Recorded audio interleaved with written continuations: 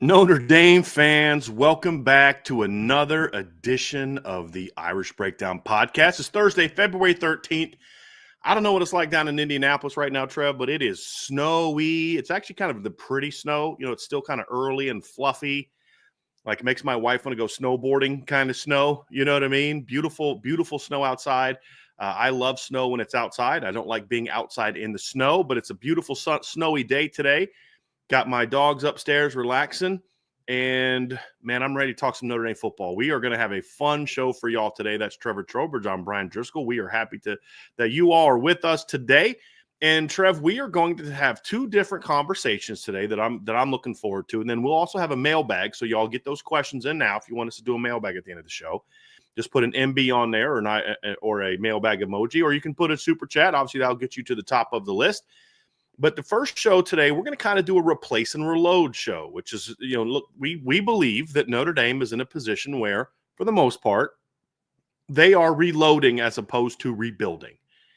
And that's true as a team, and that's true on a position-by-position standpoint. But the position that we really wanted to focus on kind of first as we get into this series is the safety position, because that is the one position where they're reloading, but the task is the most difficult because Notre Dame has to replace Xavier Watts, and we'll talk about how they're going to do that and the different complexities that go into replacing Xavier Watts, because it's not just about replacing his production. There's a lot more to it. When we're done with that segment, we are going to jump into our IB top 25. Trev and I were looking at all these way too early top 25s and not in a judgy way, but just like, man, it's tough to put a list together this early, and just more of like how fun it would be for us to do that. So we did that. So Trev and I both came up with our own top 25s. We put those together, and we came up with an Irish Breakdown top 25. And then we'll give you guys that list, and then we will also talk about kind of our own individual lists and have some fun with it. And again, we call it the way too early because not just because of what other people call it that, but to emphasize this is why they call it that, because there's so much that's going to change between now and then. There's going to be guys that jump into portal in the spring. There's still some guys who haven't made portal decisions. There's going to be injuries to certain teams. There's going to be guys that we're thinking, hey, I think this quarterback's going to break out for this team, and then we come out of the spring and he's third team, and it's going to change things a little bit. Or, I don't know if that team's quarterback situation is really good and then somebody breaks out and has a great spring. Those type of things. There's going to be some coaching craziness that happens that we're not anticipating somewhere along the way. So, and then Trev and I also looked at it differently. We have different criteria for it, and I didn't impose like, okay, this is how I look at a top 25, so this is how you need to look at it. I gave them all the freedom in the world. You put an early top 25 together however you want, and then we'll discuss those. It's going to be a lot of fun, Trev. And we'll do like a post-spring top 25 as well, very similar once everybody's wrapped up their springs. And then as we get closer to the season, we'll do sort of like a preseason top Irish Breakdown top 25 as well. So I'm very much looking forward to that. But this is the most difficult one, Trevor. There's no question. So we might as well do the most difficult ranking the day that we're going to talk about the most difficult position group that Notre Dame is going to have to, or position replacement that Notre Dame is going to have this offseason, which is trying to replace Xavier Watts. So that's going to be part one of our show today, Trev. I know you're ready to go. I'm ready to go, man. These are going to be two fun segments for us to discuss. We purposely didn't talk before the show about our top 25s because the one thing we discussed was like, look, let's not talk about it and then just have the conversation that we would normally have on the phone here. So we'll ask each other questions. We'll kind of debate, discuss. It's going to be a lot of fun. I can't wait for it, Trev. I hope you're ready to roll, man. I'm ready to go, Brian. I've been looking forward to doing this show for a while. I put my top 25 together beginning of this week. I wrapped it up at the beginning of this week. But no, everything Brian said is true. I mean, I saw his top 25 for the first time maybe an hour ago, and it was literally just to prepare for the show. But there was no pre-discussion. There was no – and I'm sure it was the same light with him when I sent him mine. There was some that stood out. I didn't look at it. At it last night until I had sent you mine. Then I was like, okay, let me see his. Because I had to – eventually, once I was all done with them, I had to look at them because I had to come up with the point system so we could do the IB top 25, but didn't evaluate it. But we have some fun stuff we're going to talk, like where we're similar, where we're not. There's only 3 of the top 25 spots that we have the same team in the same spot, and none of them are in the top 10. Oh, it's going to be a really good show, man. I'm ready to dive into it. You know me, stay ready so you don't have to get ready. So I'm ready to dive into talking about replacing Xavier Watts, which is going to be a tall order. And then, of course, the way too early top 25. So, Trev, let's dive into the safety position. And this is an interesting one because, look, we there's not a position on the roster that we look at and say, boy, there's a big drop off in talent, or, gee, I don't know how they're going to replace that guy. But there are a couple positions, and I think they're both on defense, to be candid about that, where the challenge is going to be the toughest. We'll talk about the other one next week, and that's going to be replacing Riley Mills. But the most challenging replacement and reload and replace sort of task is going to be replacing Xavier Watts. And there's a host of reasons for it. I mean, when you look at Xavier Watts, it's not just about, like, we're not sitting here having like a, Moneyball conversation where we've got to find a way to replace the 82 tackles, 3.5 tackles for loss, 10 pass breakups, 6 interceptions, and the one forced fumble, the one fumble recovery. We're not even sitting here talking about that type of thing where we've got to find a way to replace that type of production. We're talking about it's so much deeper than that with Xavier. It's so much deeper than the production. It's about the leadership that you have to replace, the character he was in the that he displayed that I think fed other players fed off of, the discipline he showed on a daily basis. Xavier was a kid who took the game and his craft very, very seriously. And you just, when your star, when you're All-American, is a guy that just is a worker, that's going to naturally have an impact. How do you replace that? How do you replace his role in the defense specifically? That's a different aspect of it, on top of just the production.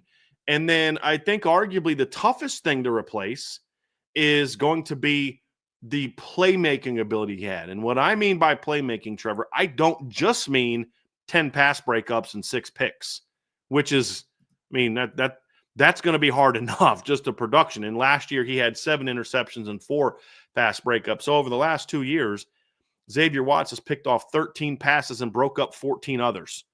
Like he has been an absolute force to be reckoned with just from a disruption standpoint.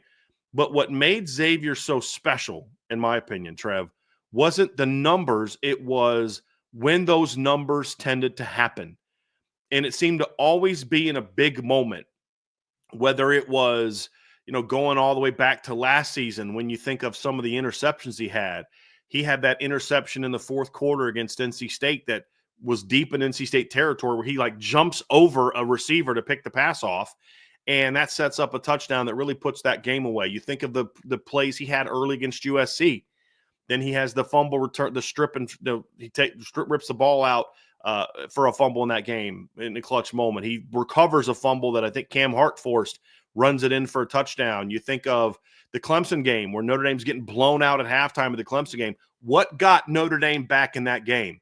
It was Xavier Watts picking a pass off in the third quarter and running it back to the 1-yard line. And you're like, well, I guess that's one way to put an offensive drive together, is when your star All-American safety can get you the ball at the 1. And you just think of plays like that throughout his career, Trevor, where it just was always like he was always around the ball. And, of course, this year we remember a lot of the big plays he had, the huge early interception he had against Louisville that helped Notre Dame kind of spark that game and put that game away. You think of the big plays he made all season, and he just was such a clutch player. The playoff game against Indiana where Riley Leonard throws an early interception, and you're like, man, this is brutal. They hit that big back shoulder throw, actually back kneecap throw, because literally Elijah Sherratt initially caught the ball with his knees. That's how good the coverage was. But hey, they're knocking on the door of taking a real quick 7-0 lead, Indiana was, and boom, there's Xavier Watts to make a big play. You think of the reverses and jets and the different trick plays that Georgia tried to run, and Xavier's just 10 guys running that way and Xavier running this way right to the football. I mean, he made it look so easy, Trevor, that it's almost like, yeah, well, they'll be fine. But the clutch gene that we kind of joke, that we talk about in basketball a lot, that exists in football as well. And Xavier has that. So, that's a lot to replace in one guy. Trevor. And that's what this Notre Dame defense is tasked with doing, is trying to find ways to replace that type of elite star player, star young man, leader, captain, all of it. It comes down to replacing his impact. And that's how I look at it. Production can be replaced. If we're as high on this Notre Dame team as we all should be, the talent's there. Now, I don't know if waiting in the wings right now, they have another kid that's going to win the Bronco Nagurski Award and pick off opposing quarterbacks 13 times in 2025. Right. They have the ability to, and I wholeheartedly believe that, but I don't know if it's going to happen right away. But for me, Bryan, you said it perfectly. It's more the impact. All season long, when we would do pregame shows and the keys to victory, offense, it was always really analytical. We got to see this kind of motion. We have to see this type of scheme. We'd like to see more stack. Riley Leonard has to be feeling it this way. This is how you get him in the rhythm. And then on defense, it's, well, you have Xavier Watts. Guess he just has to have he has to go be Xavier Watts. And so I mean, Robert Keys in the chat said it perfectly, no pun intended, but he had the X factor. And that's going to be something that's really, really hard to replace, because that's what made this defense so special, amongst other things. But you always had your old reliable in the back pocket. Yeah, it wasn't a bunch of average dudes in the other 10 spots, and then Xavier just elevated them all. I mean, they were really good, and then he just took them to another level. Yeah, absolutely. So how do you replace that? How do you replace the guy when a defense is driving on you and you're on your heels? Xavier Watts was that guy to not just stonewall him, but to completely change the momentum, and more times than not give the offense the ball back. It's not, hey, we need a player to force a field goal here and lick our wounds, head back to the sideline, make some adjustments. It was Xavier was the kid who would, oh, you guys need the ball back. Let me just go get it real quick. And that's him. How do you replace that? How do you replace that leadership? How do you replace that clutch gene? That's why I'm excited to talk about this today, because talent is there. And you could make the argument athletically, they have other players on the roster that could fill in for Xavier, and you get arguably a bump in this category athletically. I mean, they have a 6'5" true freshman, and they also have a 6'4" other safety who's been playing special teams, who also had a pick 6 this past season. So athletically, I'm not overly concerned, but it's that clutch factor. It's the impact moments. It's the performance in the big games. How do you replace that? I'm excited to talk about it. How do you replace that? You don't. Have a good afternoon, everybody. Thanks for being with us today on the show. Oh, and by the way, this is our top 25. As always, subscribe to the premium message board. Yeah. Look, Trev, I mean, the first thing that you acknowledge is that you don't replace Xavier Watts with a guy. You don't plug someone into that starting spot and say, okay, you're now going to replace Xavier Watts. It's really about different aspects emerging and stepping up into that role. And so the first thing I actually want to talk about is not replacing Xavier Watts in the lineup. It's about replacing some of the intangibles that Xavier Watts played the game with. Leadership, toughness, character, clutch playmaking ability. We saw a guy this year as a sophomore show that potential, not to the degree that Xavier Watts did, but showed that it's there, but also got to study under Xavier Watts, which you have mentioned a bunch of times. And of course, we're talking about a Don Schuler. And you've mentioned this multiple times, and I think it's a great point, Trevor, that the best thing to ever happen to a Don Schuler, because I think he has some unique traits of his own, was getting to study under someone who was sort of like an older version of him from a character standpoint, from a focus standpoint. A Don's like 19 going on 35. He's just kind of a mature kid, you know. I mean, you look. You hardly ever see him smile. I saw a picture. My wife took a picture of him during the Virginia game of him smiling, and I showed it to his dad, and I was like, "Dude, look, it's a Don smiling." You know what I mean? Like, it's not that he's not fun. It's just he's a real serious. He's a real focused, mature kid. You know, he's a National Honor Society kid. He's a kid that came to Notre Dame. He's the kind of kid that you could see just wanting to come to Notre Dame and just go to school. You know, like he's that, in that regard, but he's also someone who's very focused and serious about football. He's very serious about the craft. He's very serious about wanting to be better. I mean, we talked about this in the spring, Trev, how there were times in the spring practices where we're like, why is a Don Schuler the one getting in everybody's face? Like, dude hasn't even earned a starting job yet, And he's coming down and getting in linebackers' faces and telling them what to do. And I'm like, this kid gets it. Like this, because it's got to be who you are, Trevor. And in some ways, my like when you look at Xavier was for a long time more of a leader by example kind of guy. The vocal leadership kind of had to get brought out of him a little bit later in his career because he's naturally a quiet kid. Adon's not a boisterous kid, but when he's on the field, like off the field, but when he's on the field, he's a talker. And I don't mean a talker like trash talk. And I mean like he's a communicator is probably a better way of saying it. And you'd see it in the spring. Somebody'd make a mistake, and Adon's like, there was one play, and I can't remember what the circumstance was, but something happened over in the flats. And somebody had did something. I think they were they might have been like running their mouths a little bit, and Adon just comes on a beeline. Like kind of he knows like in a game, that's a penalty. That's going to get us in trouble. You know what I mean? And guy makes a mistake, and Adon's right there talking him up. There was one time, I can't remember, it was a veteran. Somebody older than him made a mistake, and you see Adon just kind of jogging off the field with him, talking to him. Not in a showing him up kind of way. None of this is showing him up. It's just more of like he knew what the linebacker was supposed to do. This is a sophomore who has not played a meaningful down in college football, and he's out there in the spring getting on other people like, hey, this is what you need to do. Not getting on it. I'm making this sound like a negative, and I don't mean it that way. I mean it is more like he's instructing others on their jobs. And you're just like, dude, that's that natural leadership that guys have. They either have it or they don't to that degree. And Adon showed that. Okay, that's all fine and dandy. He's a leader, but can he play football? Well, then you kind of come out in the fall and you realize like Adon can play football. And you see that he has a little bit of that clutch gene, some of that big play ability, both as a pass play, covered a zone guy, but even more so as a thumper. And Xavier was a really good tackler, but Xavier wasn't I'm going to knock your head off kind of guy. And we saw that in the Georgia game, for example, that Adon has that physicality, which we really saw all season. But he has some of that clutch gene a little bit that Xavier Watts showed. And if you think about it, he's playing way earlier than Xavier did. I mean, Xavier really didn't get a chance to show what he could do until, late 2021. It was late in his sophomore year when there was a bunch of injuries. They moved him over to defense and gave him a shot, and he stepped up and made plays.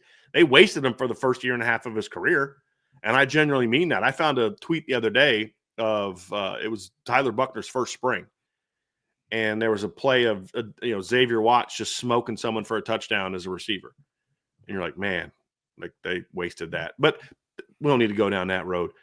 But when you look at how do you replace Xavier Watts, the first thing you look at is from a leadership standpoint, it's Adon Schuler stepping into that void. I think that's the easiest part about this. And it was so great for Adon to be kind of able to study under Xavier, because I remember talking to Alex Bars one time about the O-line room and the tradition there. And the way he explained it to me was you have your leaders who learned from the previous generation, where they learned from, Ronnie Stanley played under Zach Martin. Nick Martin played under his brother, Zach Martin. They were on that team together with him and Chris Watt. They learned what it meant to be that. And then they taught Quentin, and then Quentin and McGlinchey taught Alex, and then and Alex learned with them, I should say. Then they taught that it was their job to teach Robert Hainsey and Liam Eichenberg and to hold them. And Alex was saying like it's everybody does it differently. McGlinchey leads way different than the way Quentin leads. Quentin leads by example, and Quentin's the guy that if you are slacking, he's the last face you want to see. Or McGlinchey's the get in front of the room. Hey guys, this is what we got to do. Quentin's the guy that if you're not putting in the effort in the weight room, everybody's going to know you're not putting in the effort because Quentin's going to be right there in your face. There's different types of leadership, but it's about setting a standard, and then you get to see that standard played out by someone who's phenomenal in front of you and who does it the right way. And that's exactly what Adon got to learn from. Like that's greatness right there. I got to see greatness. I got to be teammates with greatness. I got to communicate it. You want to know what do you have to do to be great at Notre Dame, Adon? That's your example. Now, you got to do it within yourself, but go be the example. And so Adon having the traits naturally and then getting to study under Xavier, which you've pointed out so often, is why I have a lot more confidence that Adon Schuler is going to step into that void and at the very least handle the leadership role that he had. Now the question is, can he do that clutch gene when he's now the guy and not the counterpart, not the sidekick? Right now he's now Batman. He's no longer Robin. Last year he was Robin. Xavier was Batman. Now Adon's Batman. Can he do that? Because not everybody can be Batman. Some guys don't thrive in that role. Can he be Batman this year and be that leader, but also be that playmaker, that clutch guy when everyone's counting on him to be that? Where last year's like they count on Xavier to be that, and then when Adon did it, it was awesome. Now they're counting on you to do that. That's what we're going to have to learn about Adon, is can he be that guy? I'm confident he can, Trevor, but until we see him do that in that role, it's going to be a question. If you want to map out what a perfect player progression is up to this point, because there's a lot that we still have to see from Adon Schuler in this new role, in his Batman role, but it is year one. He takes his red shirt and he learns in the film room, in the same position room as Xavier Watts, more from an observing standpoint. You have your opportunities in practice. You had opportunities to get in late in garbage time last year because in 2023, they blew out a handful of opponents that Adon did play. But this year, then, that transitions into, okay, now you're going to do it next to me. You're going to see how I prepare. You're going to see how I attack week to week, because Notre Dame, with their schedule, plays a handful of different opponents year over year. They play different conferences. They play all over the country. It's one of the benefits. So Adon got to see how Xavier plays and prepares and how he might handle preparing for USC differently than how he would prepare to play Navy. And that would be different than how he prepares to play Stanford. And so you go through and you look at what he was going to have to do for all those, and you got to witness it on the field, which is invaluable experience. 16 games of on-field tutelage by Xavier Watts for Adon Schuler. It's invaluable. And now in year three, with Adon Schuler going in, it is, hey, now it's time for you to do it now that I'm gone. You think of when somebody starts training. I mean, you can even on a micro scale, Brian, we can talk about how I started at Irish Breakdown. You know, at first it was listening to the show. At first it was reading the articles that you put out. Then it was, hey, I'm going to walk you through how to set this up. And then it's, hey, Trev, I need you to take this amount of articles and take, you know what I mean? So that's similar to the progression of what Adon Schuler went through from 23 to 24. So it's going to be invaluable experience. And to me, it's not just what he got to see on the field, but it's the off the field stuff. How do you conduct yourself at practice? How do you conduct yourself in the meeting room as a captain? Because we've talked before, conversation for a different day, but we've talked before about how Adon Schuler is probably a leading candidate to be a captain for the 2025 team. So how do you conduct yourself as a captain? How do you prepare for games? What does your week look like? We've heard stories in Notre Dame, former players reaching out and talk. I mean, Drake Bowen talks all the time about how he's still in really close contract with JD Bertrand. Just about, hey, how do you formulate this? How do you go about your game plan? How do you prepare? What do you do throughout the week to make sure that you are as ready as you need to be? And Adon got that on the field this season. So I think that's going to be huge as far as replacing what the leadership was. The clutch gene, we've seen a little bit of it. The culmination of it to me was him knocking the ball out of Trevor Etienne's hand when they were in the red zone in the Sugar Bowl. Changed the momentum of that game. So we got to see a little bit of it. Now can you do it when you don't have your counterpart opposite of you in the defensive backfield? And it's, okay, now I have to be the one to go make the pick against IU. Okay, I have to be the one to get the third and short stuff against Ohio State. I have to be the one to go change the momentum. You know, so it's all going to be interesting to see, but I think Adon's in the right spot to do it, and I'm excited to watch it in 2025. That's the role that Adon Schuler can play in replacing Xavier Watts. He obviously can't, and there's some level of the production he might be able to replace, but they're different players in a lot of ways. Like I would not, and I actually asked somebody around the program this. I was like, is there thought of like putting Adon in Xavier's spot? And they're like, no, we like Xavier where he is. That doesn't mean that may not change down the road if somebody else doesn't emerge in that other role, but they kind of like Adon where he is. I don't think you ask Adon to be Xavier. That's the other thing too, is, you know, you don't say, hey, kid, let's move you to his spot and ask you to play the game the same way he did. That would be a mistake, in my opinion, to ask him to do that. You have to let him be himself.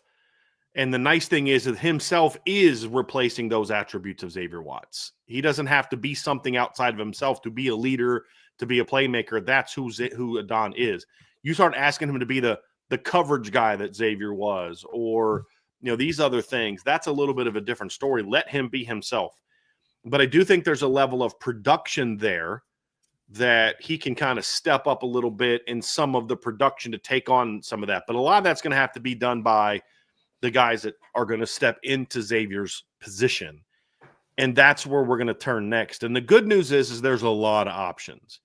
There's a lot of players that are going to be competing in that role. Some of them will be guys that are naturally for that position. Some guys are going to kind of say, hey, they may be playing this particular position right now, but like this guy's one of your top two. And even though he's a boundary guy like Adon was, he's your next best safety. You got to figure something out. Does that mean you move Adon to the field? Does that mean you move whoever that player might be to the field? I think that's a different conversation, Trev, to kind of discuss.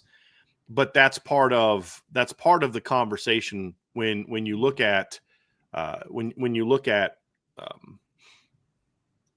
just kind of replacing him, so that it won't always just be okay. Just plug this guy in, and here's what I mean. Like the two backups for Don Schuler on the depth chart this year were Luke Talich and Kennedy Urlacher. Just because they're behind him at the boundary position, if one of those two guys steps up and is the number two guy, you don't say, sorry, you're our second best safety, but you're a boundary guy. Unless you don't think he can play the field or that Adon can play the field. I don't think that's true. I think there's enough interchangeableness where that's not necessarily true. So let's dive into the players specifically that we see competing to take that role. And the first one is easy.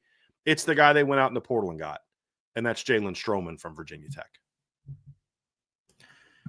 He makes the most sense to step up into that next role because out of that list of players that's in that safety room, he's the most experienced. There was a little bit of buzz going around of depending on how he performed in 2024, he could be getting some day 2, day 3 looks in the NFL draft. And that's pretty noteworthy of somebody playing at Virginia Tech. No knock on Virginia Tech. We're actually going to have a fun conversation about them later in the show. But you don't hear about a lot of safeties coming out of Virginia Tech in that light. And Jalen Stroman worked his way into that spotlight, I suppose. Unfortunately, his season got cut short against Vanderbilt. I think it was the season opener. It got cut short with a shoulder injury that it sidelined him for the rest of the season. And so now he comes to Notre Dame to finish out his final year of eligibility, which is honestly a good fit. Timing, for me, for transfer portal pickups, another thing that I look into is timing a little bit. Does it make sense to go out and get this person? Notre Dame has done a really good job of doing that under Marcus Freeman's tenure of, okay, this move makes sense. You have a veteran in Xavier Watts, and I'm talking more veteran from just on the field playing standpoint.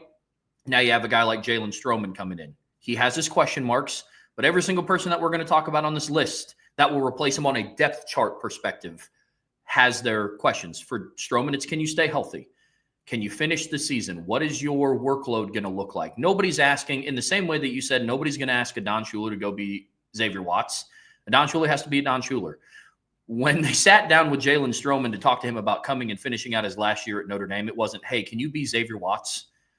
It was, hey, can you be the best version of Jalen Stroman? Can you be the kid that was getting day 2, day 3 draft buzz prior to the 2024 season? So that's what I'm going to be looking for him. But he presents that he's played, he has experience at the Power 4 level. So that's something that he adds to the table immediately the second he steps on campus. What's interesting is he wasn't used in a role that was identical to how Xavier Watts was used. He was used in a way where he basically did two things. He was either dropping to the center of the field or he was coming down into the alleys. He didn't do a lot of coverage. If you look at his PFF numbers, there's not a lot of targets against him. Now, part of that is because I think when he was in coverage, he's pretty good at it. They just didn't use him to do it a whole lot. They do a lot more zone. He did play a lot more of the alleys, and that's where, he had some good tackle production. When I watch him play, however, it's about, so here's the task of an evaluator. Here's what the Notre Dame staff had to do. Okay, this is what he did at Virginia Tech. It's really similar to what Adon does and how we use that boundary safety. Can he project to the field? And the way that Virginia Tech used him, there were plenty of opportunities to see him to the field. He would play boundary field, center field. He'd come down in the box. They didn't move him around a lot. When I mean the role of Don played, it's how he impacted it. But you saw a guy that's very rangy. He's listed at 6'1". He's long. He's rangy. He's instinctive. He makes good reads. You see things where they'll run and play action, and he's all over it. He knows exactly where the play is going to go. You see a lot of that high football IQ that Xavier Watts had that made Xavier so good. He's a guy that obviously has the range you want on the back end. If you're playing cover 3 or cover 1, he can kind of play that center field position effectively. He obviously can play cover. If you can play center field effectively, you can play off the hash in the cover 2. You're covering a lot, it's half and half, but you're really covering a lot less ground actually when working to the sideline. But he's a guy that is a good tackler. He's a lot like Xavier. He's not a knock your head off tackler. He's a good sound tackler, comes down, plays with good angles, those type of things. And so you watch the film, Trev, and I actually have a couple more videos that I was able to get the last couple of days from 23 that I'm going to send you. Watched him against Florida State, and you see the range, you see the athleticism.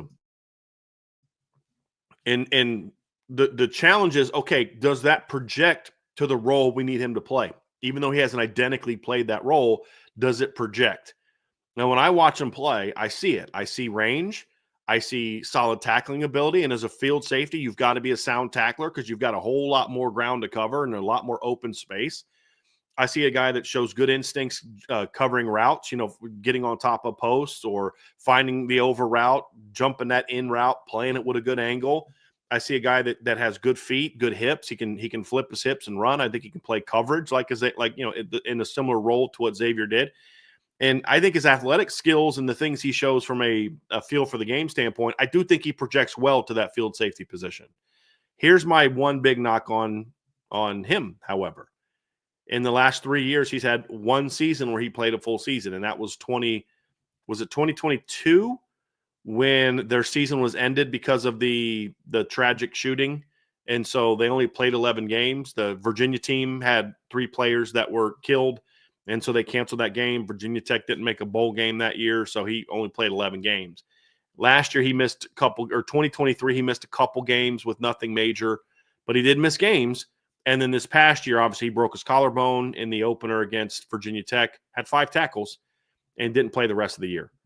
So that's going to be the big question mark for me more than anything else is, can Jalen Stroman stay healthy you're talking about a guy that's never played more than 11 games and is coming off a season-ending injury, and you're going to ask him to play 16. Like, that's the one drawback that I have about him. There's nothing you can do about that. And his injuries have been different. And as I said, he's only had one major injury, and that was this past year. But he has had some little bumps and bruises along the way. You got to hope that he stays healthy. I think one thing that will help him, however, is at Notre Dame, you're not going to be asking him to play, 75 snaps a game. You're not going to ask him to play the same number of snaps that Xavier Watts played last year. Sure. Xavier Watts this past season played almost 1,000 snaps. And if it wasn't for Notre Dame blowing out like 3/4 of their teams they played, he'd have been way over 1,000. You're not going to ask him to play that much, but he didn't necessarily play that. He was part of a rotation at Virginia Tech. So that's a good thing because it means he's used to not being on the field every play. And that can be a challenge because, when you're on the field more, you get a read of everything. If you're not used to being in a rotation, it can be an adjustment. But he has done that. I think that's going to be something that you can look at and say, all right, I think the transition should be smooth as long as he can stay healthy. Honestly, Trev, that's my only really big question mark with Jalen Stroman. It's in regard to, can he be a solid starter? I'll say this: if Notre Dame's got a starting lineup of Jalen Stroman and a Don Schuler, and they're both the players we think they are, you look at it and say, forget looking at it from the standpoint of what they had and just look at it for what they are. They're still pretty good at safety with those two guys. And now, but Xavier, I'm not talking about that. No one's going to replace Xavier unless Caleb Downs transfers here tomorrow. No one's replacing Xavier Watts. So it's about, okay, but is that a good safety tandem? And if Jalen Stroman can make a transition into this defense, I think they have that. One other benefit that he has over Rod Hurd, he'll be here this spring.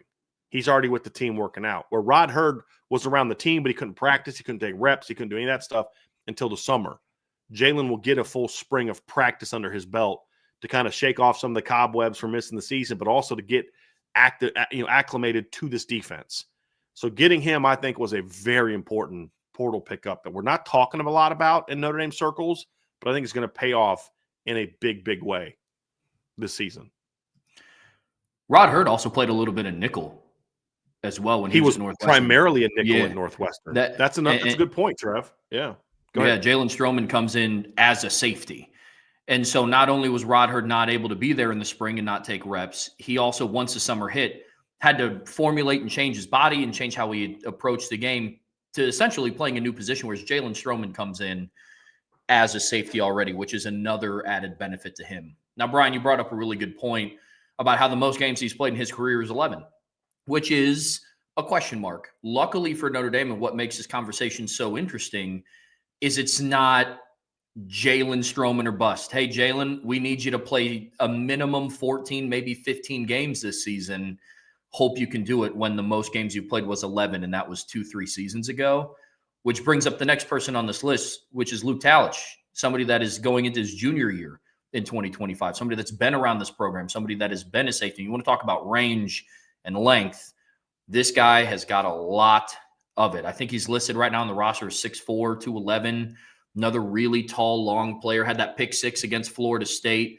He's going to be the next name that will be a part of the rotation tasked with replacing the on-the-field type of production that Xavier Watts is leaving behind as he departs for the NFL draft. So, Brian, talk to us a little bit about Luke Talich and what he could mean to this rotation and what that role could look like for him on defense.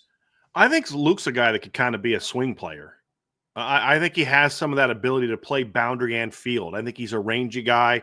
He's a lot faster than I think there's a segment of the fan base that assumes he's not fast because he's a walk-on.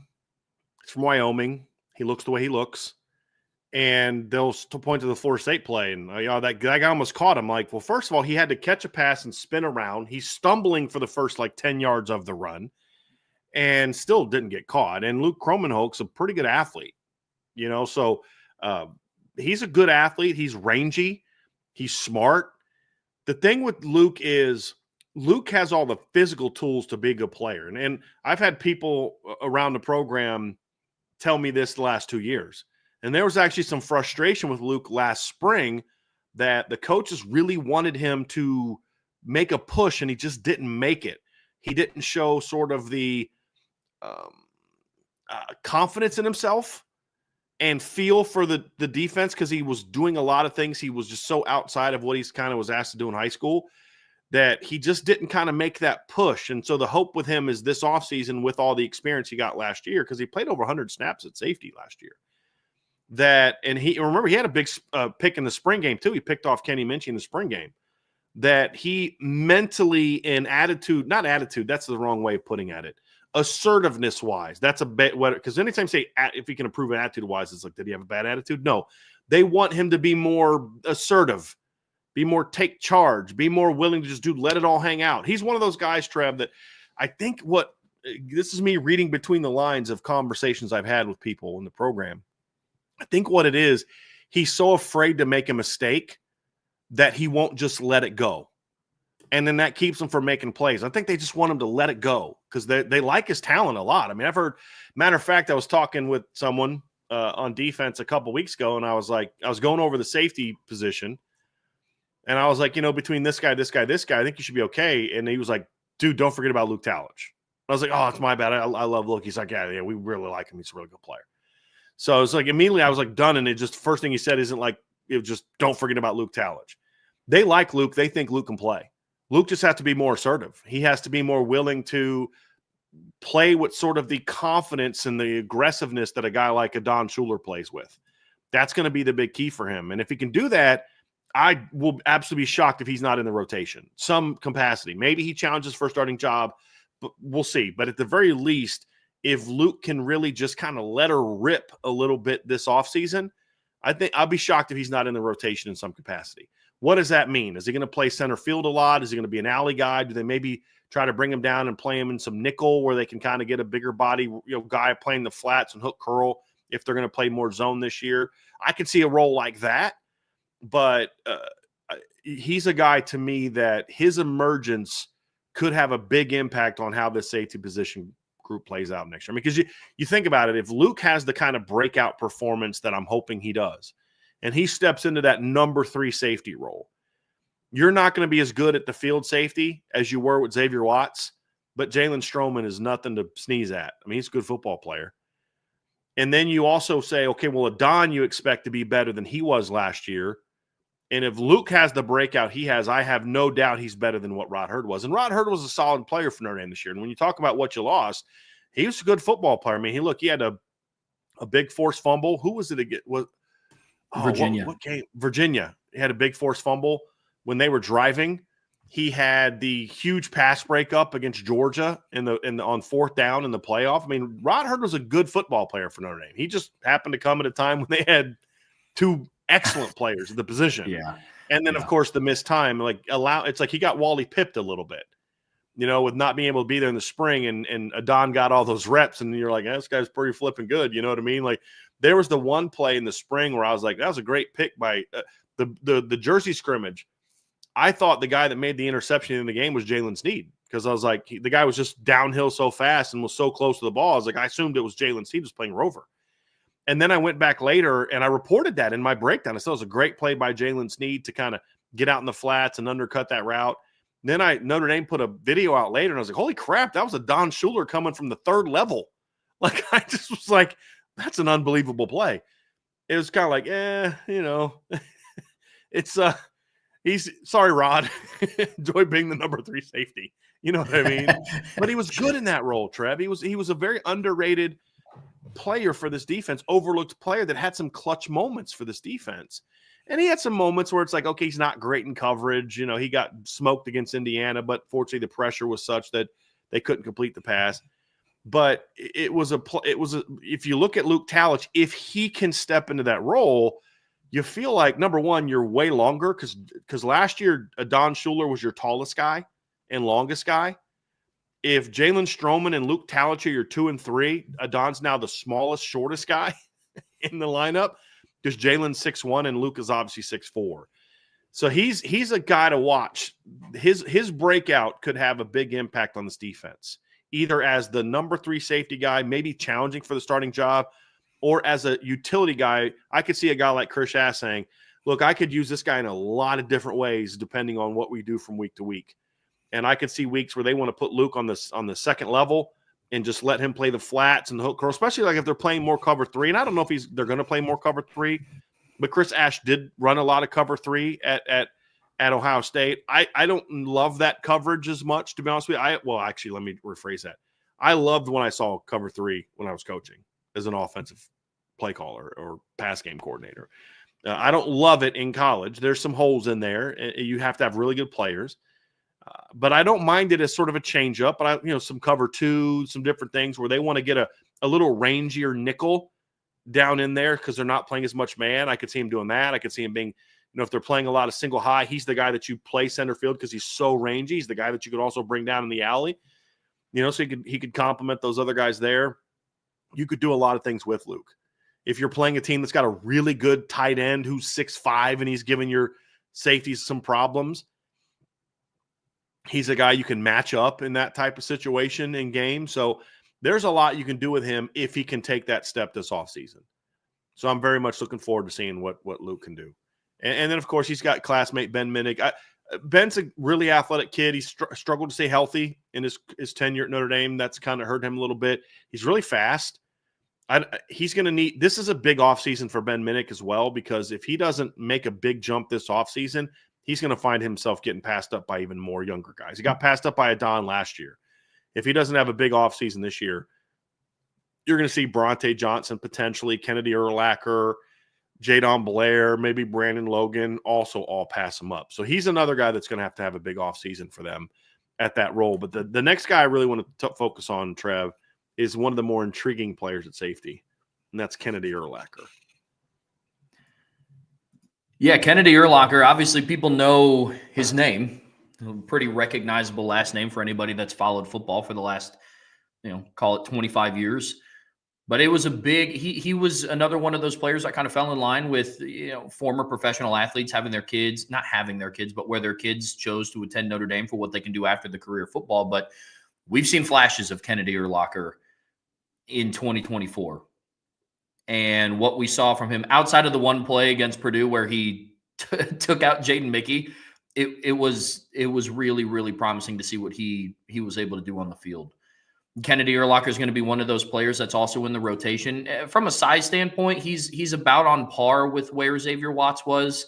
Kennedy Urlacher is 5'11". He's a little bit shy of 200 pounds, but the athleticism it jumps off the page at you a little bit. You can tell that his dad was Bryan Urlacher, the way he likes to stick his nose in there and stop the run. He can run. He can run. Yeah, he can. So he's really intriguing to this safety rotation, Brian. Here's the question on Kennedy. Here's what I know for a fact Kennedy Urlacher can do. He can smack people, and he can fly downhill. At times with reckless abandon, but it's like he made that play against Purdue where he took out Jaden Mickey, and it felt like he spent the rest of the game trying to make up for it in a good way. He was coming downhill. He was drilling dudes. He was blowing up. Was it a bubble screen or was it an outside run where he just comes – it's like I'm in this press box, and so I can see most things, but I'm looking at the ball, and I'm seeing them come outside, and I can't remember what – I don't know if it was a jet or an outside toss or something. I have to go back and look at the play. And all of a sudden, out of my peripheral, I just see this missile come flying downhill and blow it up. You remember that play? And it was Kennedy. You're just like, where did he come from? He can do that. He can do that. The question is if that's all he can do, then he's a situational guy at best. Most likely a special teams guy. He's going to have to show that he can handle the coverage part of the game as well. You can't have a safety in the game who can't cover unless you're playing Navy. Now, what I could see is that Kennedy Urlacher becomes your secret weapon against Navy the next few years. But if he wants to be in the safety rotation, which I think he has the talent he's got the athleticism to be in it. He's got the football smarts to be in it. He's got the hitting ability to be in it. The question for Kennedy is going to be, can he cover? Can he be disciplined to get – he's got some Tommy Zbikowski in him. And that was always my big knock on Tom Zbikowski was Tom got burned a lot down the field, not because he wasn't a good athlete, because he was wanting to come downhill all the time. So all you had to do to get a big play against Tom Zbikowski was run play action. And you had a pretty good chance of getting him to bite down, and then you could throw behind him. And that's what Kennedy has in him. But Kennedy also has some of that come down and knock your head off that Tom Zbikowski had as well. That's going to be the big question mark for Kennedy is, can he handle the pass game stuff as well, or at least well enough to where you feel good about having him in the rotation? I think he's got starting caliber athleticism and playmaking ability in the run game. I think he's got starting caliber athleticism overall. What we don't know is, does he have the ability to defend the pass well enough to be more than just a great special teams player and a situational defensive player? That maybe you have to say eventually you just got to put him down at the nickel again and just say he's going to have to play the flats and blow people up because we can't ask him to cover a whole lot. And you hope that it doesn't get to that point. But that's what this offseason is going to tell us, is if he's made any growth in that part of his game. And if he has, then Kennedy Urlacher is going to be a force. He's going to be a force in this defense at some point in time, in some sort of role, whether it's the starter or in some sort of rotation role. He's a guy that I liked him coming out of high school, Trev. I graded him as a 4-star player. I really liked Kennedy. And the reason he didn't grade higher is because of what I just said. He just wasn't asked to cover a whole lot in the pass game. He was just come downhill and make plays and blow people up. That was his responsibility in high school. He's got to have to be a little bit more of an all-around game if he's going to battle in what is a pretty deep safety rotation. Especially for what Notre Dame asks of their safeties and coverage. There was a time back in the day when it was, when you would have two safeties, you would ask one to be more the cover guy and one to be more of the come down in the box, blow up the run, stop that. Kennedy would be more of a fit in that style of defense, but Notre Dame needs both of their safeties with the ability to have range and to be able to cover and make plays on the back end of the defense. So That's what's going to be interesting about him. Now, almost, and not saying that he doesn't have the hit power of Kennedy or Locker, but another player that's going to be in this rotation and in this mix that is what the coaches have coined as one of the freakier athletes on the team is Bronte Johnson. He's somebody that Marcus Freeman even came out and said, like, he could play receiver if we asked him to. They moved him to corner. They said they really liked him there. He's going to be an interesting player to watch in the offseason. He has good size. Right now he's 6'2". He's a $188. He has good athletic ability, freakish athletic ability at that. So he's going to be another player to watch in the safety rotation in the offseason, Brian. So we put Bronte last for a reason, because I do think there's still some uncertainty about as far as the returners, because I think there is still some uncertainty about where they're going to play him. And the uncertainty is not so much where he fits. They brought him in to play safety. They love him at safety. But I do think there's some question marks of, do you really want to go into the spring and into the fall where you're only three players on your roster that aren't true freshmen? Unless Chance Tucker can come back healthy. And he had a really bad knee injury, so I don't know if Chance is going to be able to fill that void. I hope that he does, because if Chance is good to go, then your numbers aren't as big of an issue. You've got Chance as your number 4, and then if a freshman passes him up, then you're good. You're set.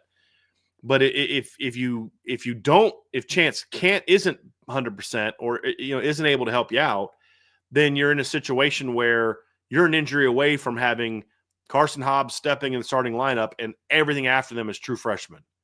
And I don't know that the staff feels great about that. Prior to Al Golden leaving, the plan was to move him back to safety and let him compete. I don't know what the plan will be now with the new defensive coordinator. I honestly don't know. I hope that they move him back to safety, because I think that's his best position. I don't want to see a guy as talented as him be used as insurance at another position where he's going to be backing up guys basically his age, the rest of his career. I don't think that's fair to him. He's a guy that's got a chance to be a really good safety. I understand why they moved him, because he's a legitimate player there. And he could help you at corner, and he was surprisingly better than they thought he was going to be, but he's not going to be beating out Christian Gray or Leonard Moore. And so at safety, I could see him starting either this year or next year and being a rangy impact player. He's long. He's like 6'1.5", 6'2". He's fast.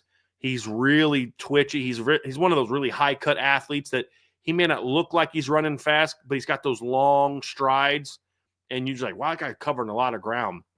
And I remember watching him at the Irish Invasion going into his junior year, and he was playing both receiver and safety. And one of the things I liked about Bronte at that camp is he would just kind of jump in wherever. He just wanted to take reps and compete.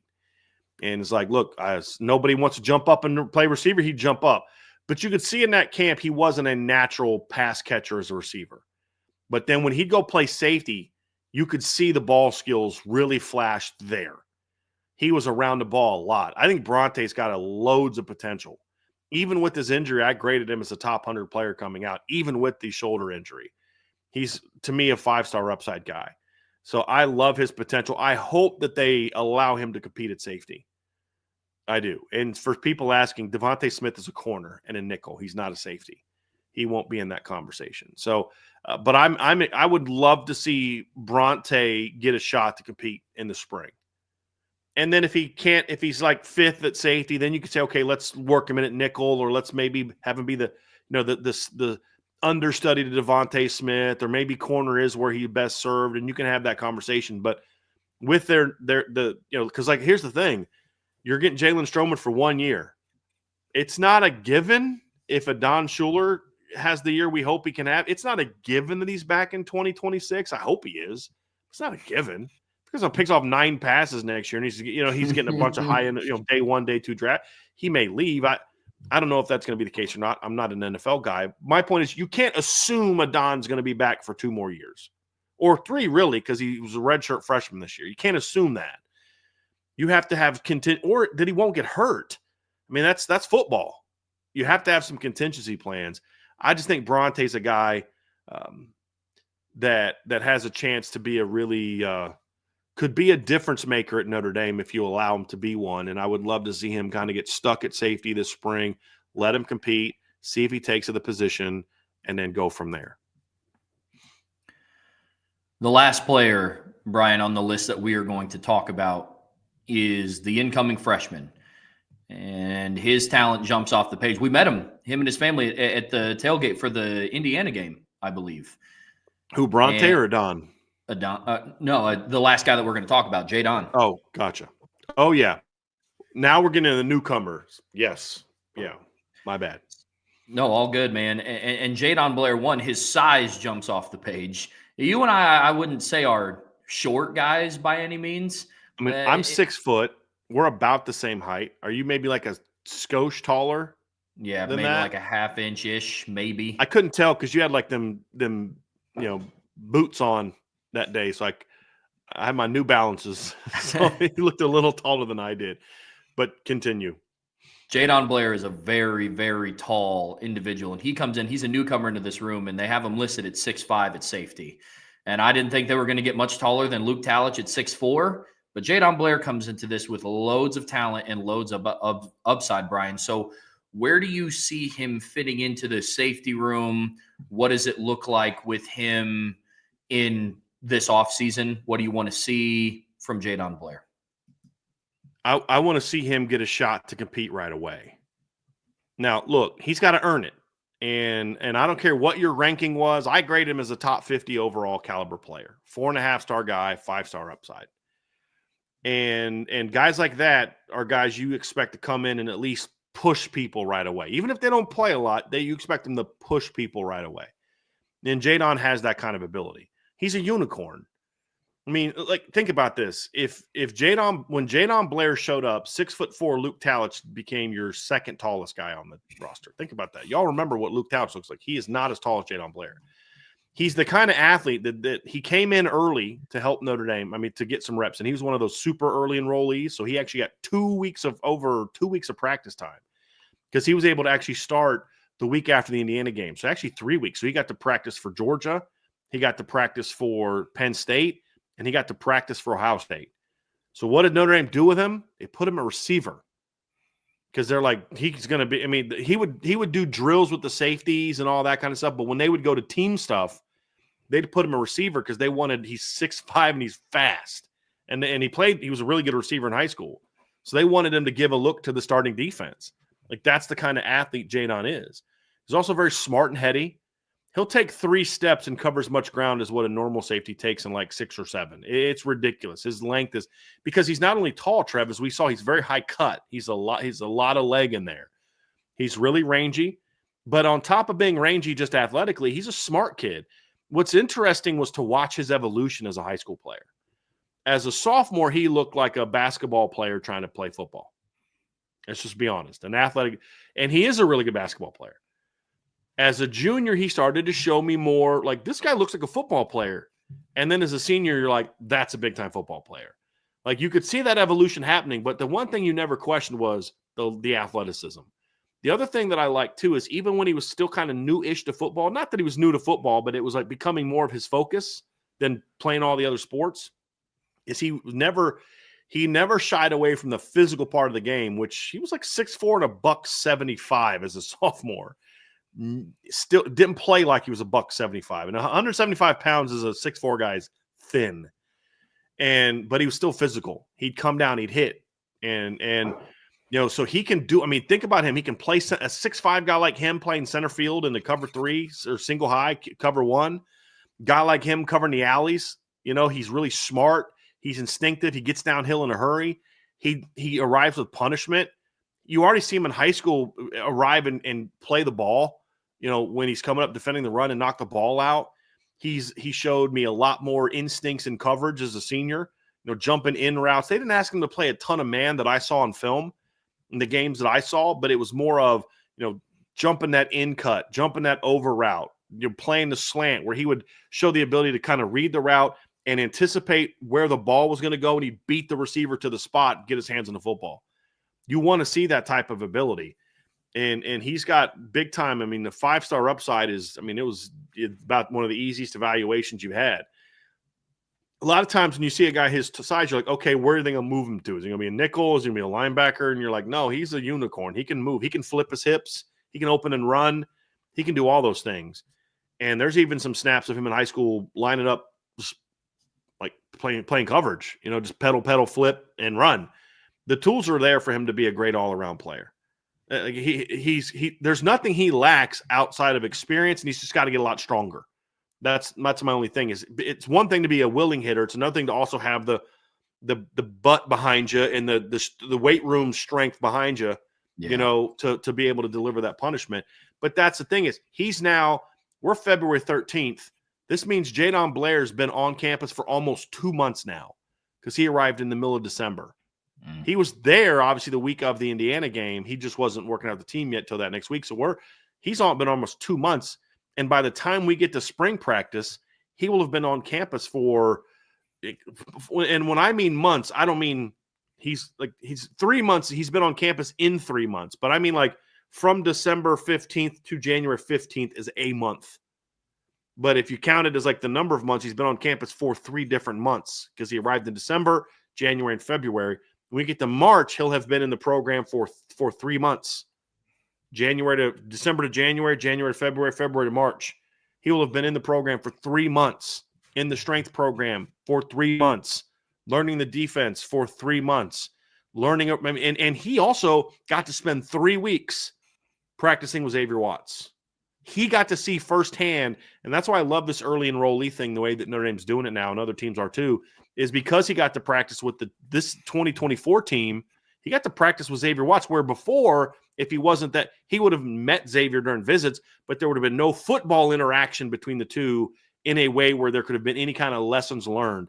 He got to spend 3 weeks in the film room, on the practice field, and watching Xavier Watts play on Saturdays for a month. That's going to benefit him. There's no question about it. So he's sort of that wild card because you don't ever want to assume that a freshman is going to play, and I'm not. That's why we're doing him last. But him, Bronte, and I would argue Luke Talich to a degree, if 2 of those 3 break out this offseason and Adon and Jalen Stroman are just – this safety position is going to be really good. And think about this. Bronte Johnson at about 6'2" is your 3rd tallest safety on the roster. Significantly so. It's going to look a lot different. Like that's the thing. It's going to look a lot different. It may not be better, may not be worse. We don't know. It's going to look different because Adon went from being the tall guy. He's 6 foot. To Xavier's about 5'11 and a half, Rod Hurd's about 5'10, to now it's Adon's your short guy. And then you've got Jalen Stroman at 6'1, Luke Talich at 6'4, Bronte at 6'2-ish, Jadon at 6'5. And you're just like, man, that's some length back there. So the thing I like too, Trev, just about, and I expect Ethan Long to be a guy that's going to be more of a developmental guy. Brandon Logan, I think would have had a shot to maybe compete for a role if he'd have showed up early, but he's a big-time baseball guy, so he's still playing baseball with his high school team, as he should. I think that's the right decision. Do be that. Finish your career because you're a great baseball player. I'm totally fine with that. They didn't need him. They're not going to be, man, that safety position may not be okay in 2025 because Brandon Logan didn't early enroll. They didn't need him to do that, so I'm good with it. But you've got plenty of bodies. You've got, we already know about it. You got Jalen Stroman, Luke Talich, Ben Minnick, Kennedy Urlacher, Bronte Johnson, Jadon Blair, Ethan Long, all on campus this spring. There's plenty of talent there. There's plenty of bodies. Now it's up to Mike Mickens to say, okay, who are our top guys? And let them compete, put guys in positions to challenge them, to test them. Hey, what is Luke not comfortable with? Let's put him in those situations this spring and try to get him to work past that. What's Kennedy not good at? Let's put him in those positions this spring and really challenge him and also find ways to build him up. But that competition is going to be one of the most interesting and hard fought and wide open that we have, not just from a who's going to start standpoint, because I think the other guys, they're going to have to play pretty well for Jalen Stroman not to start. Like if Jalen Stroman gets beat out by somebody, I'm going to be like, oh, they're going to be so good at safety. If somebody was good enough to beat out Jalen Stroman and he's now your number 3, they're going to be phenomenal at safety next year. But it's about, okay, what does the depth chart look like after those two guys? And is Jalen Stroman like here and Luke Talich is here? Or is it more like this? Where it's like, okay, it's interchange. It doesn't matter who's on the field. They're both really good. They're going to play somewhat similar snaps. And that's the same true whether it's Minnick or Kennedy or Bronte or Jadon. But there's so much talent here. It's why it's kind of crazy. You'd think that we'd be more concerned about, I don't know if the safety position is going to be okay without Xavier. And in most years at Notre Dame in the past, we're just like big step back. But because there's so many talented players to choose from, you're like, you only need 2 of them to step up. I just listed 7. You only need 2 of them to step up and play and be good players for you. You feel like the odds are pretty good that they are going to be good there. You just don't know who, and you don't know to what degree. But the potential's there, Trev, for the safety position to still definitely be a strength. Guys got to step up because there's also a lot of questions there. That's the thing too. Is yes, we love the talent, but right now it's about potential. As I always say, you don't want to be talking about potential when you get to Notre Dame. You want to talk about production. Potential is great to talk about when you're talking about recruits and first-year players. But once you get into year 2 and year 3, I don't want to be talking about Luke Talich's potential anymore. I want to be talking about who Luke Talich is and what he's doing now, not, well, if he can do this, this, and this. He could be a good player. You want that potential to become production. Same thing with Kennedy. Same thing with Bronte. Same thing with Ben Minnick. And hopefully that becomes true for Jadon Blair sooner rather than later as well. But with all those numbers, Trev, and that type of athleticism, it widens the margin for error at that position. It just makes you feel a little bit more comfortable that they're going to be okay there. There's no Xavier Watts on the roster, not for 2025. Could Jadon Blair eventually get there? Could Bronte eventually get there? Yeah, eventually. They're not going to be 2025. But is there enough pieces to replace the production, the role, the leadership, the playmaking? Yes, there is. There is. But it won't be one guy. It's going to have to be the group. Yeah, the void filled left by Xavier Watts will be filled by multiple bodies. That's for sure. The only thing that I want to see on my bucket list, my call it my 2025 Irish breakdown wish list, is at some point in time, I want to see Luke Talich and Jadon Blair on the field at the same time. That's all I want to see. Just a 6'4" and a 6'5" guy, just kind of cleaning up the back end of the defense. Just because I always thought about when Kyle Hamilton was at Notre Dame. It'd be awesome if they had 2 of them, like from a size perspective at safety, and now they do, and one of them is taller than him. So I think it'd be really fun to see them both. But that's just more of a hoop dream. I have these visions of Notre Dame playing Navy, and you just look on the back end, and you've got Luke Talich and Jadon Blair on the opposite sides, just flying downhill to stop the triple option, and you're just like, yeah, good luck with that, guys. Yeah, good luck with that. But there's a lot of range. Bronte is, there's a lot of tools there, Trev. You just can't. Who steps up?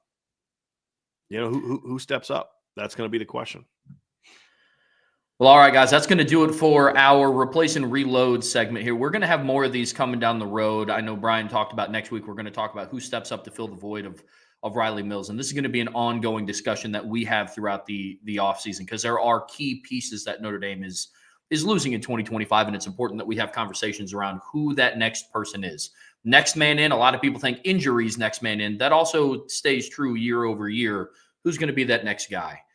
So that's going to do it for that segment, but don't go anywhere because we have a really exciting segment coming up. We're going to talk through Irish breakdowns way too early, top 25. We're going to dive into where Bryan had some teams ranked, where I had some teams ranked. But listen, folks, before we get there, be sure to hit that like button, hit that subscribe button, hit that notification bell, share this podcast with your friends and family. Anybody that you know loves Notre Dame and college football as much as you do. And the best way to support what we do here at Irish Breakdown is subscribe to the premium message boards at boards.irishbreakdown.com. All right, Bryan, it's time. It is time for our way too early top 25. And like you said at the start of the show, you came up with this idea after we had seen a lot of other outlets put out their way too early top 25s. And the way that I looked at it, just being completely honest, is I want to take a crack at this. I want to be able to explain why I have some of my teams where they are. I looked at some, and it's why do you have that team there? Why do you have that team there? We could have some of that discussion today, but I'm really excited to dive into this because we have some that are very similar. We have some rankings that are literally identical, And we have some that are pretty opposite. So it's going to be a really fun discussion today. But I'm excited to dive into this and talk through where we see these teams in the middle of February being ranked. Obviously, before the spring transfer portal. But this is going to be a fun topic to talk about today, Brian. I'm ready to jump into this. What say you? Yeah, it is. It was hard to put it together. It really was hard to put together, Trev. And it's not so much like the teams weren't necessarily hard in the top 18, 19 for me. 20 to 25 was a little bit tougher, but it was where do they fit in there? And so the way that I went about it is I just kind of went through everybody's rosters and what they lost and who they have coming in, what who had coaching turnover. And what I found was part of what made it so hard and harder than past years is there's so many of the good teams this past season are losing a ton, including a lot of teams losing quarterbacks.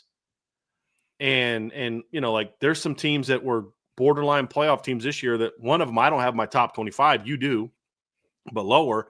And I'm just like, dude, they weren't that good last year. I mean, they were good last year, but they were barely top 15 last year, and they're losing a ton, and I don't like what's replacing it. There's a lot of teams that are just going to the portal to reload their entire roster, and it's like, I don't know how that's going to go from year to year. And that made it very challenging for me, Trevor, to kind of evaluate and gauge. And I also didn't look at other top 25s. I wanted to kind of be my ranking. And then you look at, after I get done, then I look at your ranking, and then I look at other way too early top 25s, and you're just like, man, like that's interesting. And there's some that I had ranked where I have them, but then after you put it together, you're just like, I don't feel good about that one. I don't feel great about that one. And so that's just kind of the nature of doing this very early. But it's also fun. I mean, that's the thing and this will look different after spring, and it'll look different as we get ready to go into fall camp. Yeah. But I thought it'd be fun to kind of go through it and discuss it. So what we're going to do, Trev, is we're going to list you our 25 to 13. And here's how we came up with this ranking. So I did my top 25. Trevor did his. Then I put them together and I assigned points for wherever they're ranked. So if I have a team ranked number 1, they get 25 points. The team that's ranked 25th gets 1 point, and then it's just a scale that goes like that. So with the number 13 team gets 13 points. The number 14 team gets 12, 15 gets 11, so forth and so on. And then I would take the points they get from my ranking, the points they get from Trevor's ranking, and that's how we came up with the IB top 25. So we're going to give you that. And then as we do that, we'll also kind of talk about where we ranked certain teams. We won't give you our entire top 25 per se. We will give you our specific top 12 as we dive into it. So I'm going to read the top 25 to 13, Trev, and then we'll discuss some of the teams that we had differently. As far as like I had them in, you didn't, you had them in, I didn't. We'll talk about some of the ones that we had a bigger difference on, and just kind of talk about some sleeper teams and some other aspects of it. So we'll start that way. So number 25, we had Iowa State. Number 24, we had Navy. We both had Navy in our top 25. Number 24 was Iowa. Number 23 was Michigan. 22, actually there was let me change. There was a tie with Iowa State and Navy at 25.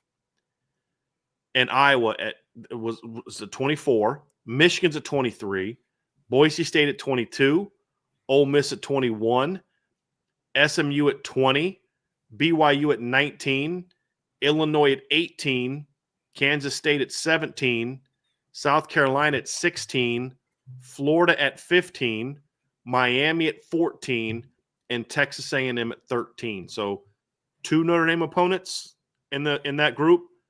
And so that was our ranking, Trev. So to begin with, let's talk about the teams that you had in the top, the one team that you had in the top 25 that did not make the list.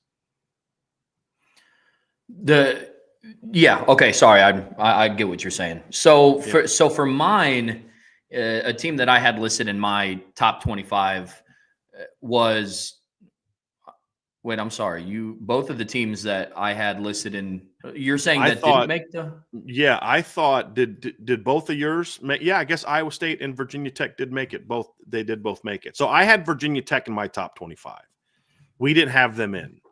So that, because I had them ranked 25th, Trevor didn't have them ranked at all. I had Iowa ranked. Trev didn't have Iowa ranked. Correct? Correct. Here's the biggest one. You had Ole Miss ranked 19th. I didn't have Ole Miss ranked at all.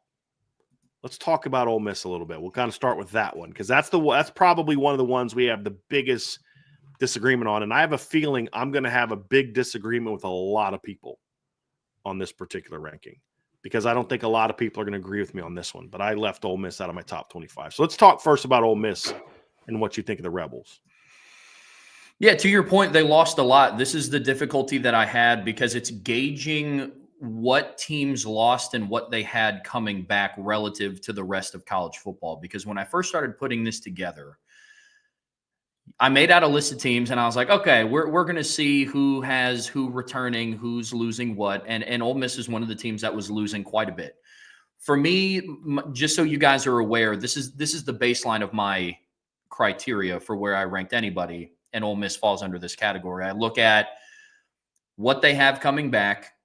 I looked at who their coaches are, who had coaching changes. And to be honest with you, not a whole lot of teams had head coaching changes. There was a lot of coordinator and position group changes. Ole Miss, I believe, returns both their offensive and defensive coordinator, and they also return Lane Kiffin. They're returning a quarterback who was on their roster this past season in Austin Simmons, who he only played in garbage cleanup time. They have Logan Diggs starting as their running back. We obviously are familiar with him from what he did at Notre Dame in 2022. For Diggs, it's more of a question of staying healthy, but they lost a lot, especially on defense and their wide receiving core. For me, a lot of the criteria for where I ranked Ole Miss is just what typically Lane Kiffin has done since he's been at Ole Miss. The worst season that he had there, he was 5-5 in 2020, and that was his first year, and it was COVID. And I know we talked a lot about your first year being COVID. That was the discussion that we had with Chris Ash. Yes, he was a defensive coordinator at Texas, but they didn't really have an offseason to implement much. I kind of took that same approach with Lane Kiffin in that he was taking over a program and didn't really have time to lay a lot of the foundation. And that year, they were still able to go 500 and win a postseason game. And then since then, he's had a winning season every year that he's been at the helm. In 23, they went 11-2. This past season, they went 10-3. I ranked them pretty far outside of my top 12 because I don't see them being a playoff team. But relative to the other teams that I had in my rankings, I put them in my I wanted them to be fit somewhere in my 15 to 25 range, somewhere in there. And I slotted them in at 17th just based on who else was around them. When I say I trust Lane Kiffin in the sense that I don't think that they're going to come back and have a season that puts them outside of the top 25. I don't see them being a 7-6 team. I don't really even see them being an 8-4 team. I think they're going to be right around that in the regular season, that 9-3, 10 win again. I've seen a lot of other way too early top 25s. I put them at 9th, 10th, way too high in my opinion. So that's where I slotted them in at my 17th ranking. So that's the evaluation I had with my Ole Miss. This is a team, Trevor, that I don't think our debate is going to be unique. You just said you saw someone that had them in the top 10. I saw one that had them in the top 10 too. ESPN had them 25th. And I think there are a lot of people are having the same debate that we are. There's some people that just assume it's Lane Kiffin. He's gonna, he's gonna earn it. My counterpoint would be, well, not even counterpoint, because I'm not trying to turn it into a debate. I'm trying to explain why I have it my way, not why you're wrong, but this is why I see it the way that I see it. Totally. I don't have that same faith in Lane Kiffin. I mean, you talk about the first year, they went 5-5, and you're spot on. They went 10-3 the next year, ranked number 11th. And then what they do in 2022, they went 8-5. Yeah. And lost a bowl game and finished the year unranked. And I just don't see the same coach that others do. I think Lane Kiffin is a guy that's always been an up and down coach. And actually the ironic thing is the last 2 years is the first time he's ever had two good back-to-back seasons where he's had, 10 wins. He won 11 games in his first year at Florida Atlantic, went 5-7 the next year, went 10-3 the next year. USC was the same way. They went 8-5 his first year, jump up to 10-2 the next year, finished the year ranked 6th. What do they do the next year? They go 7-6, and then a year later he's getting fired. So he's always been a bit of this as a coach because I don't think he's the most mature guy in the world. And And I think he struggles to really – how's he going to do handling a roster that's completely turned over? And when you look at what made Ole Miss so good this year, the majority of that is gone. And that's a big concern that I have when I look at their roster, Trevor, is they lose their quarterback. Now, the kid that's replaced them is not bad. Austin Simmons is a good football player. I mean, we saw him Jackson Dart got injured on the first drive of the game against Georgia, got knocked out of the game. He came back after a series. He throws a pick, gets knocked out. Austin Simmons comes in the next drive and takes him right down the field for a touchdown against Georgia. So it's not like I'm like, this guy's terrible. He's a good quarterback, but he's a first-time starter. And he's going to be playing behind a team. And this is where it's like it's the anti-Kenny Minchie, CJ Carr, Steve Angeli situation for Notre Dame, in that it's like, dude, you're plugging him in to a well-oiled machine. Just, we're going to let this thing roll with you. With Austin, the situation he's walking into is everybody's new. They had to go to the portal to get a lot of new guys to step into that lineup. They lost a lot of their starting lineup. I'm looking at it now. I believe they lost their centers gone. They got one starting Turner coming back on the offensive line. One, I think, is all there. There's only one returning starter. They lost their top 3 pass catchers. They lost their running back, which losing their running back's not a big problem. They lose a lot off their defense. They lose, Princely, who I'm not going to pronounce his name, the kid from Florida. They lost Walter Nolan, who was a big-time player. They lost almost their entire secondary is gone. Like, I don't have any clue how they're going to be. And so, yes, they brought in some talented players, but I just don't have enough faith that Lane Kiffin is going to be able to just redo his roster with a bunch of portal guys and keep this thing rolling.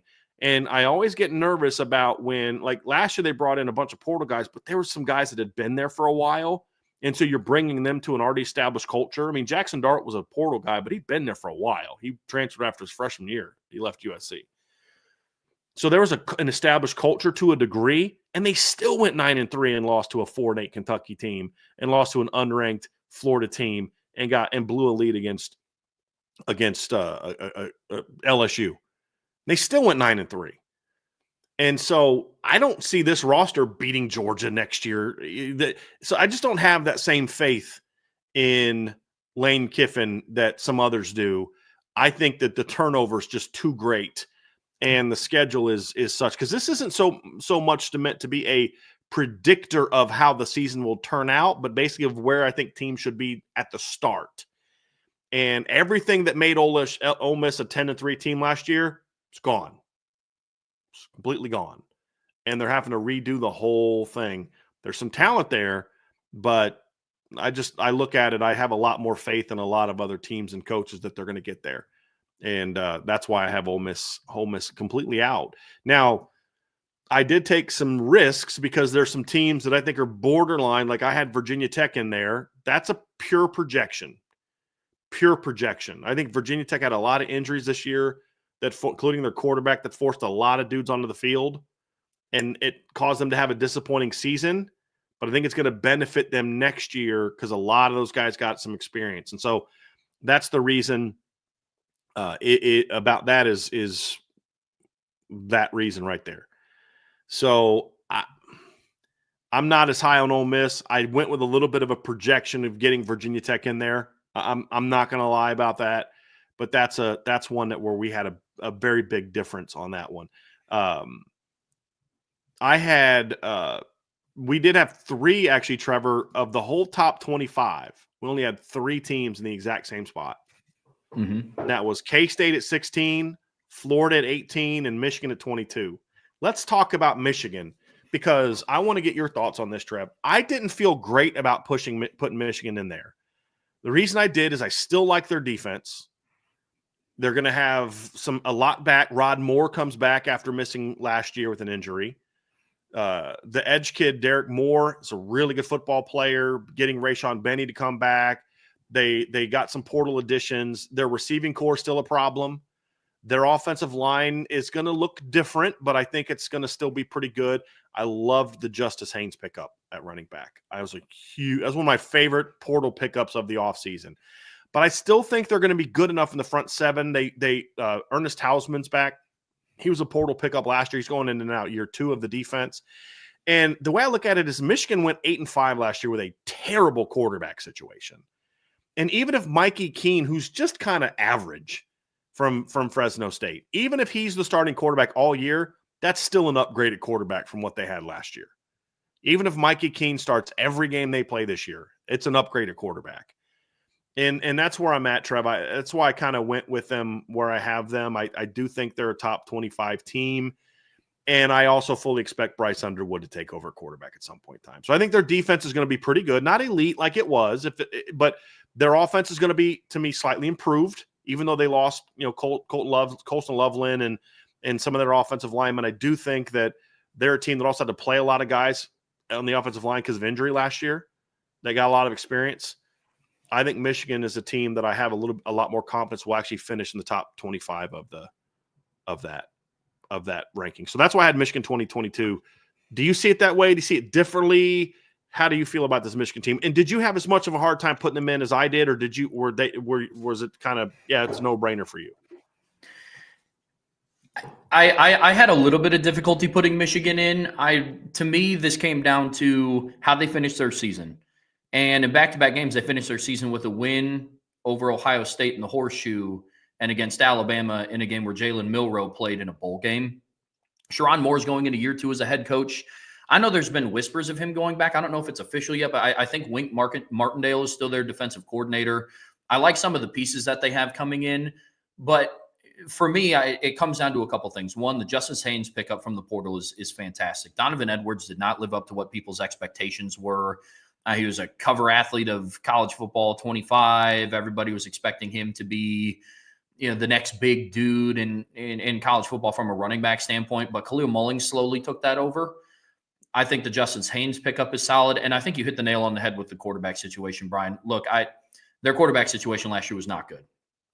And I don't say this to be hyperbolic. There's throws that Alex Orji missed last year that I am full 100% confidence in that you and I could have made today. And it's just like that. It's hard to run an effective offense when you have that, even when you have guys like Colson Loveland. So for me, I think their quarterback situation is going to be an upgrade, regardless of whether they go with the transfer portal pickup that they got, or if they go with Bryce Underwood as a true freshman. So I think the continuity of having some of your major coaches coming back is there. There's going to be some holes to fill, but they were without Colson Loveland and Will Johnson for the Ohio State and the bowl game as well.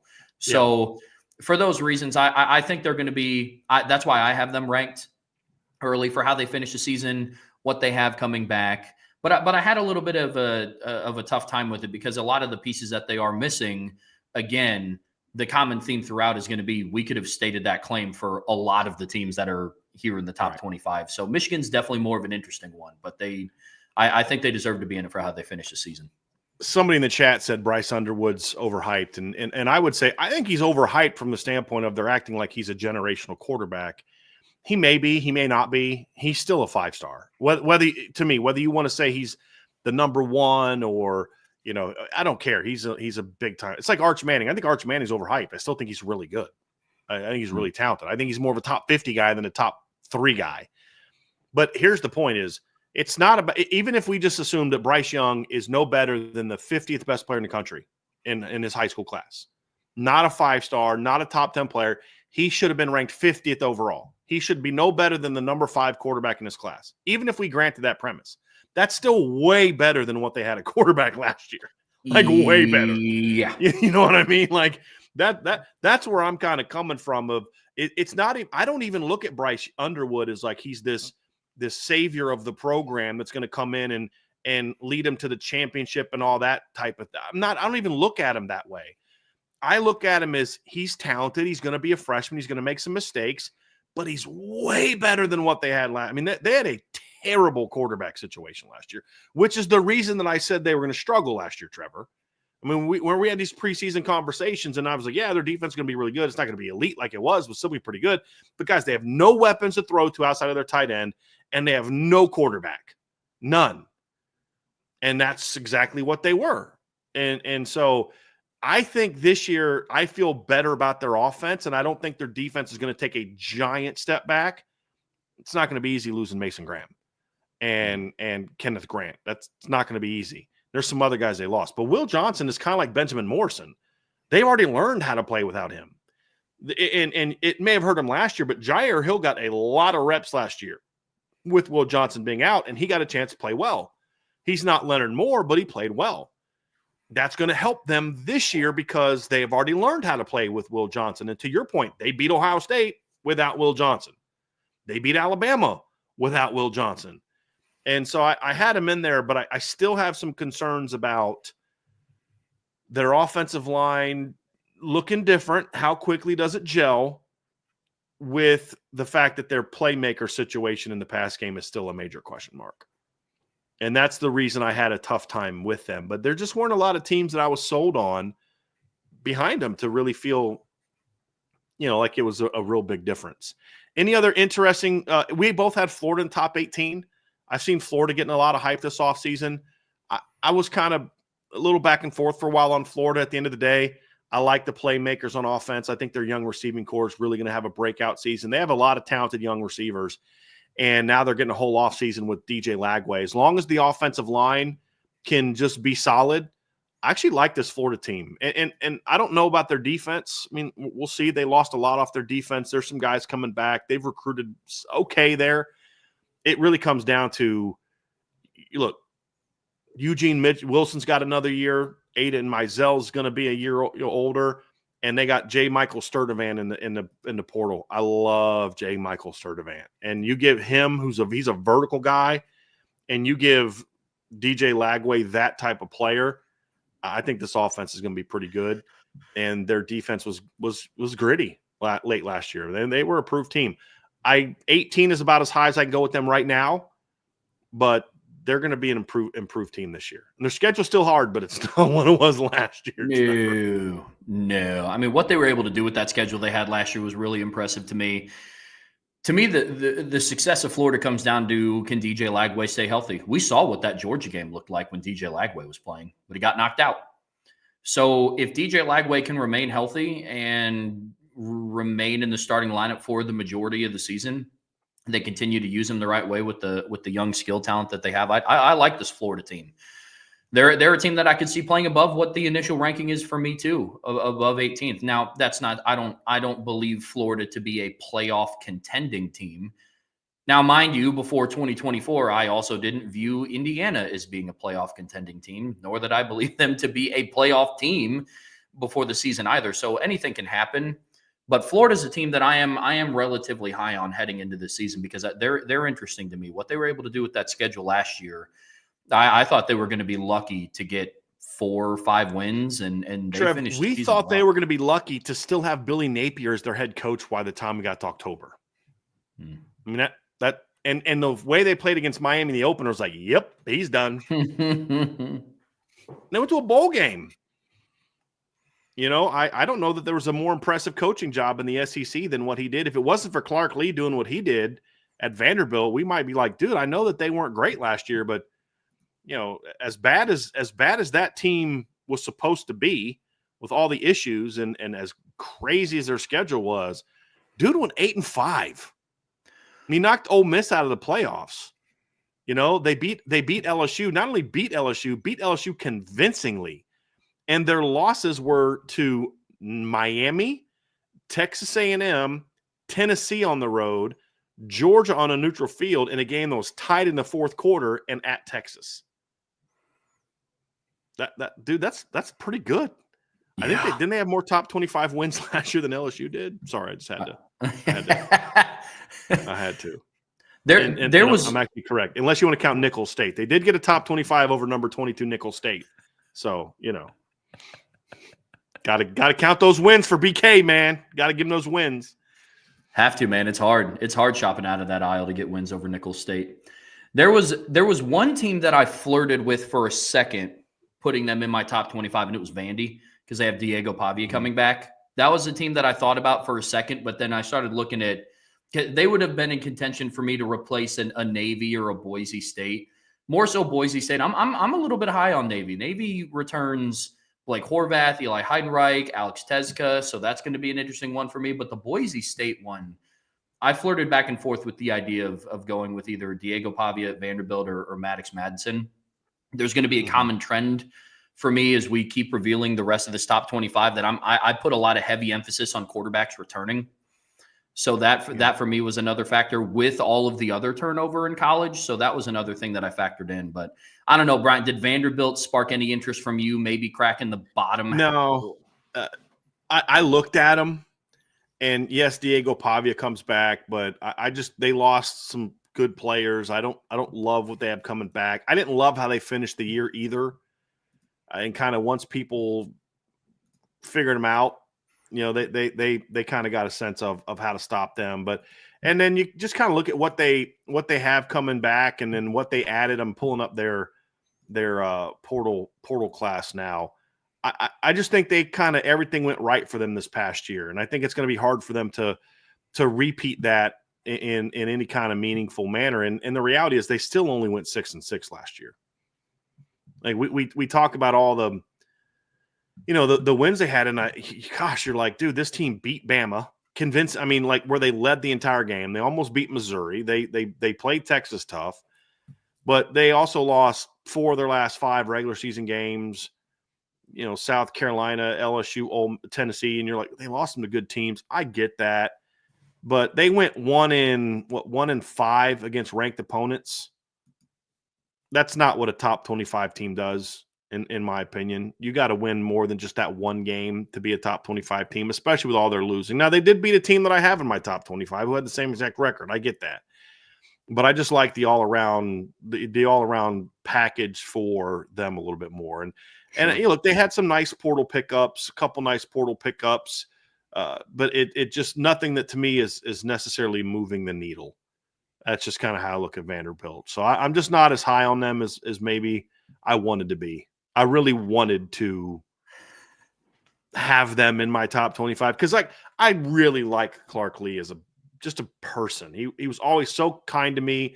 And we were supposed to do a 30-minute interview. It's back when I was at BGI, and we do our coordinator interviews. And we were supposed to talk for 30 minutes. And so we sat down, we're talking for 30 minutes. And I was the last interview of the day. And so the SID comes in and he's like, hey, and Coach Lee was like, no, we got a little bit longer. And then he eventually was like, hey, I need to run. We got to wrap this up. And he's like, you go ahead and go. We're good. We sat there for almost 3 hours. We interviewed for 30, 45 minutes, and then we just talked ball the rest of the time. That's awesome. He didn't have to do that. He's got kids at home. He didn't have to do that. He just was treating me with respect and knew my background. So we wanted to talk ball. We talked about different players. We talked about some things they were going to do. And that was just who he was. It wasn't like he was trying to win me over. There's no benefit he gets from being nice to me. There's nothing I can do for him. It's just kind of how he is. And I've always respected him as a person and the value he puts on being a dad. A lot like I put that value on Marcus Freeman. It's one of the things I've praised about Marcus Freeman is he takes pride in being a good dad. And from everything I've heard, and Clark Lee's very similar. And so I root for them. I just look at that roster and I'm just like, I see them being kind of like they were a 7-5, 6-6 team again, which is for Vanderbilt's great. I mean, that should back-to-back 6-6 seasons should get Vanderbilt head coach a pay raise. It's just, I just don't think they can replicate what they did with the guys they've lost and what they have coming in. I don't think it's good enough to replace what they lost. And they were still only 6-6 in the regular season. That's where I'm at. It's a great story. I would love to be wrong about them, but unless they just have some breakout dudes stepping up this spring that we're not expecting, I just don't see a top 25 roster. I don't. So I considered them for, looking through, but I was like, nah, as much as I want to, I can't. Sorry, coach. Love you, man. I just can't do it. Can't do it. I'm in the same boat as you are. I looked, and initially I kind of started my search with what teams have quarterbacks coming back, and Diego Pavia popped into my mind.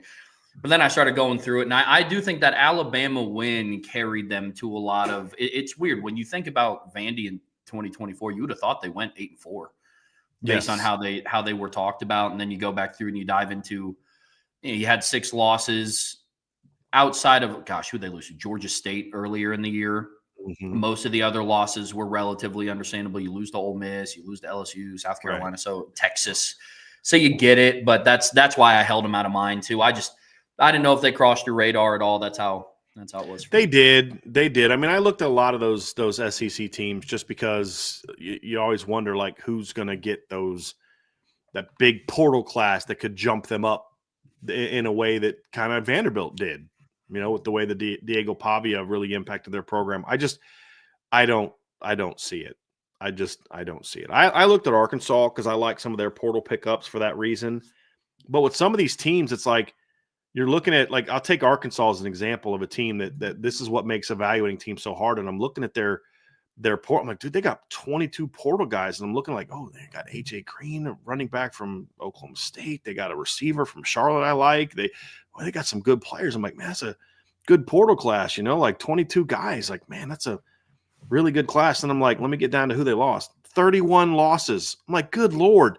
Like, it's crazy.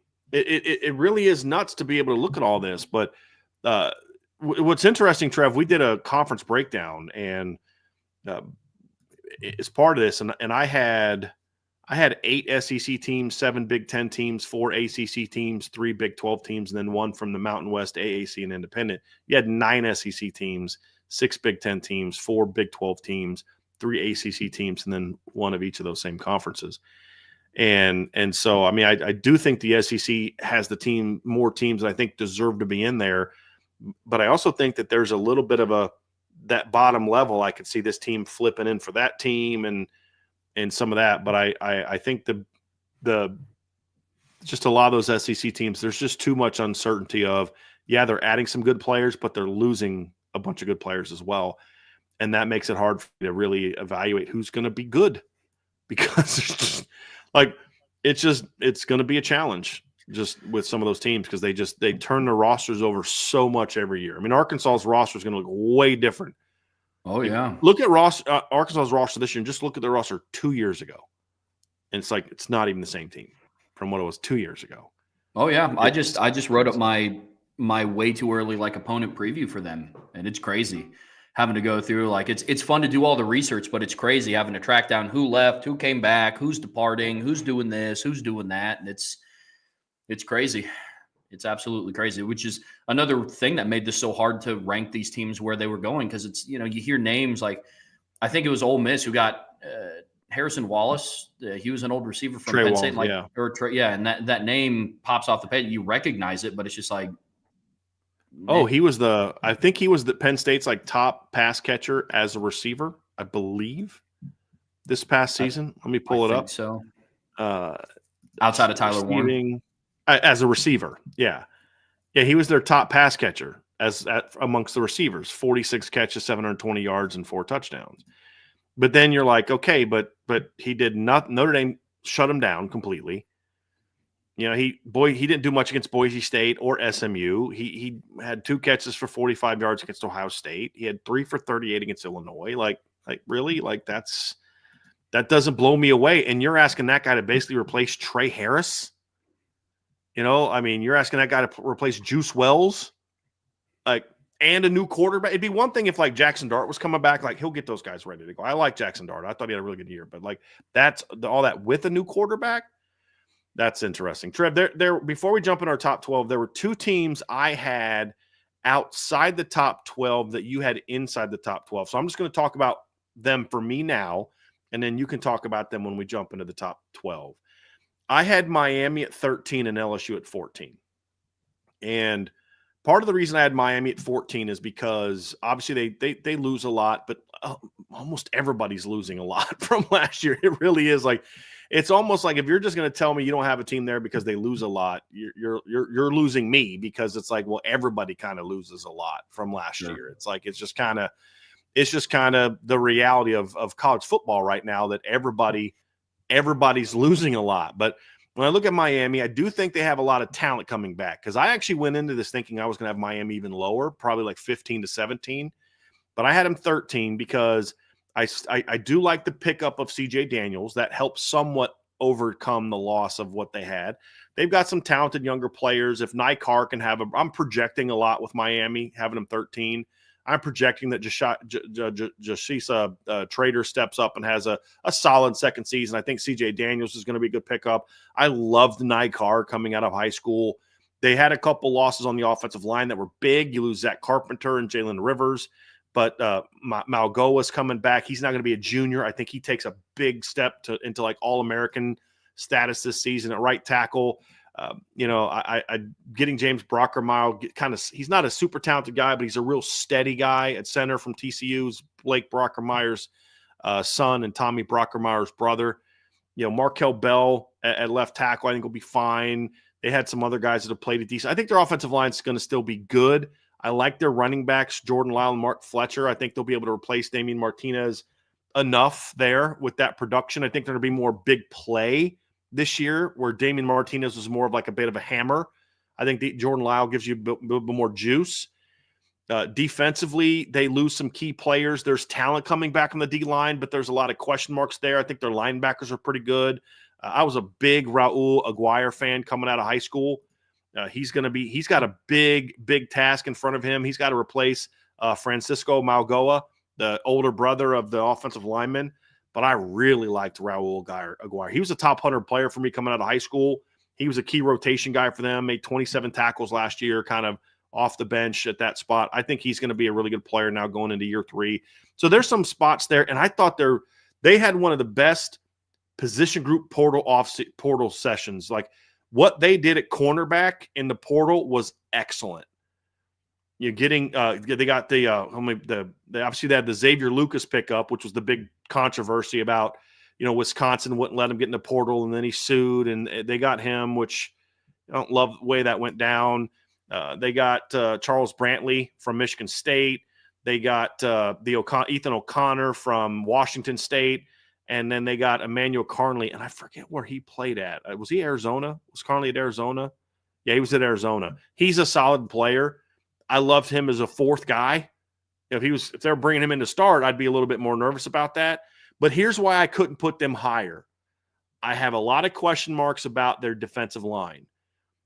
Whether there's a lot of talented players, but there's a lot of guys that I question their motors and their attitudes.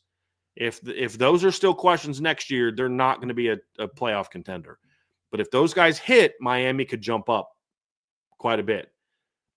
The biggest question mark is quarterback. Number one, I'm not a big Carson Beck fan, period. A lot of guys can look good at quarterback when you're throwing to Blake Bowers and Ladd McConkey and guys like he was throwing to a couple years ago. I'm not a huge fan of his. He turns the ball over away, and it's bad turnovers. But also, he's now coming off of a UCL injury. I'll be shocked if he's healthy to start the season. And I don't love the quarterbacks behind him. Emory Williams is okay. He was solid in the bowl game, but he's not a starter. He's not an impact guy, in my opinion. That's really what did it for me. I think the rest of the roster is good enough for them to be 13th. I think you can make a case to drop them a couple spots. I think Illinois has a case for their returning rosters more stable than theirs. But I just think the upside of Miami I like a little bit better. So that's why I'm 13th. And then the other one for me is LSU. And I can't wait to hear your comments about LSU. We're not far off on Miami. You have them 12th. So you'll get a chance to talk about them if you want. But I'm just right outside the top 12. LSU, I have at 14. They're a team, Trevor, that probably has the biggest range this year for me. And here's what I mean by that.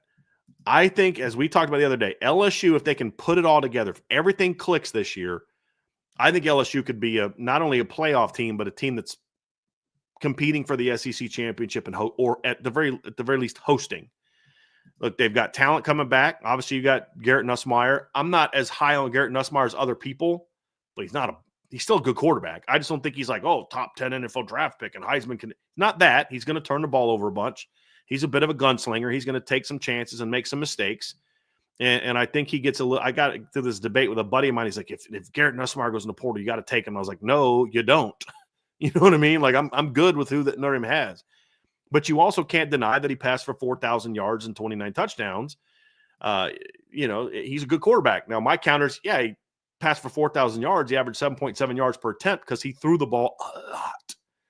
And that's part of it. I believe this year you're going to see them try to be a little bit more balanced. At least maybe that's the wishful thinking. I looked at the way that they kind of used Caden Durham late in the year, and I think the way he played late makes me believe that they're not idiots and they're going to be more comfortable using him more. he had 21, 14, 11, and 13 carries in the last 4 games. If they're smart, they're going to say, hey, this is a solid football player. Let's use him more. They got a nice deep backfield. Their defense should be better now going into year 2. They had some solid portal pickups. Nothing that was earth-shattering. They did have a couple DBs that everybody's excited about. I think they're good pickups. The big key for me is going to be Jakeem Jackson. If he can get healthy, if he get fully back to being in good health, I think that'll end up being a really nice pickup at corner. The kid they got from Virginia Tech's a good football player. I think he's a little overrated in the portal pickups. People rank him as like a top 10. I don't see that, but here's the point. But is he better than what they had? Absolutely. So even though I may think the hype is too much for what they're saying he is, that's irrelevant. That hype doesn't win football games. It's, is he better football player than what they had at that position last year? And I think that's the significance. But here's what it comes down to for me, Trevor.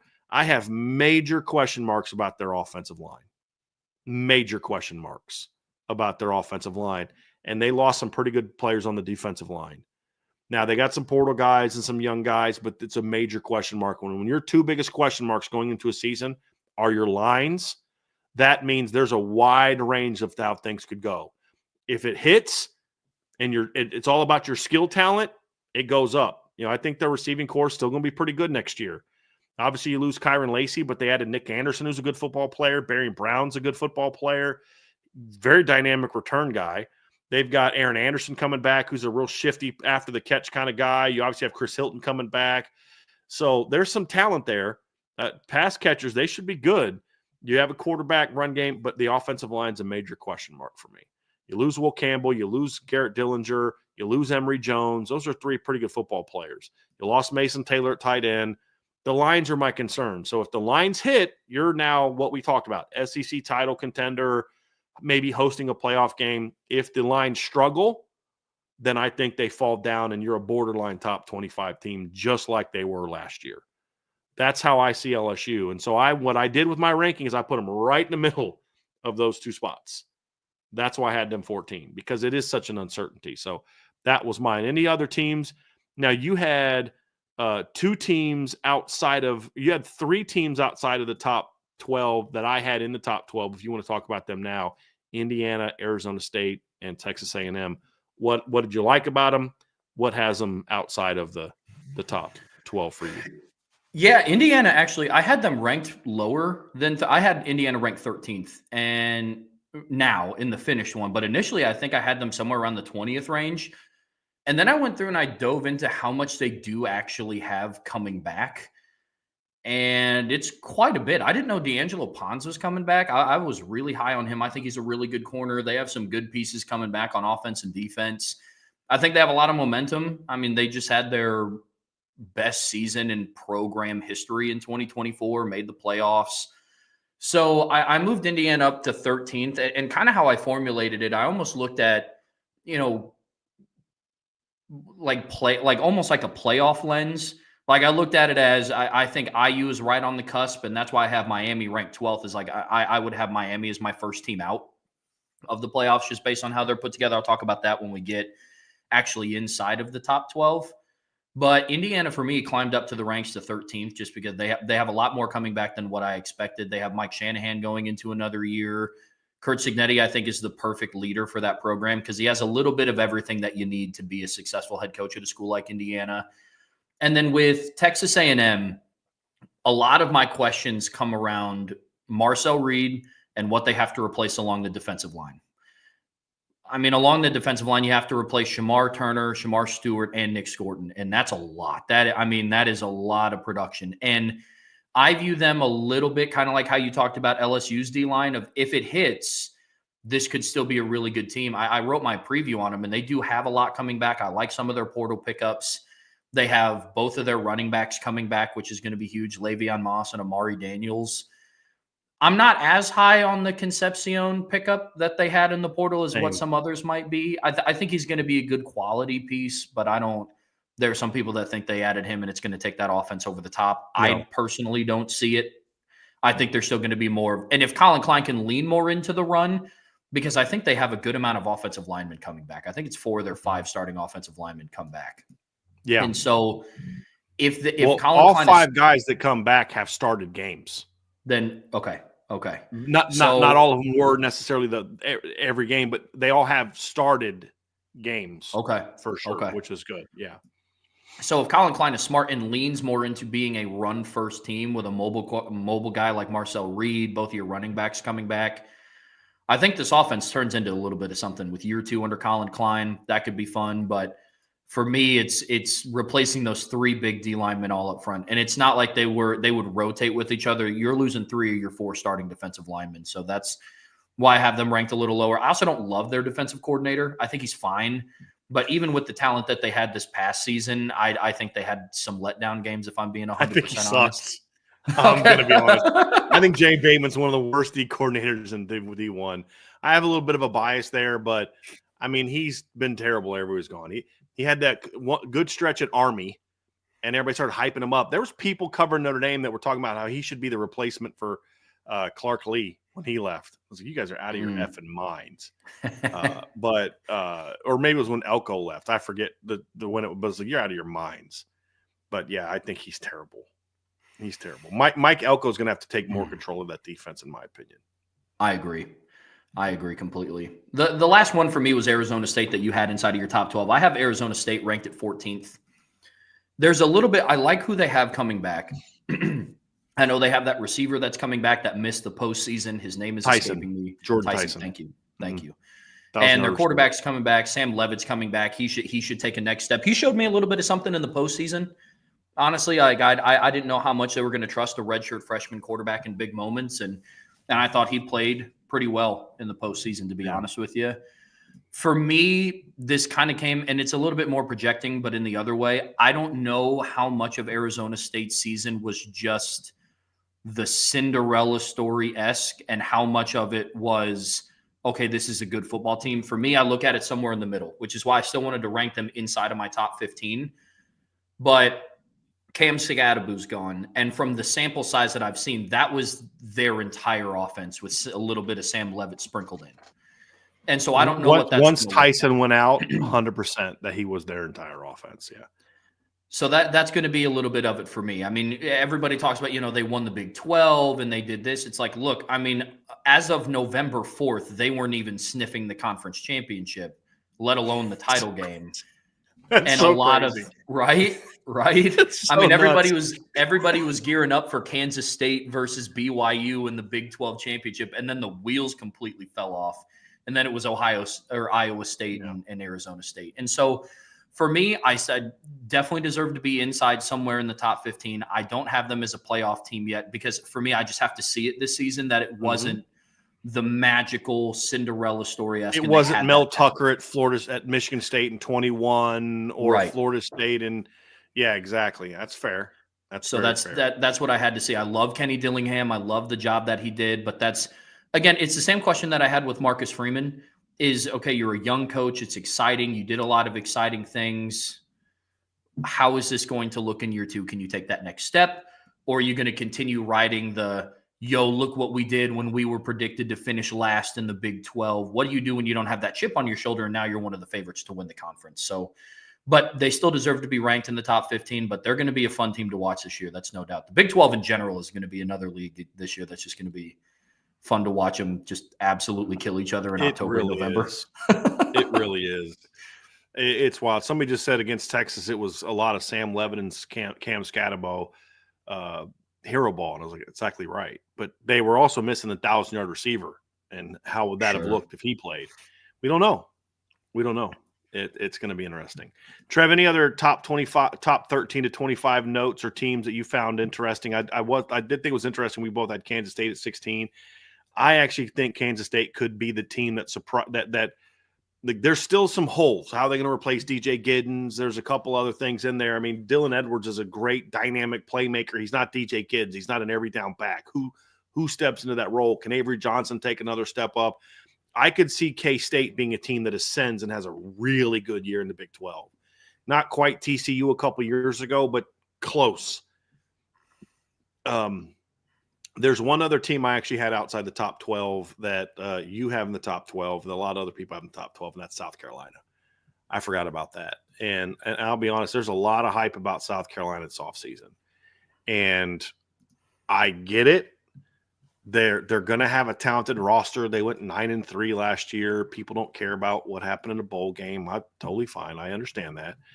But I just look at the South Carolina team, Trevor, and I just still see a team that I don't think is quite as good as their record showed. They had some wins last year that were good wins, but I thought they were kind of ugly wins also. You know, the win over Missouri was a good win, but an ugly win. Missouri is really struggling. Clemson pissed away that game against them, in my opinion. They showed me some physicality. I like that. But they're also a team that is kind of turning their roster over a little bit in some key areas, and I'm just curious how it's going to go. They're for me, like you were talking about Arizona State. Are they that good? And now they've had better years than Arizona State. They're not coming off a 3-9 year. But Sure. you know, they've never been what they were last year. So the question is this just Shane Beamer taking them to another level, or do they just have that year where everything went right? I think South Carolina is one of those teams that greatly benefited it from it being a down year in the SEC. And so they were able to kind of go out there and maybe play a little bit of above their skis. You know, they're coming off of a 5-7 season, had a really nice bounce back. I think they're just more of like what they were in 2022 than what they were last year. And the funny thing is the 9-3 could have been even more impressive if Lenore Sellers doesn't get hurt against LSU. They might be 10-2 and in a playoff. So, I mean, like, they were legit last year. I'm not taking anything away from how good they were against their schedule last year, but there's just a couple things that concern me. Number one is they have some very key losses, but the biggest thing is a lot of their losses are up front. Losing Kyle Kennard is huge. Losing TJ Sanders is huge. You know, losing the safety they have was a really big loss. They lost some. Rocket Sanders was big for them last year, in my opinion. He was a really good player for them last season. Really good compliment to Lenore Sellers, you know, providing that 230-pound back that complemented their running quarterback last year. And I look at their roster this year, and they're basically rebuilding their offensive lines through the portal. And Trevor, you and I have seen this before. We now have some data to evaluate how that goes with teams. And what we've learned is that rebuilding your lines through the portal doesn't often work out real well. And that's a big concern I have. They're going to have at least 3 starting offensive linemen this year projected to be from the portal. Their defensive line outside of Dylan Stewart, who is a dude, and Desmond Iamazzulo are going to be new guys. I mean, the rest of their depth chart is going to be replaced. Their entire linebacking core is essentially portal guys. They do bring back their secondary for the most part. So, but when I look at a team like this that had a great year, but it was sort of by the skin of their teeth. In a lot of instances, they averaged 30.5 points per game, gave up 18.1. That's not really the kind of statistics you expect to see from a team that was 9-3 and contending for a playoff berth. I just think some of that was a little bit of smoke and mirrors. I just do, and benefiting from it being a down year in the SEC. But I think a lot of the teams that were down last year are going to be better this year, and there's some teams that I expect to kind of take some steps up this season. So I'm not as high on South Carolina. I do like them as a top 25 team. Don't get me wrong. They're not going to go back to being 5-7, but I just think the 9-3 is kind of where they are. But this year's 9-3 won't look as good as last year's 9-3. 8-4, 9-3, and that's why I have them at 19. If they finish in the top 10, I'll be a little surprised. And I also question the volatility of their head coach. It's very hard to be consistent when you have a head coach who's not consistent. That's just where I'm at. That's where I'm at. Before we move on to the top 12, Trevor, I did want to ask you, did you at all consider USC? Somebody just mentioned that in the chat. I thought I did for like 2 minutes, and I was like, that's not a good roster. That's for a team that's been 8-5, 7-6 the last 2 years. This is going to be the worst roster of the last 2. Like this roster. Now, that can end up being a good thing because it's less attitude and less egos and stuff like that. Maybe they can bring it all together. I could see that. Where they just kind of galvanize. They've got a quarterback that can make plays with his legs. That maybe it's like the me guys are all gone now. Now you've actually got guys that want to play with each other. That's the only hope they have. But when I look at that roster, I'm like, dude, that's not even close to being as good of a roster as they had the last 2 years when they went 15-14. Or no, was it 15-12? Right? No, they went 7-6 and 8-5. So 15-13. 15 and 13, right? You said they went 7-6 and 8-5. Correct. Yeah, so they'd be 15 and 11. 15-11. Okay. Yeah, that's not good. I'm in the same boat as you are. I thought about, put it this way, I thought about Vanderbilt a little bit harder than I thought about USC, if I'm just being 100% honest. And that's I thought about Memphis a little harder than I did about USC. I'm not gonna lie to you. I did. Yeah. And look, their roster is a huge, huge question mark. And I know that there's holes that you can poke in every single one of the teams that we have ranked here. And that obviously so. Yeah. There's been a really good conversation up to this point. But I look at USC's, and outside of Jaden Maeva, it's just a bunch of holes. And even with Jaden Maeva, he played well against Notre Dame. He didn't look like what he did against Notre Dame in the bowl game. So Notre Dame made him look better than he is, in my opinion, because they did not play well. Because he didn't play like that against anybody else. It's like Tate Forcier. Just because a guy played well in one game doesn't mean that's who he's going to be. Yeah. Gosh, that's a name I haven't heard in forever. Yeah. Whew. Yeah. Him and Sam McGuffey. Goodness gracious. Oh. Oh, man. Oh, look, my goodness. You and I are in the same boat with USC, man. I couldn't pull the trigger on them. I don't believe in their roster. I have questions about Lincoln Riley as a head coach. He's regressed every single year that he's been at USC. I mean, if you're going to go 11-2 in one season with Caleb Williams, you have the returning Heisman winner coming back, and that year you go 8-5, and then the following year you go 7-6. I don't magically see them jumping back inside of the top 25 to start the season and being a 9-3, 10-2 team. Now, I will say their schedule is favorable for setting them back up, but I mean, you honestly could have made that argument this past season too, and they lost 6 times. So, I mean, mind you, they also went 2-0 against the SEC last year. So I also don't really know where this team stands, but I didn't put a whole lot of thought into USC. Who is the biggest sleeper team that you looked at that you say this team could surprise some people and quickly jump into the top 25? Because I actually had one, and it made me feel dirty thinking about it and coming up with them. But it's a team that I'm like, they need a couple things to go right. But if those things go right, they're going to shock a lot of people this year. I'll tell you who mine is. Mine's Auburn. And they had a very weird offseason. They lost some dudes. They added a bunch of transfer guys. But they also have a lot of guys already on the team that are expected to kind of to step into roles. It really just comes down to what happens at quarterback. Is Jackson Arnold going to be the guy? Is he able to go? And you look at a team that was in a lot of the games they lost. They were in last year. I don't like Hugh Freeze, but I look at this football team, Trev, and I'm like, there's some talent there, man. There's some talent there to work with. If he doesn't just screw that team up again, Auburn could be a bit of a surprise team this year. And it just makes me feel gross even saying it, but their roster's better than their 5-7 record was last year.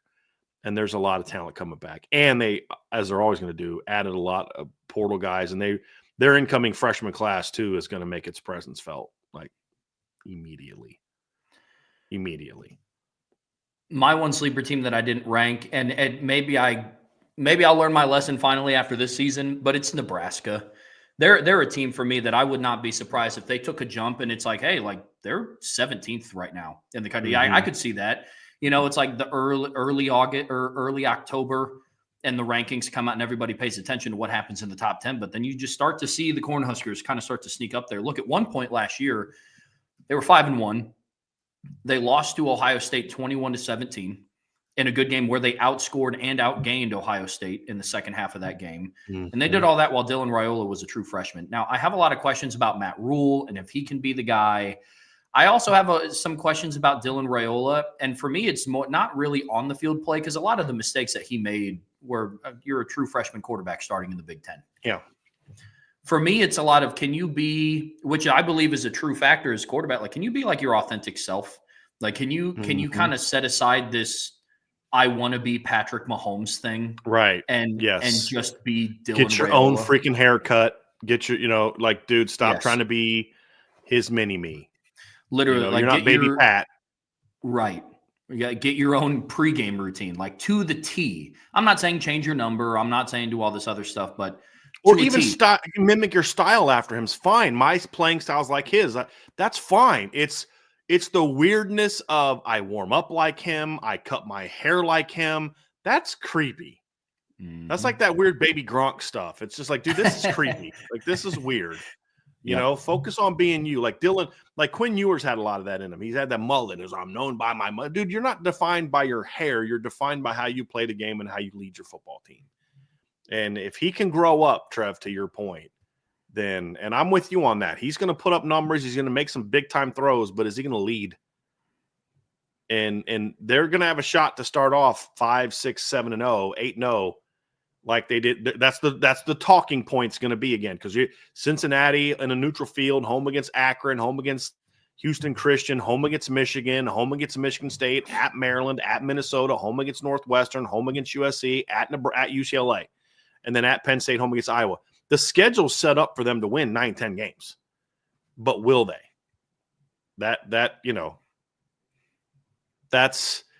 I'm with you. I had the same thought because I actually really like their portal pickup. I do too. Their portal class too, Trev.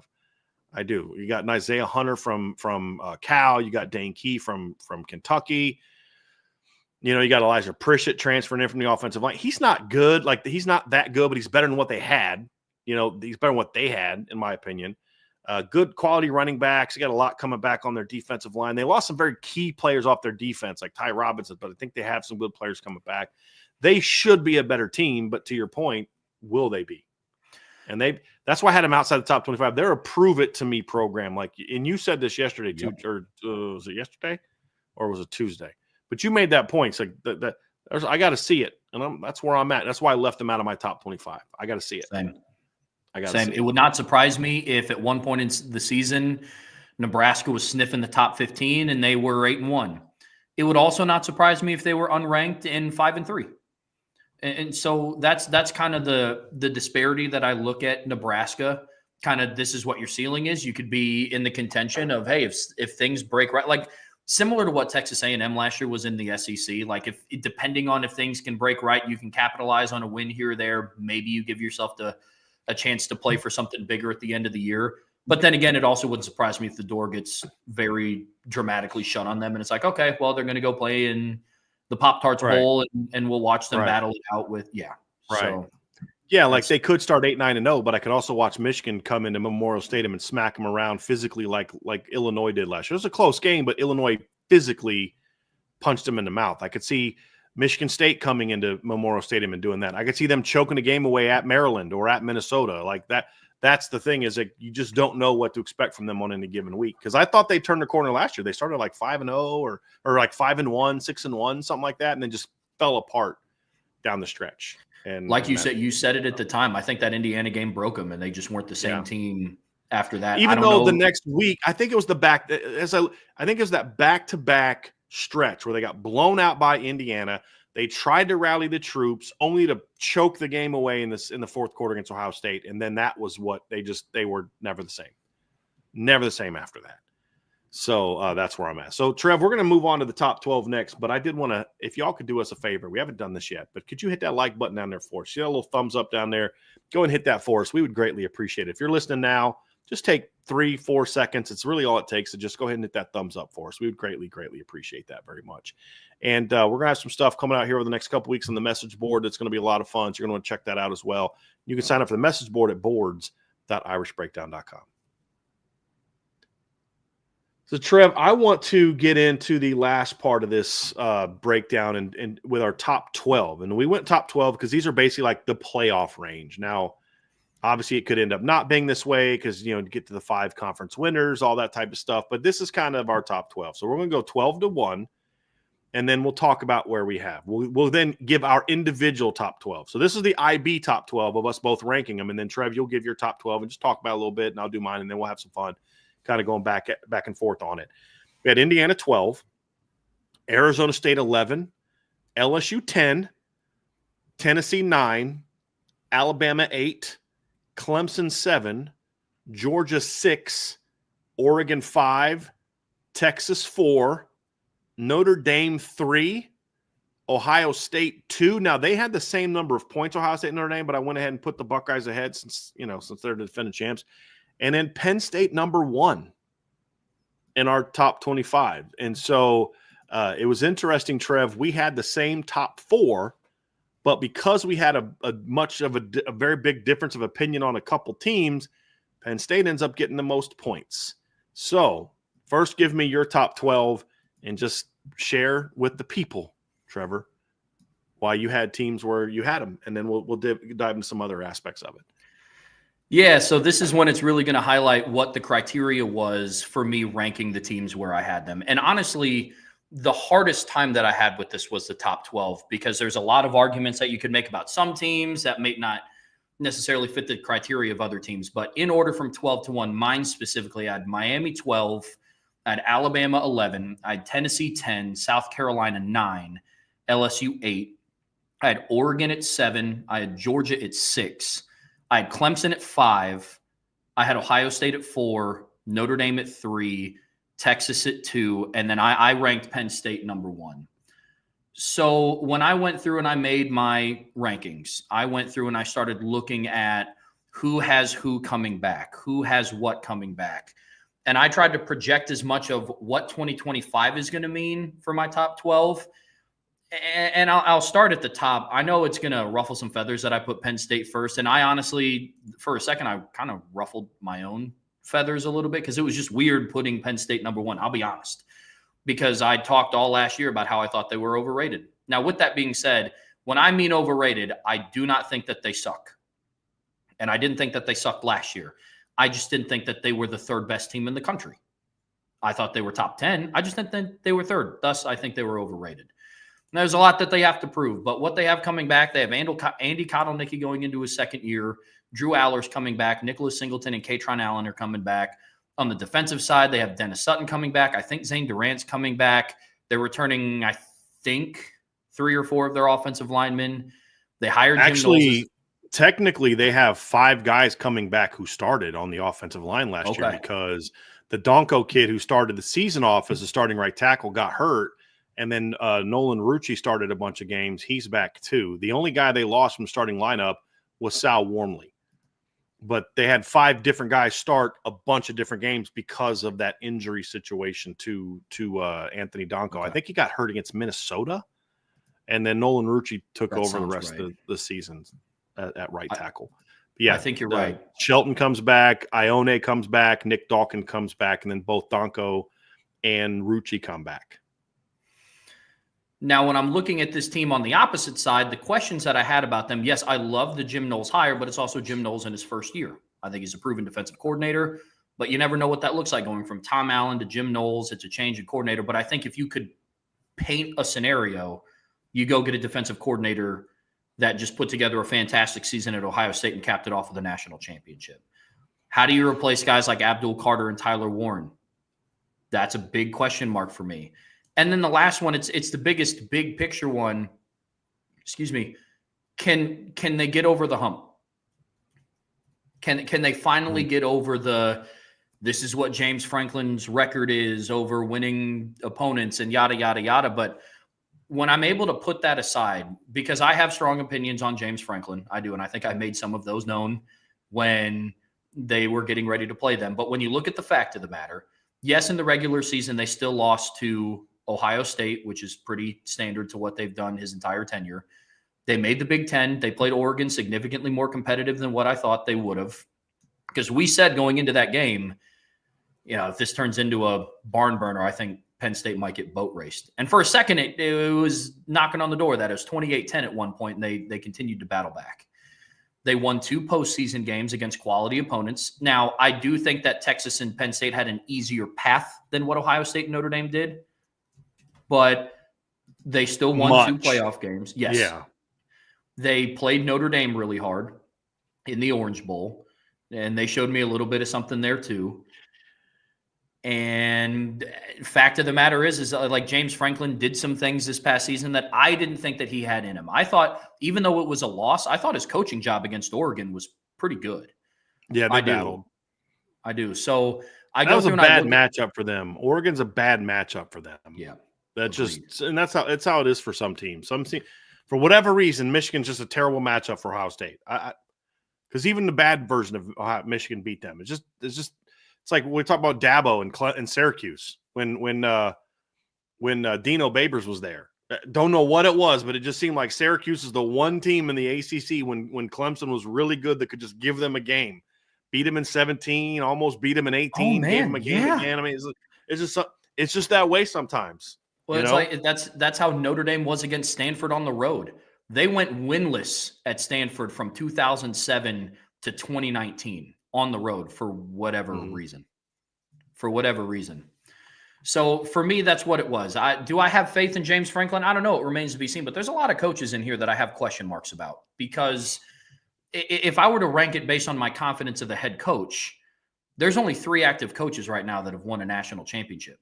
So if I were to rank it based on just my confidence in the head coach, I'd go, Clemson 1, Georgia 2, Ohio State 3, and then you can fill in the rest behind there. So I tried to evaluate it. Let's be real, Trev. We've seen some coaches. We've seen some teams win titles in spite of coaching in recent years, including the one we just saw less than a month ago.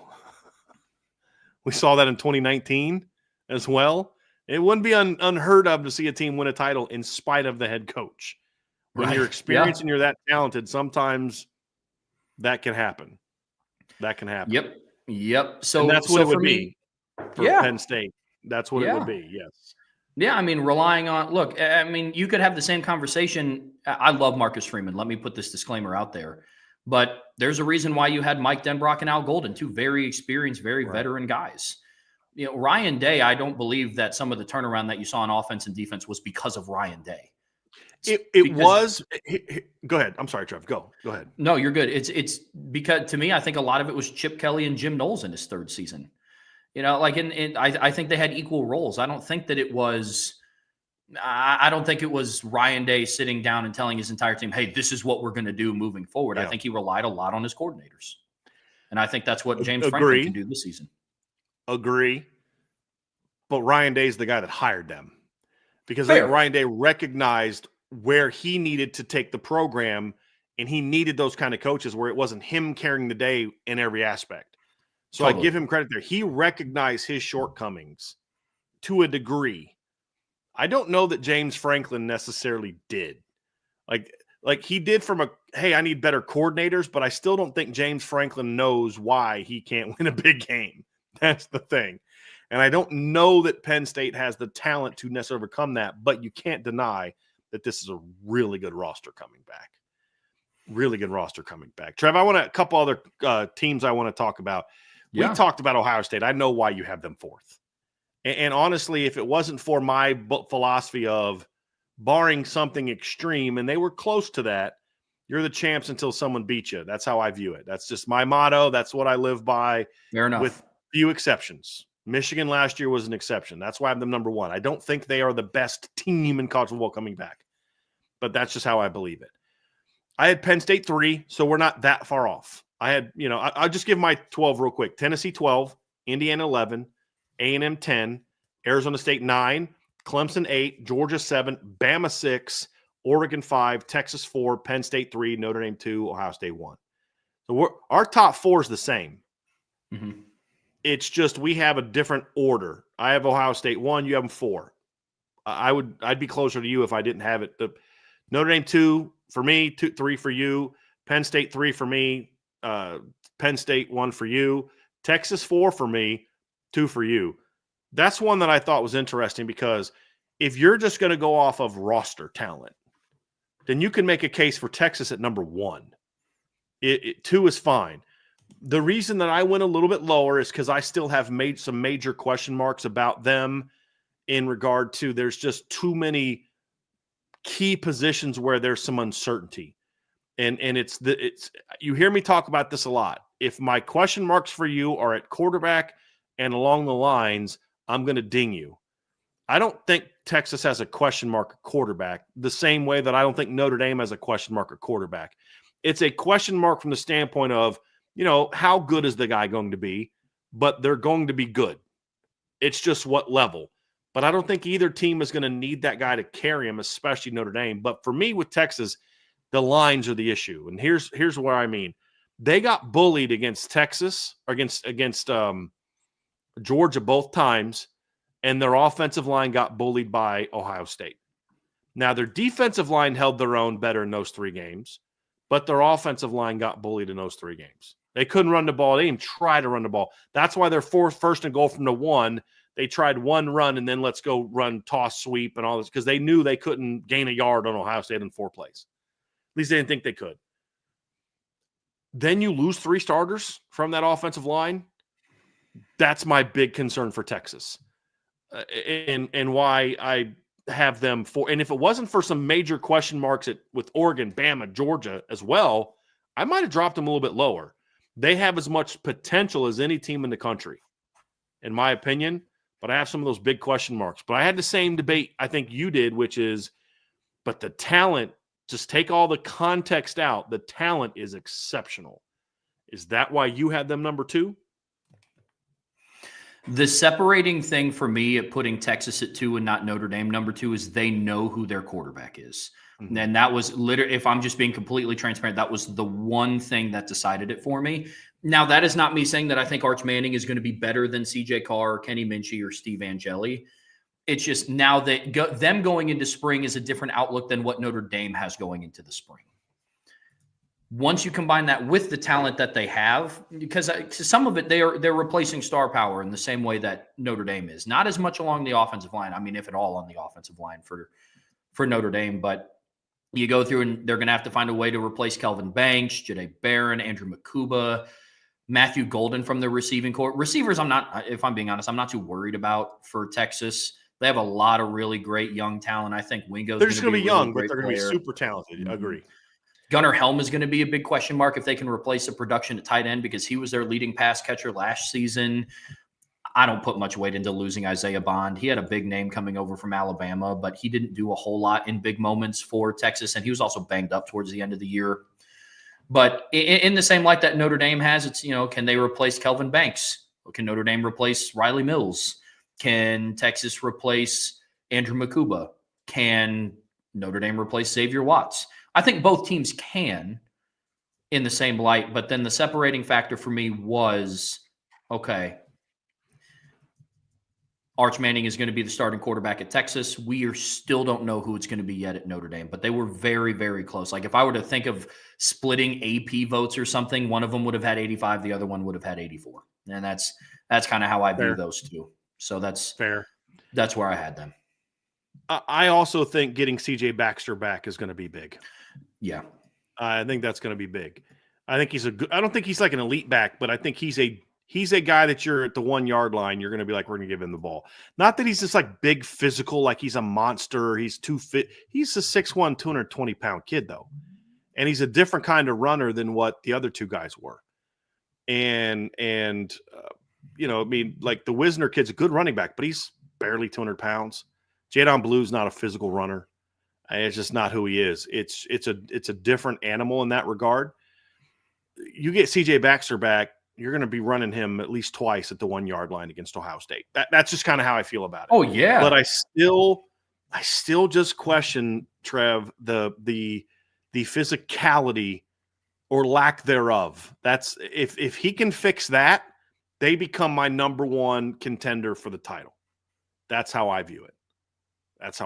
So, but the top 4, we it sounds like we agree. There's not a lot differentiating between those top 4, and I'm not gonna. Oh my God, you have Ohio State 4? What are you nuts? Or you have Penn State number 1? Are you nuts? Well, where do you have them? 3? Well, okay. Sure. Well, sure. Here's why I went Notre Dame number 2 over Penn State. It's not just because they beat them. And to a degree, I have a sort of, these are the top 2 teams from last year. They both have a lot of talented players coming back, so that was part of it. But I also still look at it as I actually think Notre Dame's going to be better next year in some very key areas where they didn't play well against Penn State. Right? Offensive line, for example. Wide receiver is another one. And I don't think they're going to take a step back in some of those other areas. I think Notre Dame's defensive line is going to be a better runs defending unit next year. I question if they're going to be as good at getting after the quarterback, but they didn't have Riley Mills against Penn State. They didn't have Howard Cross healthy against Penn State and still won.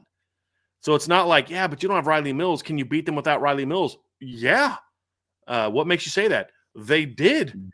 You know what I mean? Like, And with all they got coming back, I just think overall they both return a lot. I think Notre Dame's talent is higher level when I look at it. I think Notre Dame's got more talent at receiver. I think Notre Dame's receivers were better than Penn State's last year. And we saw that. I mean, Jaden Greathouse had more catches on third down than three times than their receivers had. Actually, didn't calculate because they had none. Like the only time their receivers catch the ball was on a lateral. I mean, Christian Gray had more catches than their receivers in that game. So, I just kind of look at it that way. Quarterback, they've got a good quarterback. I think Drew Aller's better than people give him credit for, but I don't know that he's a championship caliber quarterback. It's a good quarterback.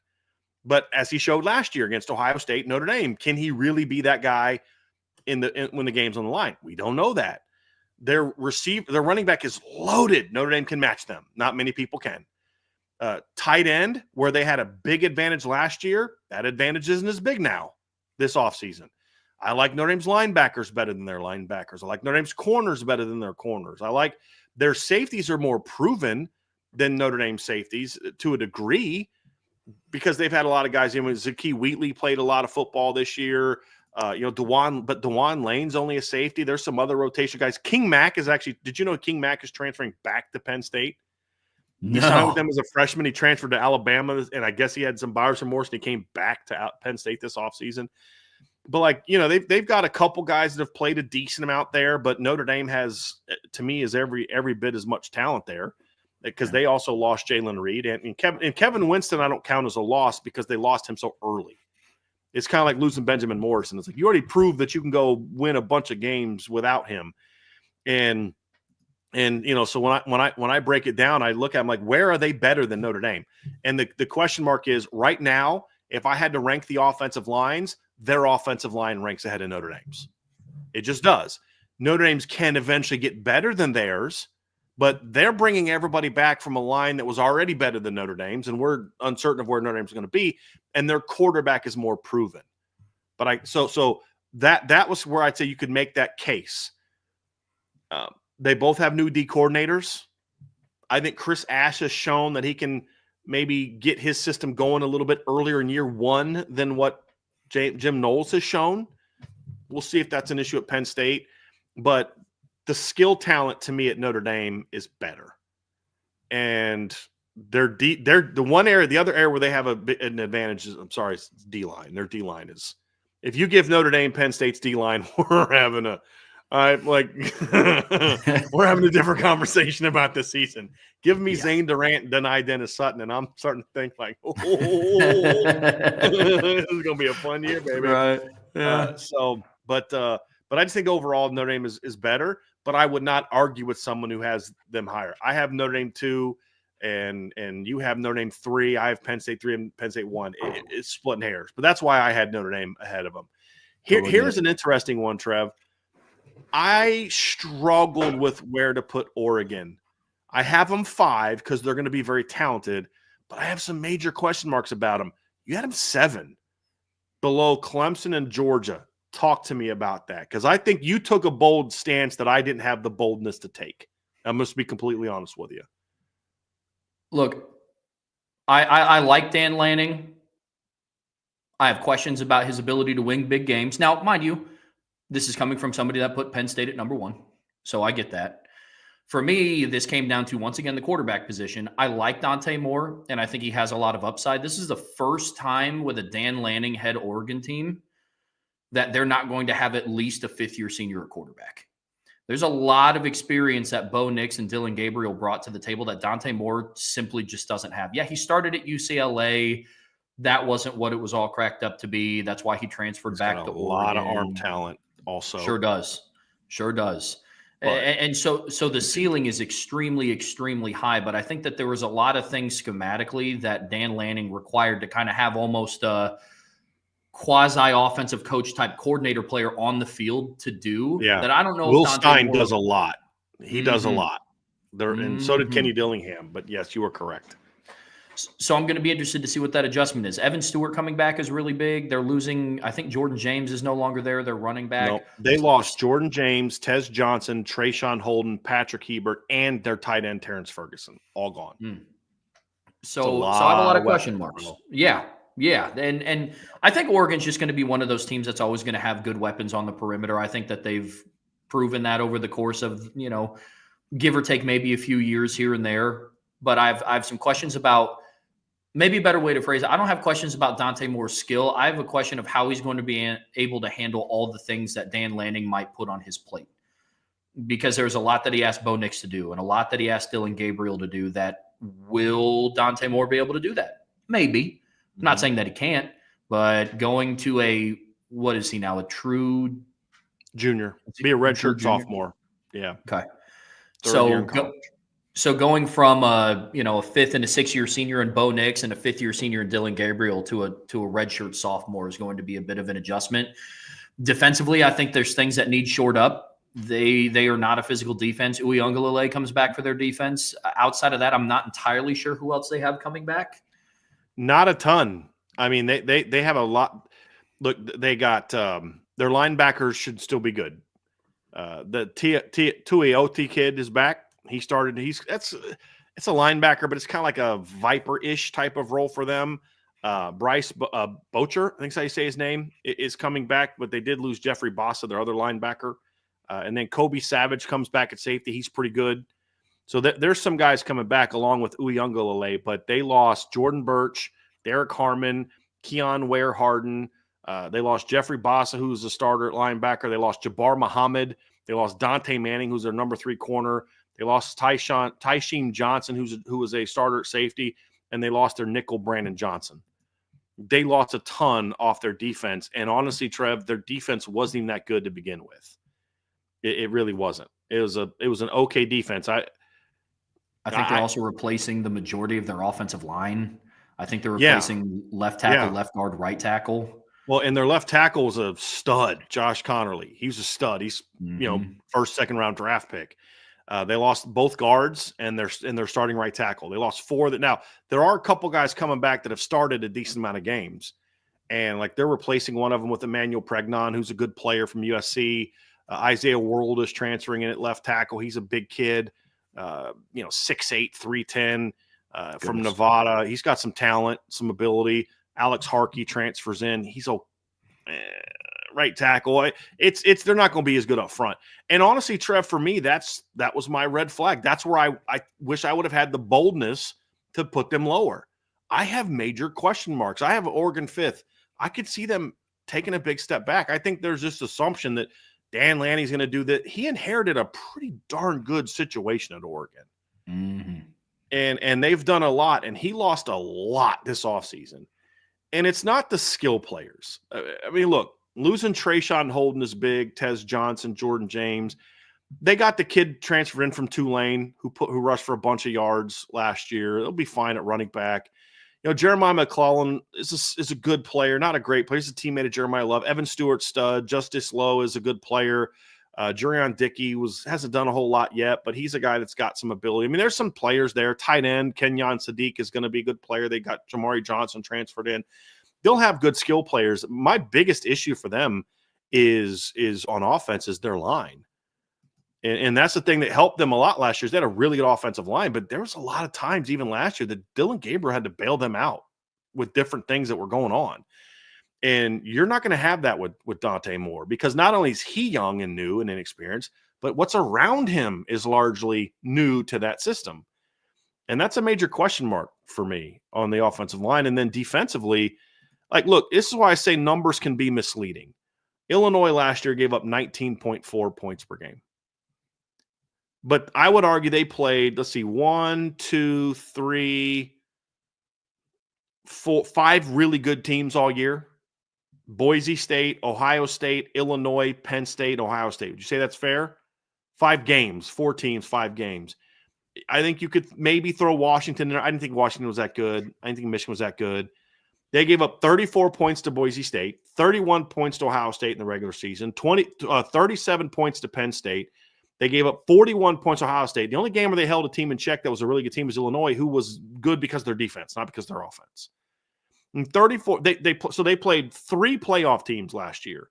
They gave up 34, 31, 37, and 41 points against those 3 teams because they played Ohio State twice. That to me is more who they are defensively. And now you don't have Jordan Burch, you don't have Derek Harmon, you don't have Jeffrey Bossy, you don't have Jabbar Muhammad, you don't have Dante Manning, you don't have Brandon Johnson, you don't have Keon Ware-Hudson, you don't have Jamari Caldwell. And you're going to ask to replace Derek Harmon with Bear Alexander? Really?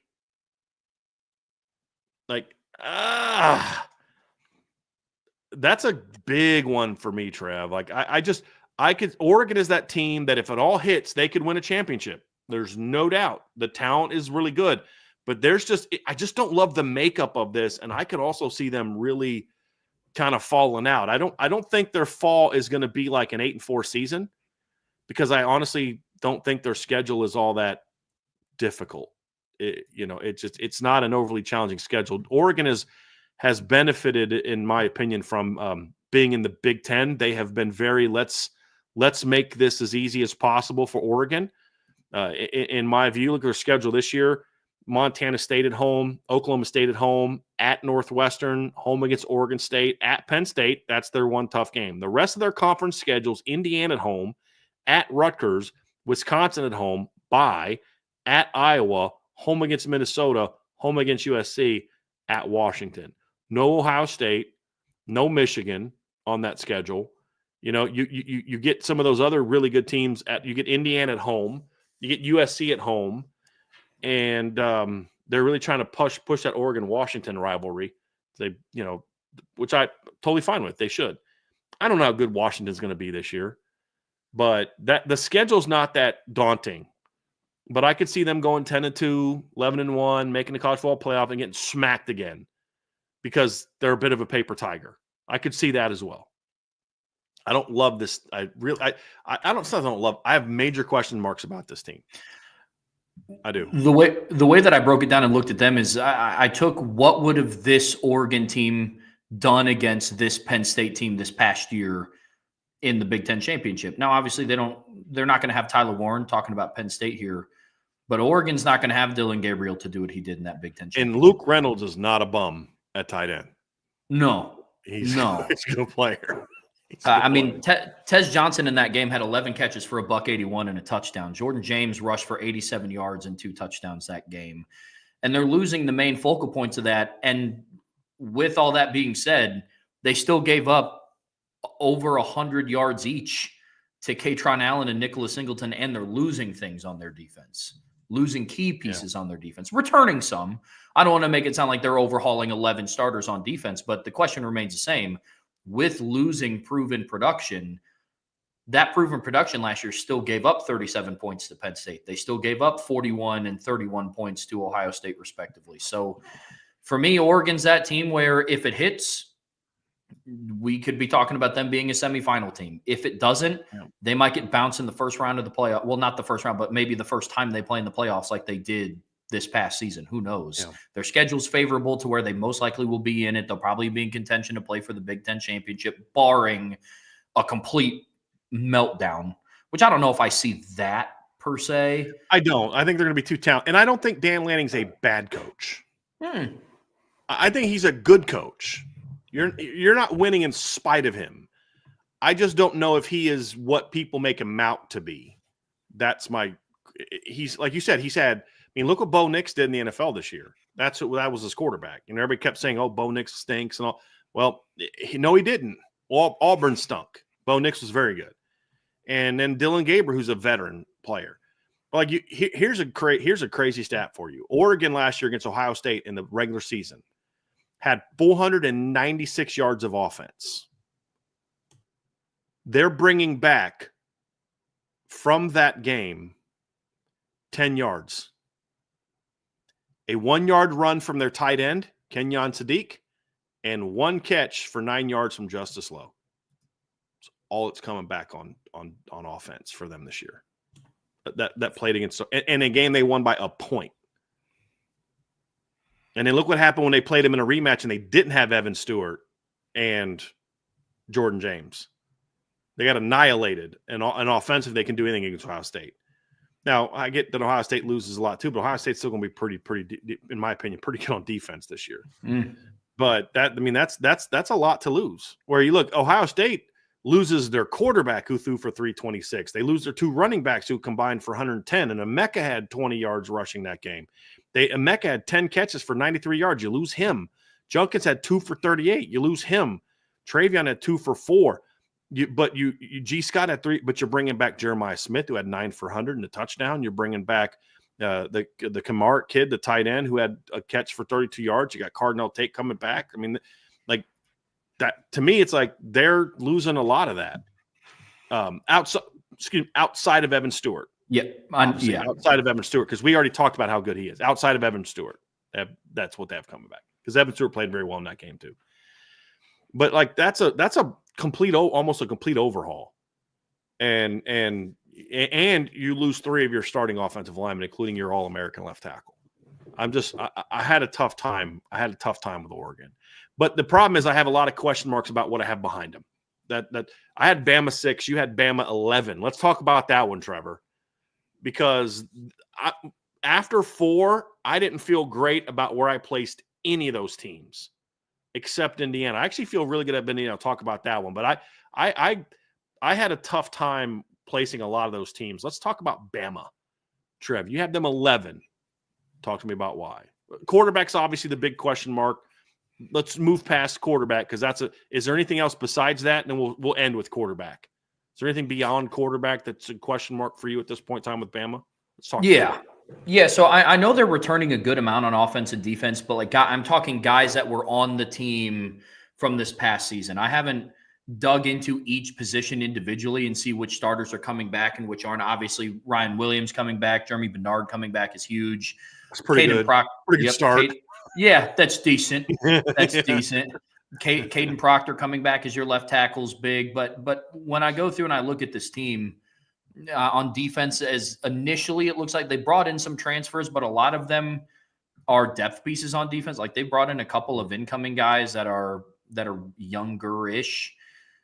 But when I go through and I look at how they finish their season, these are guys that have been on the team that lost to Oklahoma and lost to Michigan really ugly in the championship. Now, I am also not a stranger to the fact that they can develop and get better as the time progresses.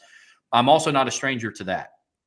But it's hard for me to believe that Kalen DeBoer in his second year, I think, has shown a lot of growth. But I think the difference is he had a very veteran team around him in his second year at Washington with Michael Penix and Roma Dunze and Jalen Polk and guys like that. So I don't know. And a lot of those guys had been there. Mm-hmm. Penix was a transfer, but Jamie Bernard was a transfer. But Polk had been, Polk was a transfer, but like McMillan had been there for a while.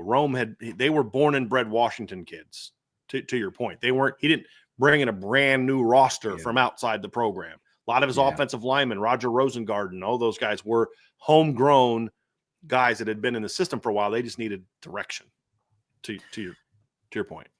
And there's pieces of that, right? Ryan Williams is a homegrown kid. Proctor's a homegrown kid. Actually, I think Caden Proctor was he the lineman that entered the transfer portal, signed a new? Okay. So he committed to Iowa. He committed to Iowa, flipped to Bama, signed with Bama, played as a freshman at Bama, transferred, was at Iowa, and came back to Bama. Never actually played at Iowa. He came back to Bama. So, he's had a very interesting that's an odd. Yeah. It's an odd career track, but still a homegrown kid. He hasn't played another snap for another team.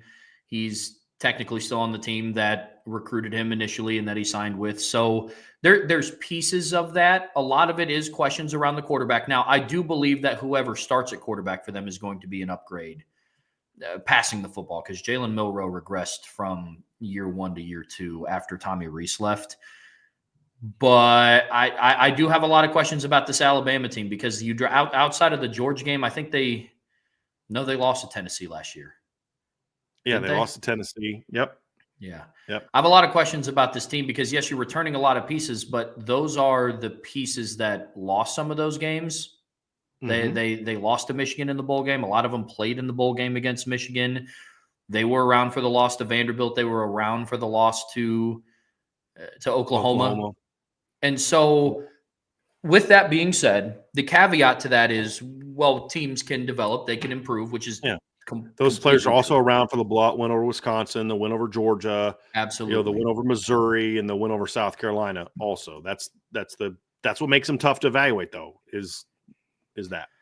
And that's where I had the hard time, and I erred on the side of what their floor is.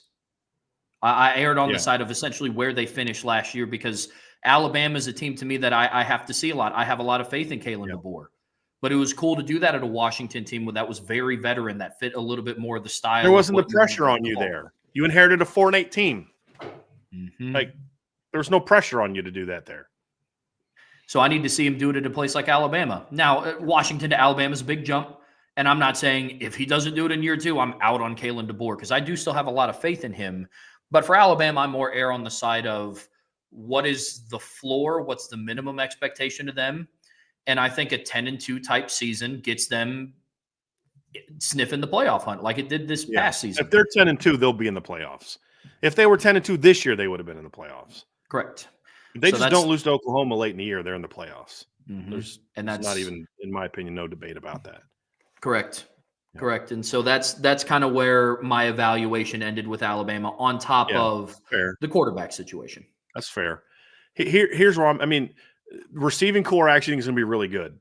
Obviously, Ryan Williams comes back. Jeremy Bernard comes back. They also had a really underrated portal pickup in Isaiah Horton, who they got from Miami. He's 6'4", 205. He had 56 catches for 616 yards and 5 touchdowns last year for Miami as a sophomore. He gives them some size, because what they didn't really have at receiver last year was a guy that had that kind of, you could put him in the boundary and win some one-on-ones. And I think Horton gives them that, but they're not asking him to be the guy. You know what I mean? Like, it's one thing for him to be that boundary player, but you're not asking him to be the guy. Bernard's 6'1", Ryan Williams is 5'11", 6 foot. They needed somebody that had some size, and I think Isaiah Horton is a very underrated pickup. Offensive line is going to be a question. I think Caden Proctor is a good player. I don't know if he's the elite player people make him out to be, especially as a left tackle. We'll see if he can kind of make a junior year jump. Brailsford obviously comes back at center. He's a very experienced player. You've got Jaden Roberts is coming back. He started a bunch last year. Wilkin Formby was a highly ranked guy. He played a little bit last year. He's taken over at right tackle, and that was a position that was an issue for them last year. And then you lose Tyler Booker, who was probably their best offensive lineman last year, and you replace him with Cam Dewberry, who's coming from Texas A&M, where he wasn't exactly like a world beater there. So I think their offensive line has some question marks, but it also has a chance to be at least good. And it doesn't have to be great when you have the skill they have. Running back room, they're fine. It's not elite. It's not a vintage Alabama room, but between Jam Miller, Richard Young, and Daniel Hill, you got plenty of talent to run that offense. That it's not, you're not going to run an old school vintage Alabama run for 2,000 yards. It's like, dude, just catch the ball, block, move the chains, run a little bit. It's the other side of the ball to me that I feel actually better about, because you had a complete system overhaul last year.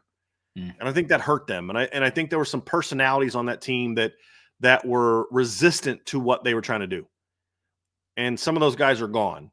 You're returning some talented players, some guys that want to be here. That's why they didn't transfer. LT Overton's a really good player. You got James Smith coming out. He's one of my keep an eye on as a breakout player for them. Your linebackers are all, a lot of those guys are coming back. You have to replace Jahad Campbell, but I think they're going to actually, like, the interesting about Jahad Campbell is he's a really talented player, but he didn't fit the defense. Like, they would do a lot of stuff with him like Rover, because they didn't really have like a place for him, and he'd rotate a lot with Devontae Smith. And so that's a criticism on them, that they couldn't figure out a way to better use Jahad Campbell. But him leaving, I think, makes it easier for them to go to more of what they want to do, which is more of a true nickel defense. Not saying that's better or worse, but at least they're going to be able to run what they want to run. And I don't know that they could always do that last year. And again, that's a coaching mistake, but it's a coaching mistake that's corrected because Jahad Campbell's going to the NFL. That's not a criticism on Jahad Campbell. That's a criticism of how they didn't know how to use that personnel very well. The personnel now fits what they're trying to do a little bit better than it did last year. And Keon Sabb now goes into year 2, the Michigan transfer. Damani Jackson's a good player. He's not what people make him out to be, but he's still a good player. Xavier Brown's a year older. You got Jalen Mbakwe is going to be battling for position. So I think their defense is going to be better. This is not going to be a vintage Alabama defense, but it's going to be better.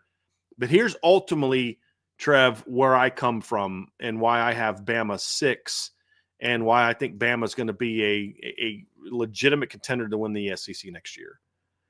They could not have had a worse fit at quarterback than what they had last year. People are focusing on this. How does Ty Simpson and Austin Mack compare tools-wise to Jalen Milroe? And my whole thing is it's an irrelevant conversation because it's not about who has – Jalen Milroe has a stronger arm than them, but Jalen Milroe is not an accurate quarterback. He's not a great decision maker. He just isn't. He's a terrible fit for that offense. Ty Simpson and Austin Mack are both significantly better fits. And if Ty Simpson's the starting quarterback, no, he's not a world beater, but he's that kid that he is a point guard. He will get the ball where it needs to go. And that's all they need at quarterback in this offense with what they're going to have weapons-wise next year is they just need a guy, hey, dude, read the dang freaking defense and get the ball where it's supposed to go. I don't need you out there making a million plays. And I think they tried to force Jalen Milroe into something, and then they tried to adapt to him and use him as a runner, and it was a mess. It was an absolute mess. And when I look at Ty Simpson and Austin Mack, if one of them seizes hold of the quarterback job and just plays good football, I think they're going to be fine. It doesn't mean that it's a big question mark. Big question mark. I don't know how good Ty Simpson's going to be. I thought he was an overrated 5-star. He was a 5-star kid coming out. He was never a 5-star kid. He was only a 5-star because he went to Bama. If he would have signed with Kentucky, he'd be a top 250 kid. That's what he is to me. But he's a coach's kid though. And like he's Drew Pine with better arm talent. That's what he is to me. And so it's like get the ball where it needs to get to. And that's how I see Ty Simpson. And I think Austin Mack has more physical tools than does Ty Simpson. And that's kind of how I see that one kind of playing out. So it's going to be very interesting to see how the quarterback, because that's going to make or break their season, Trevor. Like I think we see it very similarly, but I just think whoever runs it is going to be a way better fit than what we saw last year. Totally. And it's going to allow Kalen DeBoer to run his offense his way.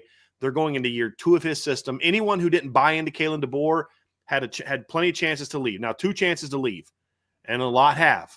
Transfer portal, you have guys going to the NFL, things along that lines. And now it's more of the guys that are staying, for the most part, are going to be more bought in. And this is also a team that was a choke job away against Oklahoma, where they just didn't show up that day. Late November from being in the college football playoff. And when you combine that with what I thought was a very strong portal class, but a not real big one, only got 9 guys, only brought in 9 guys. It was like, okay, and one of them was a punter. It tells me that he understands you still have to, like, they had 9 guys transferred in, 24 transfer out. I actually think that's a positive because they had a lot of guys that left that weren't bought in or weren't going to really play for them. And so I think you're going to see a better team at Bama this year, as long as the quarterback can just be a good decision maker and to be accurate with the football. And I think both Austin Mack and Ty Simpson can be that. So that's why I have Alabama a lot higher than most people. And now, again, I thought they'd be better last year. And this kind of speaks to my thoughts on Kalen DeBoer. But we at least identified the concerns last year. Totally. They just played out like the worst possible scenario. So, and for all the talk about Bama, and they were still a turnover away. If they don't turn the ball over in the fourth, when that drive where they had the strip sack of Milroe, if he doesn't fumble the ball on that drive, they go right down the field and score, and they win the football game. I mean, you can't play any worse than they did offensively against Tennessee, and they still were lost by touchdown. I mean, the only game where they really got whooped was the Oklahoma game, and they just didn't want to be there. I mean, they didn't want to be there. And regular season wise. So I that's why I have Bama as a team that I think is going to be a lot better than people thought. Talk to me about Clemson a little bit. I know we talked about them the other day. You had them number 5. You are really bought in on the experience they coming back. Is it just the experience coming back, or is it also because here's my thought, Trev. I think the Tom Allen hire is going to be huge for them because I thought they had a guy that had no business being a defensive coordinator at a place like Clemson running their defense. Is that where you see it as well? I'm really big on the Tom Allen hire. I think it's a great fit for Tom Allen for personal reasons, for a scheme fit. And I think that Clemson's defense was a big issue with them this past season. I mean, towards the end of the year, a lot of the question marks that I had about Cade Klubnik, I kind of got answered. I'm not going to lie. Now, do I think that he's a championship caliber quarterback? Remains to be seen.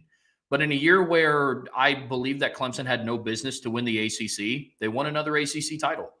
And now they return. I saw a graphic the other day that it was number of snaps where my buddy Kane sent it to me. It was number of snaps by true freshmen played in 2024. And I think Notre Dame was third with like 2,800, and Clemson had over 4,000 snaps played by true freshmen, which is insane. And so you go through and you look at what they have coming back, the amount of experience they have. Can I give you another snaps number since you brought up snaps? Yeah. So just to play into that, their two receivers alone, TJ Moore and Bryant Wesco, just the two receivers alone had 1,036 snaps last season. Just them alone. Sammy Brown was a 5-star freshman. He had over 400 snaps last season. But here's the one for me. The 5 projected starting offensive linemen played 3,898 snaps last year. Just last year. Like that's huge in my opinion to get that back. And then now you got, like you said, and now Peter Woods and TJ Parker and those type of guys. So yeah, I just wanted to add that little bit to that. It's not the freshmen obviously played a ton, but it was important positions for them. Receiver, which had become a problem for Clemson, and the offensive line, which is projecting forward huge. So just the 2 offensive linemen, or the 5 offensive linemen plus the 2 receivers, that's almost 5,000 snaps returning at 2 positions that had been holding them back in previous seasons. It's massive for the experience coming back. They do have the high of they made the first 12-team college football playoff. They still won the ACC. So they still have that claim of, hey, look, regardless of the type of regular season that we have, the ACC still kind of runs through us a little bit.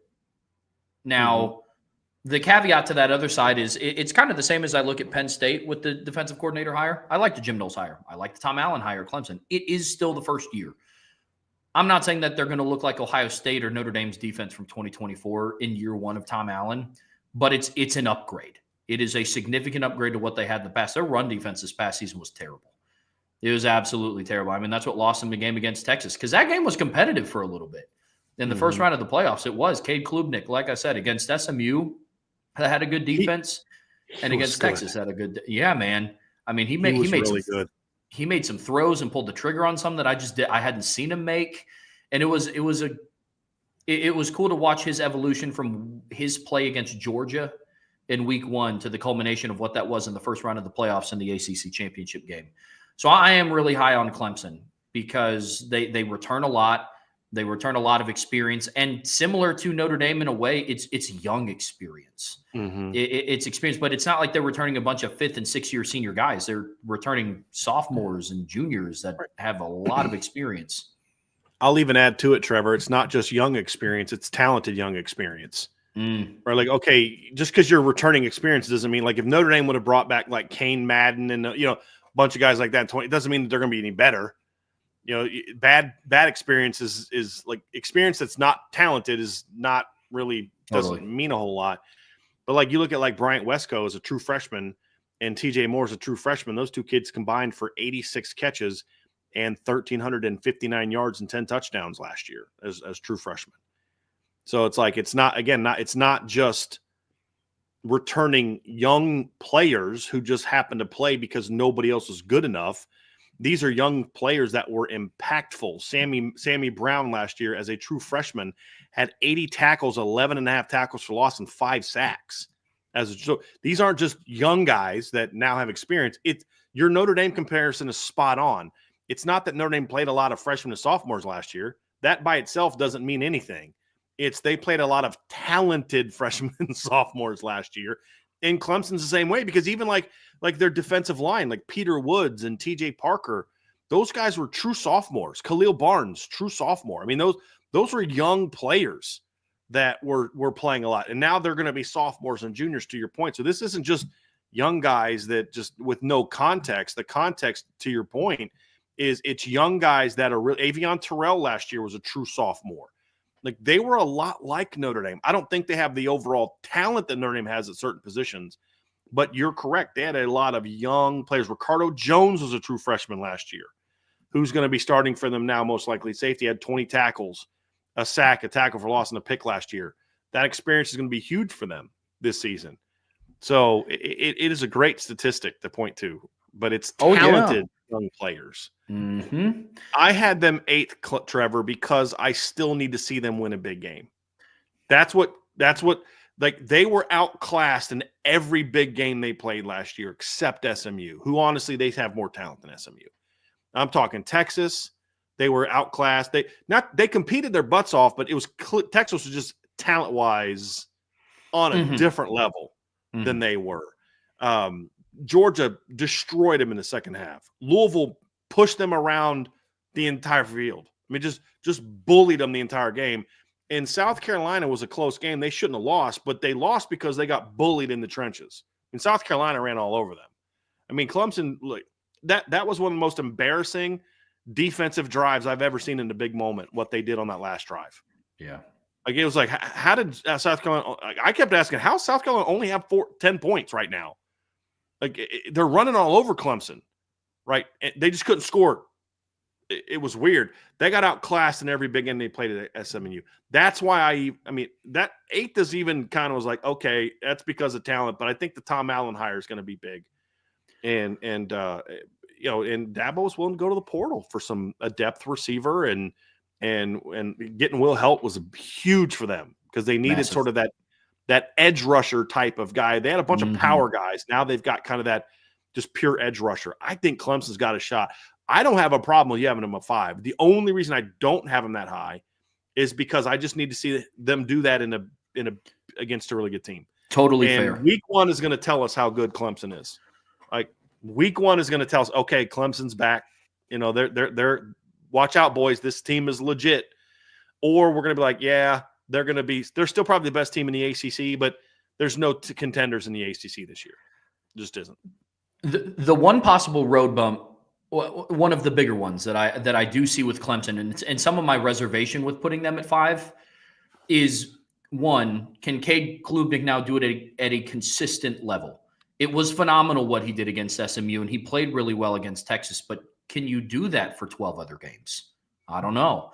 What's the running back situation going to look like? Because for all the really, really good additions with Clemson, I think the one thing that has kind of started to, I don't want to say fall off, but it's kind of taken some steps back over the last couple of years. You went from Travis Etienne to Will Shipley to Phil Maffa. You can't rely on Cade Klubnik to throw 45 times a game and go 11-1 and put yourself in a spot to host a playoff game. You just can't rely on that. That's why Gideon Davidson was huge for them. He's the kind of kid that can come in and start. Like, Notre Dame made a run at him after they dropped the other two guys. It was like him and Nolan James were two of the guys they were really targeting at that point in time. He's a legit kid from Virginia. So I think he's a kid that can come in and start for you as a freshman. Okay. And then, like, Keith Adams and Jay Haynes can kind of still be your rotation guys. But also, to your point though, Trevor, that's putting a lot on a freshman. What if he's not ready to be the guy right now? That could be a problem. I also think their offensive line needs to be better. I think that needs to be better. Like, they've got potential. Matt Luke's got to get them playing. That to me could be that's what's going to make or break this season. That will determine whether Cade Klubnik can be consistent. Because it's hard to be consistent as a quarterback when you are the pressure's inconsistent. When the pressure's inconsistent, when the run game's inconsistent. That's really tough to be consistent as the quarterback. Yep. Absolutely. Absolutely. Yep. Looking at this else, Trev, Arizona State, I talked about yesterday. I don't need to rehash that. They got a lot coming back. And you get that 1,000-yard receiver come back. I think they're going to be good. Indiana, I've talked a lot. I talked about the other day as well. They actually have a lot coming back. I think they're going to be better on the offensive line. Their two most dynamic weapons at receiver are both back. I think Francisco Mendoza is not a great quarterback, but he gives them a running element that they lacked last year when their offensive line broke down. Curtis Rourke had no chance against Ohio State and Notre Dame. No chance. Francisco Mendoza is a guy you can get him out of the pocket. He can make some people miss. I like that pickup a lot. Their running backs are going to be fine, but they got so much coming back on defense, and they lost some good players. They did. I mean, losing it was a Carpenter, right? James Carpenter, isn't that the name of one of their defense? I can't believe we just broke them down. I think it was James Carpenter, right? James Carpenter. Lose PJ West, that's a loss. Jalen Walker's a loss, but Aiden Fisher's a dude. Elijah Hardy's going to step in there fine. Mikhail Kamara is a really good football player. D'Angelo Pons and Amari Farrell, that's going to be two of the better 1-2 punches at cornerback and safety in the country, much less the Big Ten. So there's a lot of talent coming back for that football team that's played a ton of football. Their coaching staff is coming back largely intact. They have a couple guys that left that are coming back. Lewis Moore left when the new staff took over, went to Ole Miss. He's coming back. So I really like this team. And then adding Holden Stace at tight end, I think, is going to be a good pickup for them because they want a guy that can catch the football, and I think he can catch the football. So I like Indiana at 11, and their schedule is once again not very daunting. I like this Indiana football team. I had Tennessee at 12. We talked about them the other day also. They are a team that I could see fall because I have some major question marks about their lines. But I like Nico. I like their skill, and I really like Tim Banks as a defensive coordinator. And so we were close there, 12 and 10. I had Miami. I had Indiana at 11, yet I'm at 13. So even though I had him in the top 12, and it wasn't a giant gap between the two of us, you and I had a big difference on two SEC teams, a relatively significant difference. And I want you to talk about. I talked about him in the other section. I want you to talk about him now. You had LSU 8, I had him at 14. You had South Carolina 9, I had him at 19.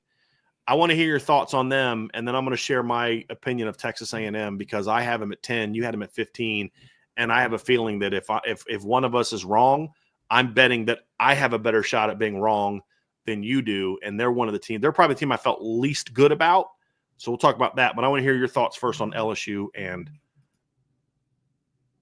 I'll start with South Carolina because I think that one's going to be the less, I don't want to say controversial, but the less interesting one, I guess, for the rest of the people in the chat.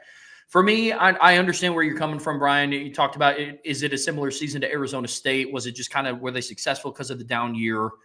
All that is very fair, and I totally hear that out. For me, I really like Lenora Sellers. I think he's going to be one of the better dual threat quarterbacks in college football next season. They ended their year on 6 straight regular season wins, including a year inside of Clemson when they just went on to go and win the ACC title. Nick Harbor comes back at wide receiver. Josiah Thompson comes back along the offensive line. But they do have pieces that they have to replace. They have to replace Kyle Kennard on defense. You touched on some of the interior that they're going to have to replace.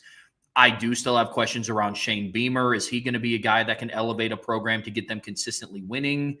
That I'm not sure about. But for me, South Carolina was a couple games out from potentially making a run at the playoffs. Who knows what happens this year? And again, like I said, the common theme for me is I am putting a lot of heavy emphasis on quarterbacks who are returning this upcoming season. That's why I'm high on Florida with DJ Lagway coming back. That's why I have South Carolina ranked where they are. It's one of the big reasons I have Penn State and Clemson ranked where they are because of all the teams that have other turnover. Now, obviously, it goes beyond just the quarterback because Caleb Williams came back for USC and they went from 11-2 to 8-5. So that's not the only ingredient to being successful, but there are some others. Now, but this early, it's a good starting point, though. I mean, it's an understandable starting point this early in the offseason. The one that was interesting to me, and honestly, you covered a lot of the reasons why I ranked them where they did, Brian, when I talked about LSU and where I put LSU where they did. And here's why. And it's for a couple of reasons. And some of it I am projecting a little bit. But one, Garrett Nussmeier returns. They are returning both of their linebackers in Harold Perkins and Whit Weeks. We'll see about Patrick Payton. I know there's some people that are really high on him. They got him in the transfer portal from Florida State. He's an NFL draft guy's dream. Like those guys that focus on, and this isn't meant as disrespect, but it's like there's the guys that are focusing on tools are going to love him because the tools, Trev, are very good. Oh, the athletic tools are great. Now, can he be a great teammate? Can he be a great football player? That remains to be seen, in my opinion, especially based on the sample size that we got when he was at Florida State. Now, also something could be said for maybe he just succumbed to the rest of the atmosphere in the locker room at Florida State, because that team had a lot more issues than just Patrick Payton. So I can recognize that. Blake Baker's going into his second year as a defensive coordinator. They had a big turnaround from 2023. I don't think they're going to be world beaters on defense. They're relying on a lot of skilled transfer players, but so are a lot of other teams in my ranking as well. I mean, honestly, just in college football, because that's the state of the world now. Where my projection comes in, and this is kind of where we're a little bit different here, is you talked about how you wouldn't be surprised that LSU could make a run at the SEC championship if things break down. I think we just took opposite ends of which spectrum it was. It's totally fair.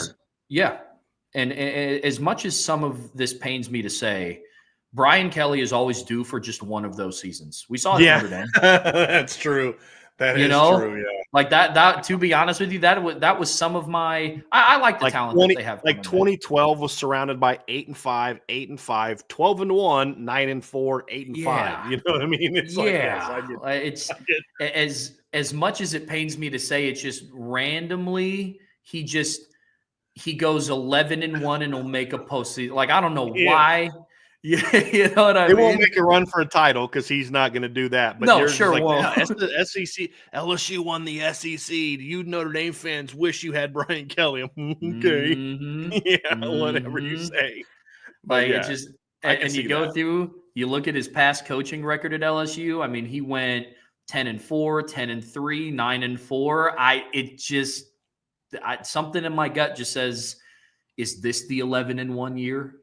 Yeah. Is this the 11-1 year where they make it to the SEC championship, they lose, still host a home playoff game, and then, I mean, most likely probably lose that one. But look, it's just that's what I see for them. Now, you talked about the team that you're least confident in. LSU's mine. LSU is the one that Tell me why.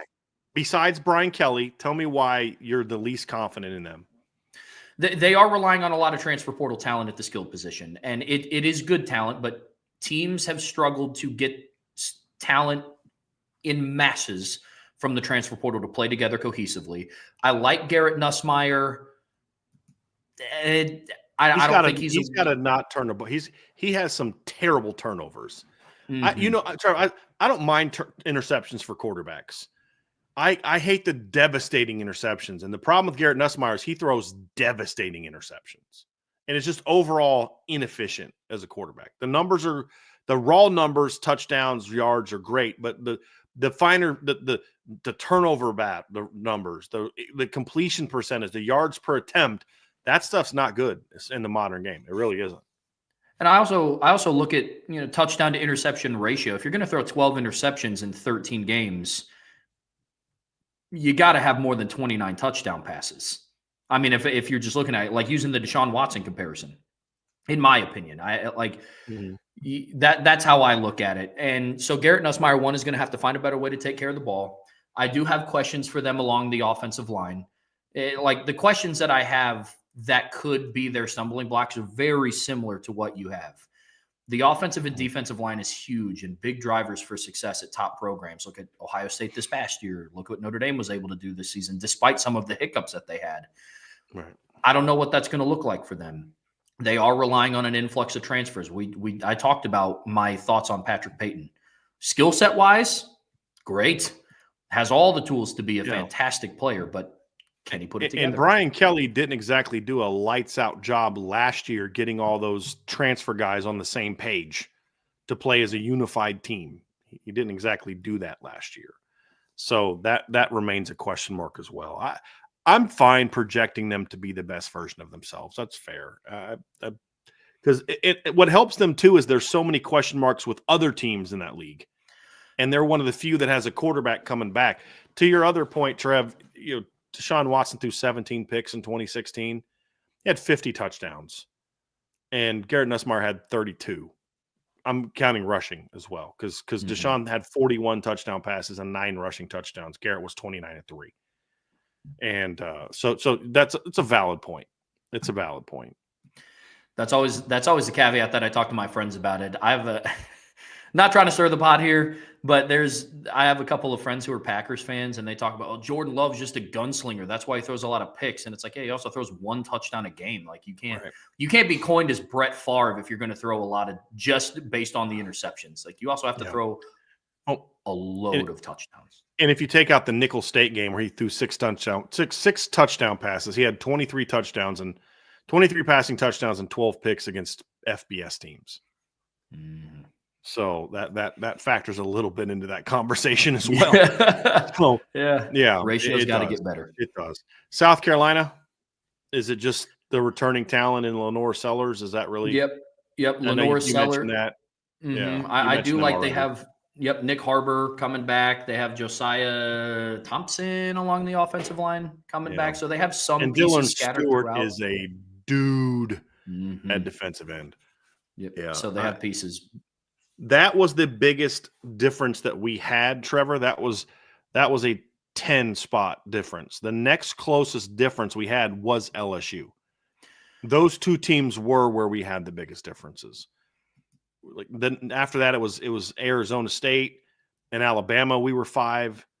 We were also 5 on A&M. And here's my thing with A&M. I am so not confident that I'm going to be right on them. And I that's one where, like, if you look back and say, if I could change it, I would, but I just don't know who I'd put ahead of them. But looking at my list, I should have put Indiana ahead of them, honestly. I just because, but then I look at A&M's roster, and I was going to do that. I was going to put Indiana, Tennessee, Miami, and LSU all ahead of them. And then I looked at the rosters, and I'm like, but that's still a lot of talent at Texas A&M, a lot of talent. Like you talk about the receiver situation, they brought in who they got in the transfer portal and with Kevin Concepcion, and they got Mario Craver who transferred in this season from, where did he transfer in from? Let me pull him up real quick.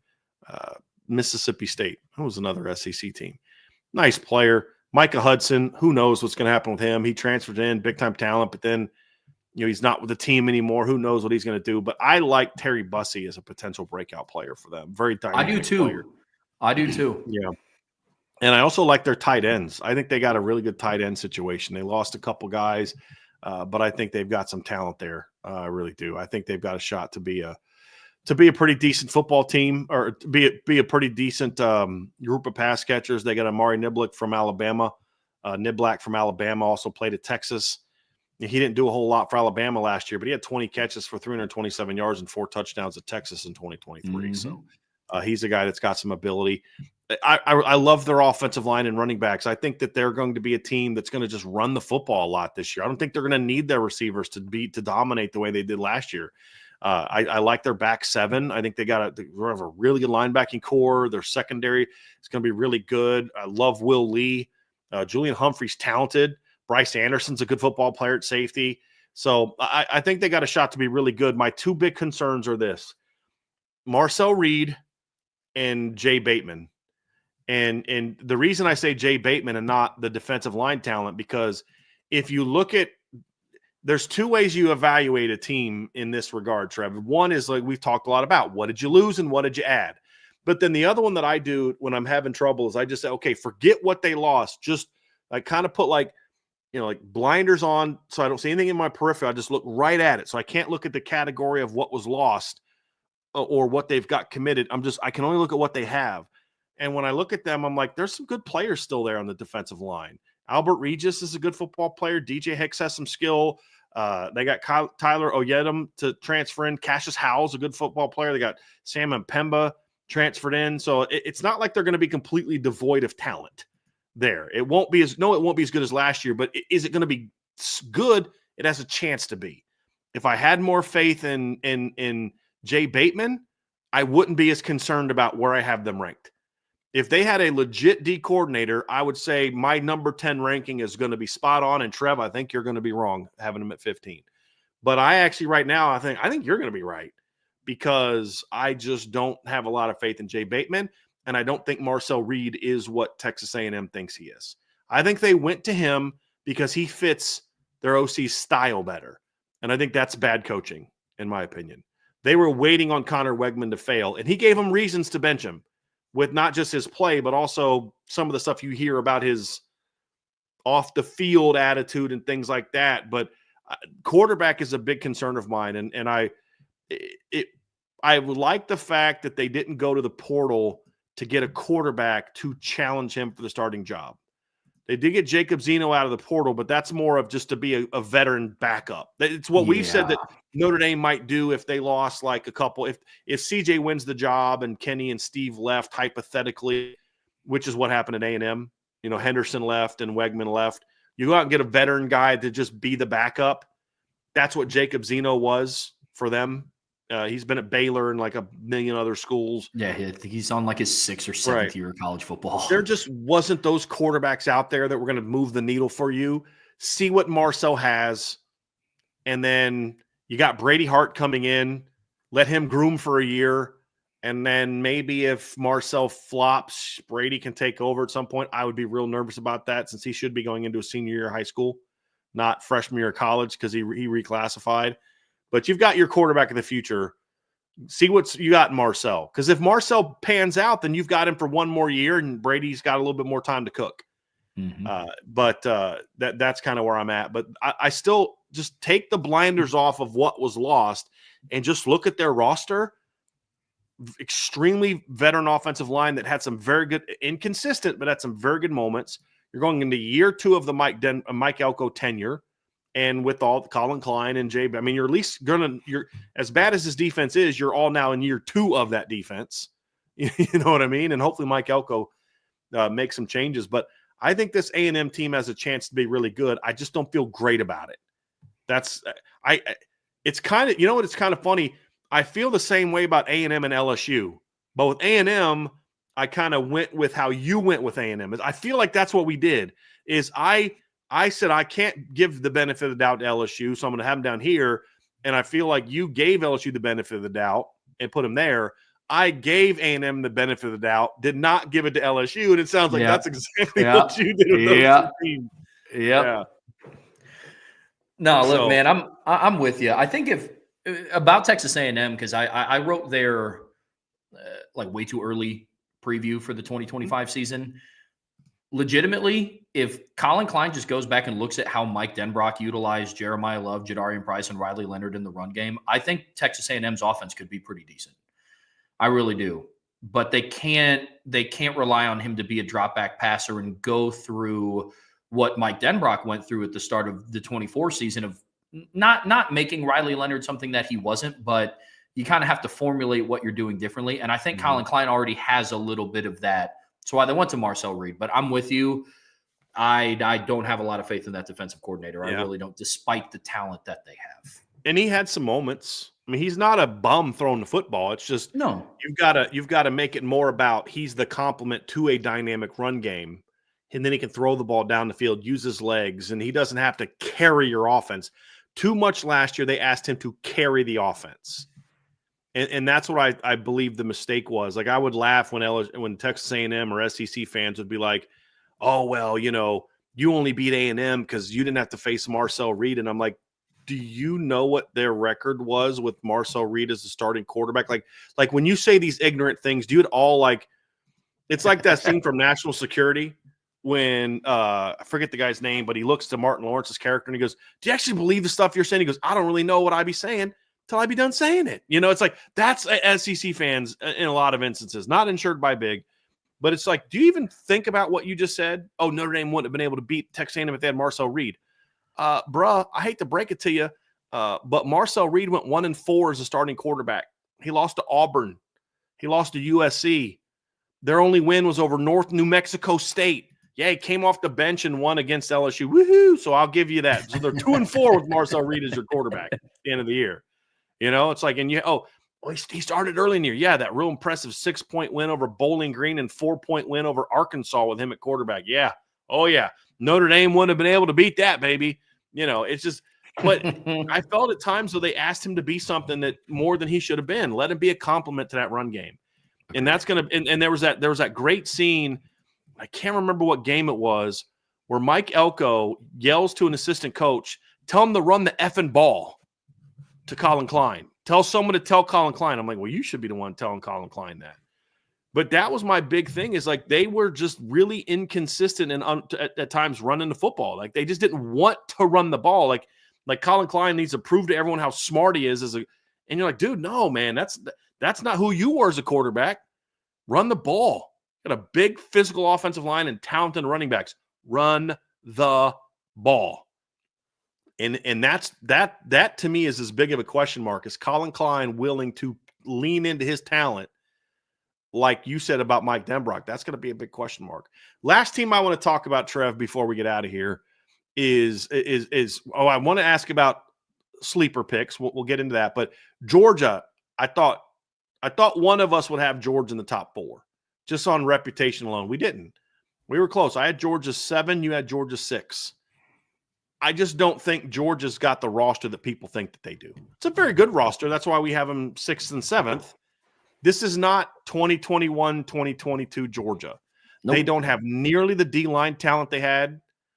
They don't have the linebacker talent's really good. They don't have the secondary talent they've had in the past. Their pass catchers are good, but there's no Brock Bowers on this team. Their running backs, Nate Frazier is getting them back. I think Nate Frazier has a chance to get them back to that big-time running back talent. The rest of the room's okay. The offensive line is the big thing for them. I actually like Gunnar Stockton. They've got to get back. Kirby Smart and Mike Bobo have to get back to playing Georgia football. Throw the ball down the field, but you've got to be they used to be the bullies. And Todd Monken knew how to scheme you in the pass game, but still not lose that physicality. I don't think Mike Bobo does. I don't think he knows how to do that. And they've got to get back to saying, hey, we're about being bigger and badder than you. And when they got beat by Notre Dame this year, do you know why it was, Trev? Because Notre Dame said, we're bigger and badder than you. I mean, just Notre Dame's defense now their defense was physical, and they did some things against Notre Dame, but Notre Dame had better athletes. But I'm talking about their offense. Notre Dame said, you're not bigger and badder than us. We're going to dominate you in the trenches. And that's exactly what they did. That should not happen to a team that did not have Riley Mills or a healthy Howard Cross. Should Notre Dame have been able to dominate maybe if Riley and Howard were healthy? Sure. And Boubacar was still there. Like, if Notre Dame's D-line was healthy, I would have expected them to dominate anybody. I don't care. But you had no Riley Mills. You had no Boubacar. You had no Jordan Patel. And Howard Cross is playing on one leg. And you still dominated Georgia up front. Inexcusable. Absolutely inexcusable if you're a Georgia fan. If they can correct that, I think they have a shot to get back to being what they were. But there's still some holes there, Trevor. There's still some holes in the secondary talent-wise. There's still some holes in the pass game talent-wise. It's getting better. Getting Noah Thomas was a nice pickup. But he's not Brock Bowers. He's not Lad McConkey. He's not, the kid that I always forget the kid's name that transferred to Texas.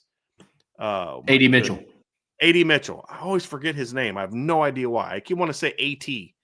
I think he had a very short-lived career at Georgia. Yeah, but he was huge in the postseason for them. Oh, yeah. And was it 22? But that's the thing, Trev, is like they just don't have the same skill talent they've had in the past. And they're not as good on the D-line as they've been in the past. So, if anything, if I'm wrong on Georgia, I'd be willing to bet you I'm wrong that they're actually not as good as we have them ranked. I have more confidence that they're going to be a little bit less than they're going to be better, in my opinion. And Arian Smith is not coming back, Jason. He's gone. He played in the Senior Bowl, actually. So that's where I'm at. So it's going to be interesting. I think there's going to be a lot of movement here, Trev. Is there one team that you have from, let's say, lower than 15 that you could see jumping up and becoming like this year's Indiana or SMU type of team? Is there anybody that you see like that?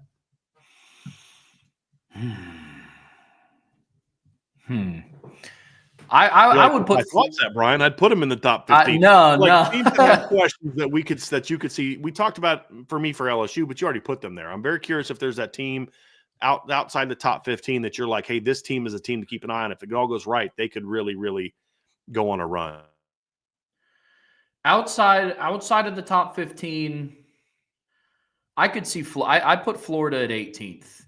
And with DJ Lagway, with Steve Spurrier able to go 8-5 with that schedule.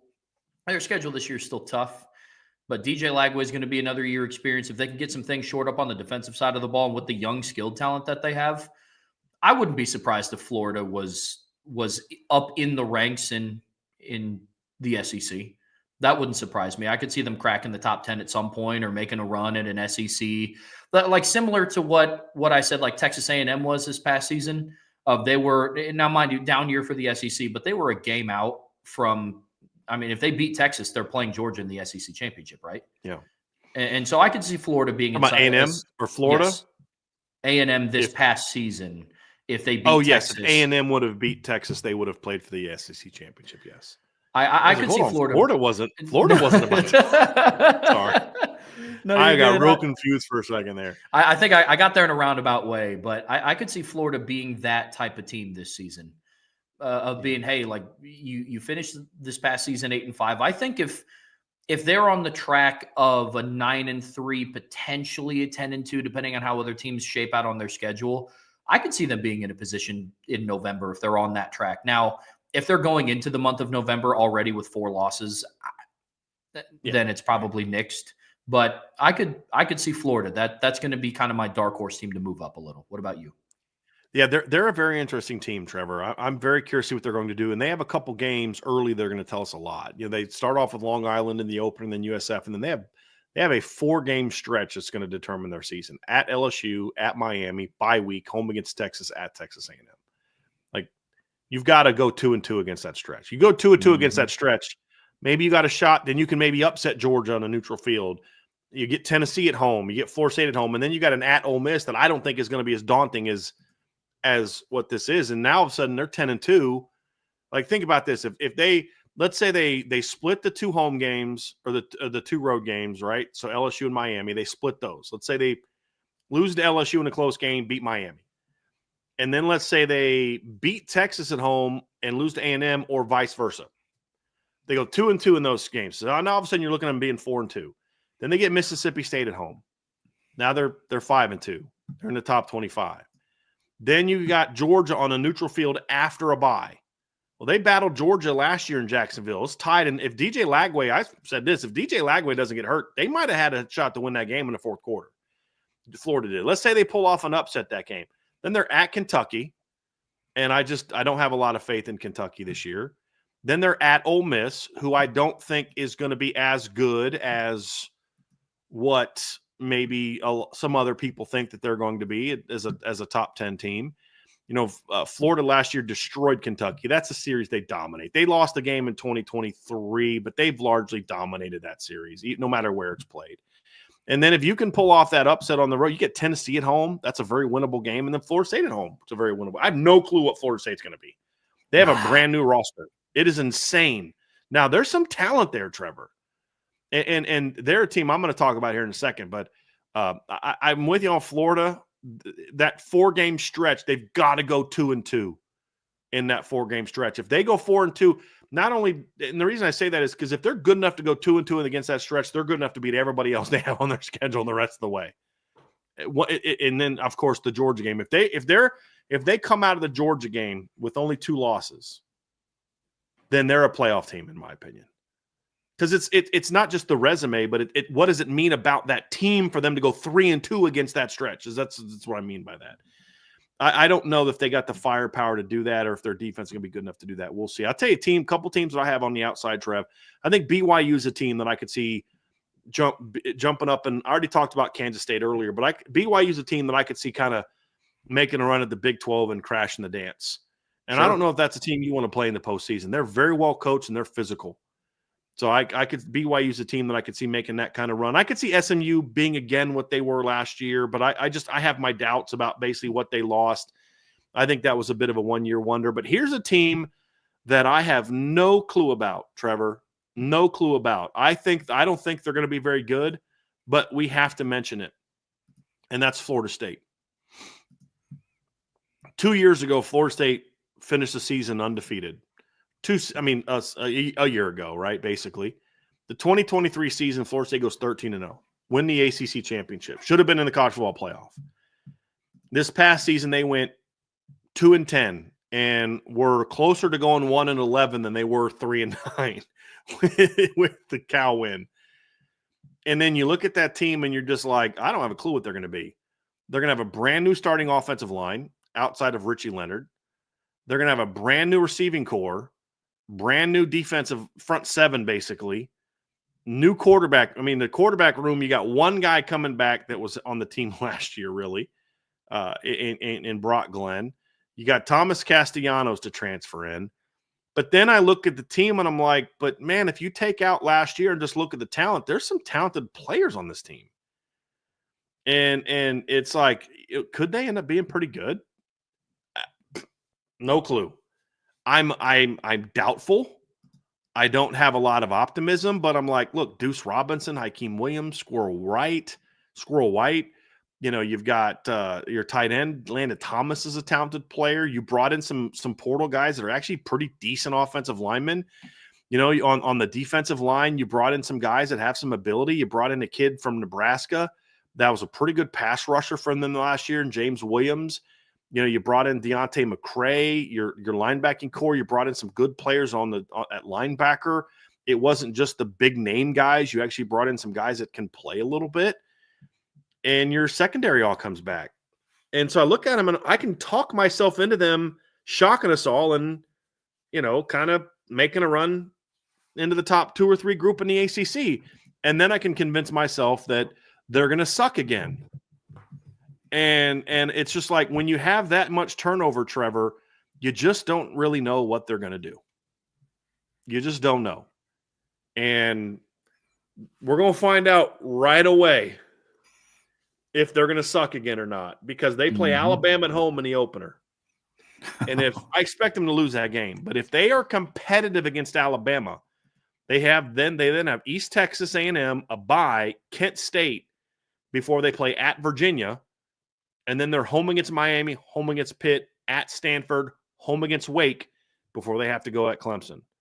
If they battle Alabama to where it's like, you know, Bama wins by 10-14, but you're like, dude, they competed in that game. I could see Florida State going on a run until that Clemson game in November. I could see that.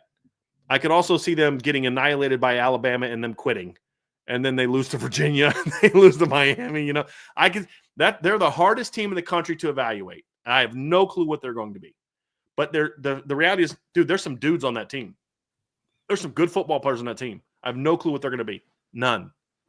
Do you know what's a team that and you talking about Florida State made me think about this, and I could not agree with that more.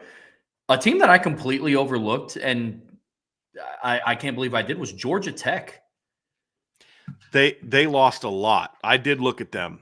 They lose a ton. I mean, here's the thing that it excites you about potentially Georgia Tech. It's their quarterback and running back both come back, and they get, you know, Jamal Haynes and Haynes King both come back. The Rutherford kid also comes back, but by and large, a lot of their roster is going to be turned over. You know, they lost Singleton, they lost a couple pretty good offensive linemen. Jordan Williams is gone. Their center's gone. Their D line got a bit torn up. You know, Romello Height transferred again. Zeke Biggers is going pro. They brought in some transfer guys. They lost some DBs. Like they got some players coming back, but I'm not super confident that they've got enough to make a run. And again, as good as the wins were last year, they had some really good wins, but they were still a team that went 7-5. Mm-hmm. Right. So I actually did look at them, and I kind of felt like with them a lot like I felt about Vanderbilt, where we maybe put more on them of what they were or what they could be because they had that big win over Miami, and then they battled Georgia. but they still lost to Syracuse. They still got dominated by Louisville. They still got dominated by Notre Dame. They got their butts kicked by by Virginia Tech, and then they got outclassed in the bowl game by Vanderbilt. It's like, I don't know what to make of Georgia Tech, but they're in the you got to show me you can do this consistently mode. Yeah, and that's where I'm at with that team. But I did look at them, Trev. I looked at Utah also. That's another team that I did a dive on, and I'm just in show me mode. Fair enough. You got to show it to me. And Georgia Tech this year starts off pretty rough. Interestingly, they play at Colorado in the opener. Then they play an FCS game, and then they get Clemson at home. So we'll know pretty quickly if they got a shot. But their schedule's a lot more manageable this year also. They get Georgia at home. There's no Notre Dame. They do play Clemson at home, at Colorado, at Wake, home against Tech, at Duke, home against Syracuse, at NC State, at BC, home against Pitt, home against Georgia. So no Miami this year, no SMU, no Notre Dame. So their schedule is a little bit more favorable than it was last year. That's for sure. But they're in show me mode, just like Vanderbilt's got to show me they can be better than 6-6. You got some good wins, but you got to show me you can do a little something. So I actually did look at them. They were a team that I considered, because I had the same initial reaction like when I was. So I put all the teams in a list and okay, this team I know has no shot. But then there's a lot of others, and I'm like, okay, let me see what this team can do. And there's just a lot of those teams like, dude, I'm not putting my neck out for that team this year. I'm not. Totally I thought about like Minnesota, can they take that year? What about Syracuse? Syracuse is a team that I looked at as well, but they're replacing Kyle McCord with Ricky Collins. I think Ricky Collins has got a lot of arm talent, but he's never played a meaningful down in his life. Like, how are they going to be? Syracuse is a team that I really felt weird about not putting in there, but they lost some good players. I just how we're going to find out how important Kyle McCord was to that team this year. If they keep rolling again, then we're going to, hey, maybe it's the system. But, we're going to have to see. We're going to have to see. So that's where I'm at with that one. So, but that was fun, Trev. That was a blast, man. I mean, that was so much fun. We're going to have a lot more college football stuff this offseason, guys. We did have five questions I wanted to skip to real quick. One from Ron. So we're not going to do a mailbag because we only had 5 questions. But Ronnie Reeves asked, how much of an advantage is it to enroll in the spring versus the fall or incoming freshmen? It's always an advantage to enroll early. It's just not a thing where if you don't, you can't play. And that's kind of where I'm at. It's Benjamin Morrison wasn't an early enrollee. Leonard Moore, I don't think, was an early enrollee, and they were fine. But it helps, and it helps not just getting in the workout. You get a 6 month head start in the strength program. You get the 15 practices, but also at Notre Dame, what I think the biggest advantage is, Trevor, is you get a whole semester of the academic work without having to worry about playing a game that Saturday. That's being thrown into the fire where you get a month of fall camp, and then all of a sudden season starts and I got to go to class. At Notre Dame, that can be a challenge. And so I think kind of getting your feet wet in the academic piece for the Notre Dame players in the spring is a huge advantage. So it's always an advantage. It just, and how much depends on the kid. How ready are you to play? Benjamin Morrison was a very advanced player. His dad played DB in the NFL. He was much further along, in IQ-wise, football IQ, technique, intelligence, and all that kind of stuff. Just a feel for the game because of his upbringing and his God-given ability, where other guys need more time to learn it. Dallas Golden will probably be hurt more by not being an early enrollee than what Benjamin Morrison was, but it doesn't mean he can't help you as a freshman. It just means, he's got to trial by fire a little bit early.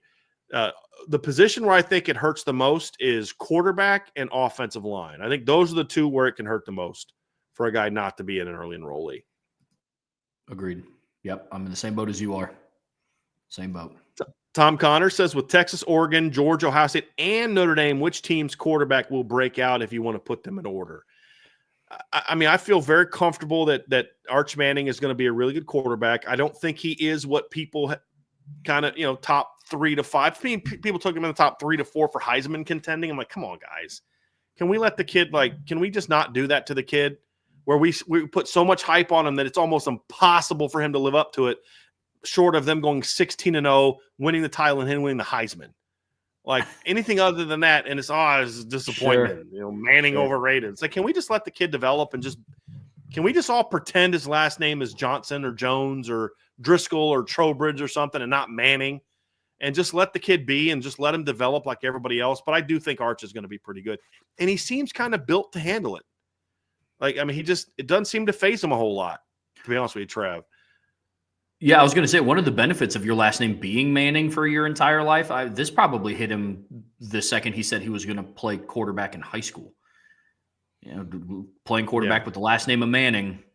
Obviously, high school, it's a different level than when you get to playing at Texas.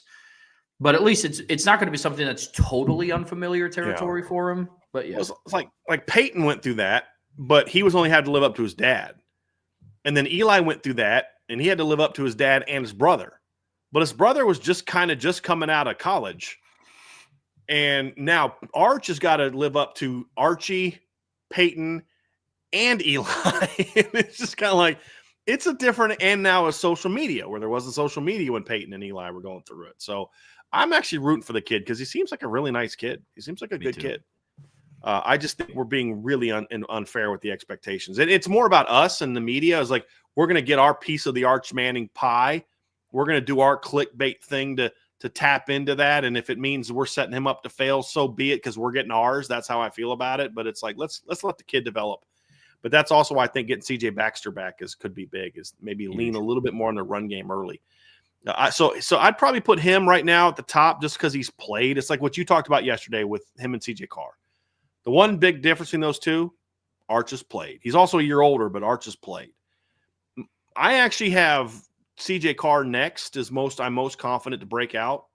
I have Gunnar Stockton next because he's experienced, not just experienced playing last year, but he's going into his senior year next season. And I would probably put Julian Sayin or Dante more than Julian Sayin next. The reason I give Dante the edge over Julian is because Dante is older. He has started games before. He has played in games. And so Julian's the guy that and my gap between those guys is not very great. It's like really close between like CJ and Julian and Dante and all those guys. And all of them have more talent than Gunnar Stockton. The only reason I have Gunnar as high as I have him is just his experience. But you could easily move Gunnar to the bottom of that list because I think he has the least amount of talent of those other guys. But he's still a solid player. But if everybody reaches their full potential for what they can be as fresh in 2025, like not full potential of what they can be in 2 years, but just for this season, I'd probably go Arch and CJ at the top, and then I'd probably go Dante and Julian, and then Gunnar at the bottom. If we're going to talk about potential, but I think Gunnar's more likely to play better than some of those younger guys because of the experience. That's how I have it. We don't see it a whole lot different. The only question mark I have about Notre Dame, like teams like Notre Dame, I mean, I guess that's really the only team that's on there. Ohio State's not really having a quarterback competition. People talk about Tavian St. Clair. Sounds like it's going to be, it sounds like it's going to be Julian Sayin. My only hesitation with Notre Dame is you don't know who it is, but I am under the belief that it's going to be either one of Kenny or CJ, and I think you can plug and play either of them into those rankings that you have. So that's where I'm at with it.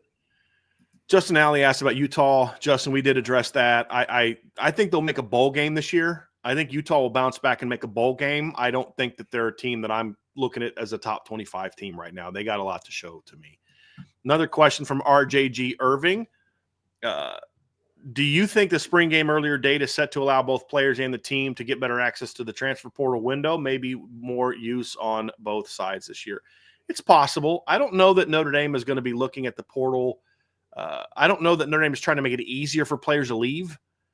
I don't know that they plan on counting on the portal too much. I think part of it is they wanted to give their guys more time to rest and then kind of cram it into a smaller period of time. And I think that's part of it, would be my guess. I would imagine that there's something related to finals that probably impacts that a little bit as well. And I think the portal window might have a say in it as well. I'm not quite sure why, but I think that theory, RJ, is as good as anything I could come up with. I think that makes a lot of sense. But I think there's also some aspects of just trying to be more condensed with it, not spread it out as much, which leaves more rest time, recovery time before and after, which I think is important. So really go hard that 3 weeks that they're in. but give them more time before you start, and then give them more time after, before the summer workout session starts. I think that's also a factor. Again, that's my opinion, but I think that's also a factor. Instead of dragging that out, and then there's less time between the end of spring and then summer workouts, now they at least get a little bit of an, I mean, it's 2 weeks of extra focus on school, get all that right, decompress.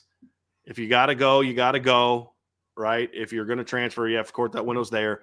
I think it's also about giving them that window afterwards to let them breathe before they get back for summer workouts. Because once that happens, it's like there's no more time for rest. It's you're going.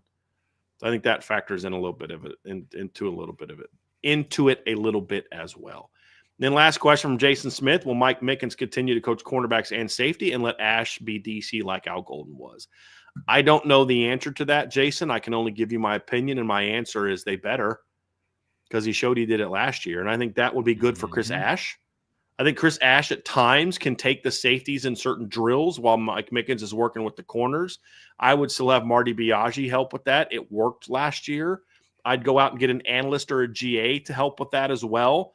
But I still think if Chris Ash is smart, he'll let Mike Mickens coach the secondary and trust him to coach the secondary and allow him to just be the D coordinator. I think that's good for Chris Ash. If he's willing to kind of swallow his pride, because and I don't say that as an insult to Chris Ash, because I'm telling you right now, if I was still coaching and I was a head coach or a coordinator, I'd have a really tough time letting anybody else coach quarterbacks. Real tough time. I mean, it'd almost be like the head coach would be like, "Hey, Brian, we're going to hire a quarterbacks coach. You're the OC. I just need you to be the OC." I'm like, "Yeah, but dude, that's what we're doing. All right, boss, you're the boss." You know what I mean? Like, but if I was a head coach, I'd still probably coach quarterbacks. It is hard to turn to stop coaching the thing you think you do at an elite level. So I get that, but he's got to look at it and see the results are what they are. Mike Mickens is elite. If he's not the best DB coach in the business, he's one of. Take advantage of that, and that allows you to oversee everything and be the DC and focus more on that part of it.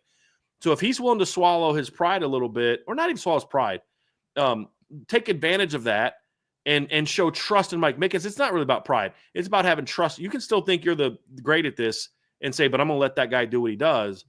I think that'll benefit Chris Ash. If he's like, no, I believe the safeties have to be coached a certain way and only I can coach it, then yeah, that's going to be a problem. But if he trusts out Mike Mickens to do his thing and trusts Mike Mickens for coverage-wise the way that Al Golden trusted Mike Mickens, then I think this Chris Ash thing could end up working out. Because you don't have to do it all. Trust the guys that you have that are doing it.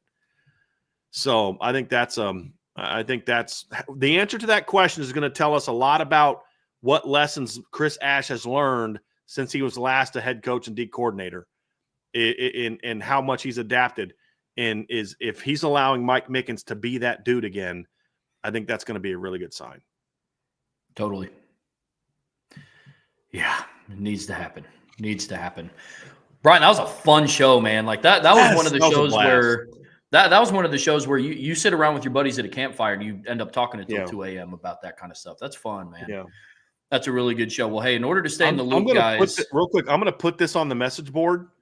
I'm going to put our top 25 and then our individual ones. And I want you all that are premium members, I want you guys to take some time today and tomorrow, put your way too early top 25 together and put it in there. I know John A1's going to do it. I know that for a fact. I want to see everybody else, because I want us to all kind of look back, not in a, oh, I'm smarter than you way, but just a for fun way of looking at back later, like which ones did we get right? Which ones were we off on? So I expect you all to put some time into this and put up your own top 25. We're going to do that on the message board at boards.irishbreakdown.com. Take us out of here, Trev. Love that. Well, hey, you guys heard it here first. Be sure to check us out at the premium message boards at boards.irishbreakdown.com and the Champions Lounge. But before you get out of here today, guys, please be sure to hit that like button, hit that subscribe button, hit that notification bell, share this podcast, whichever platform you do listen to us on, whether it be Spotify podcast or Apple podcast. We'd really appreciate a 5-star review. We'd appreciate that very much.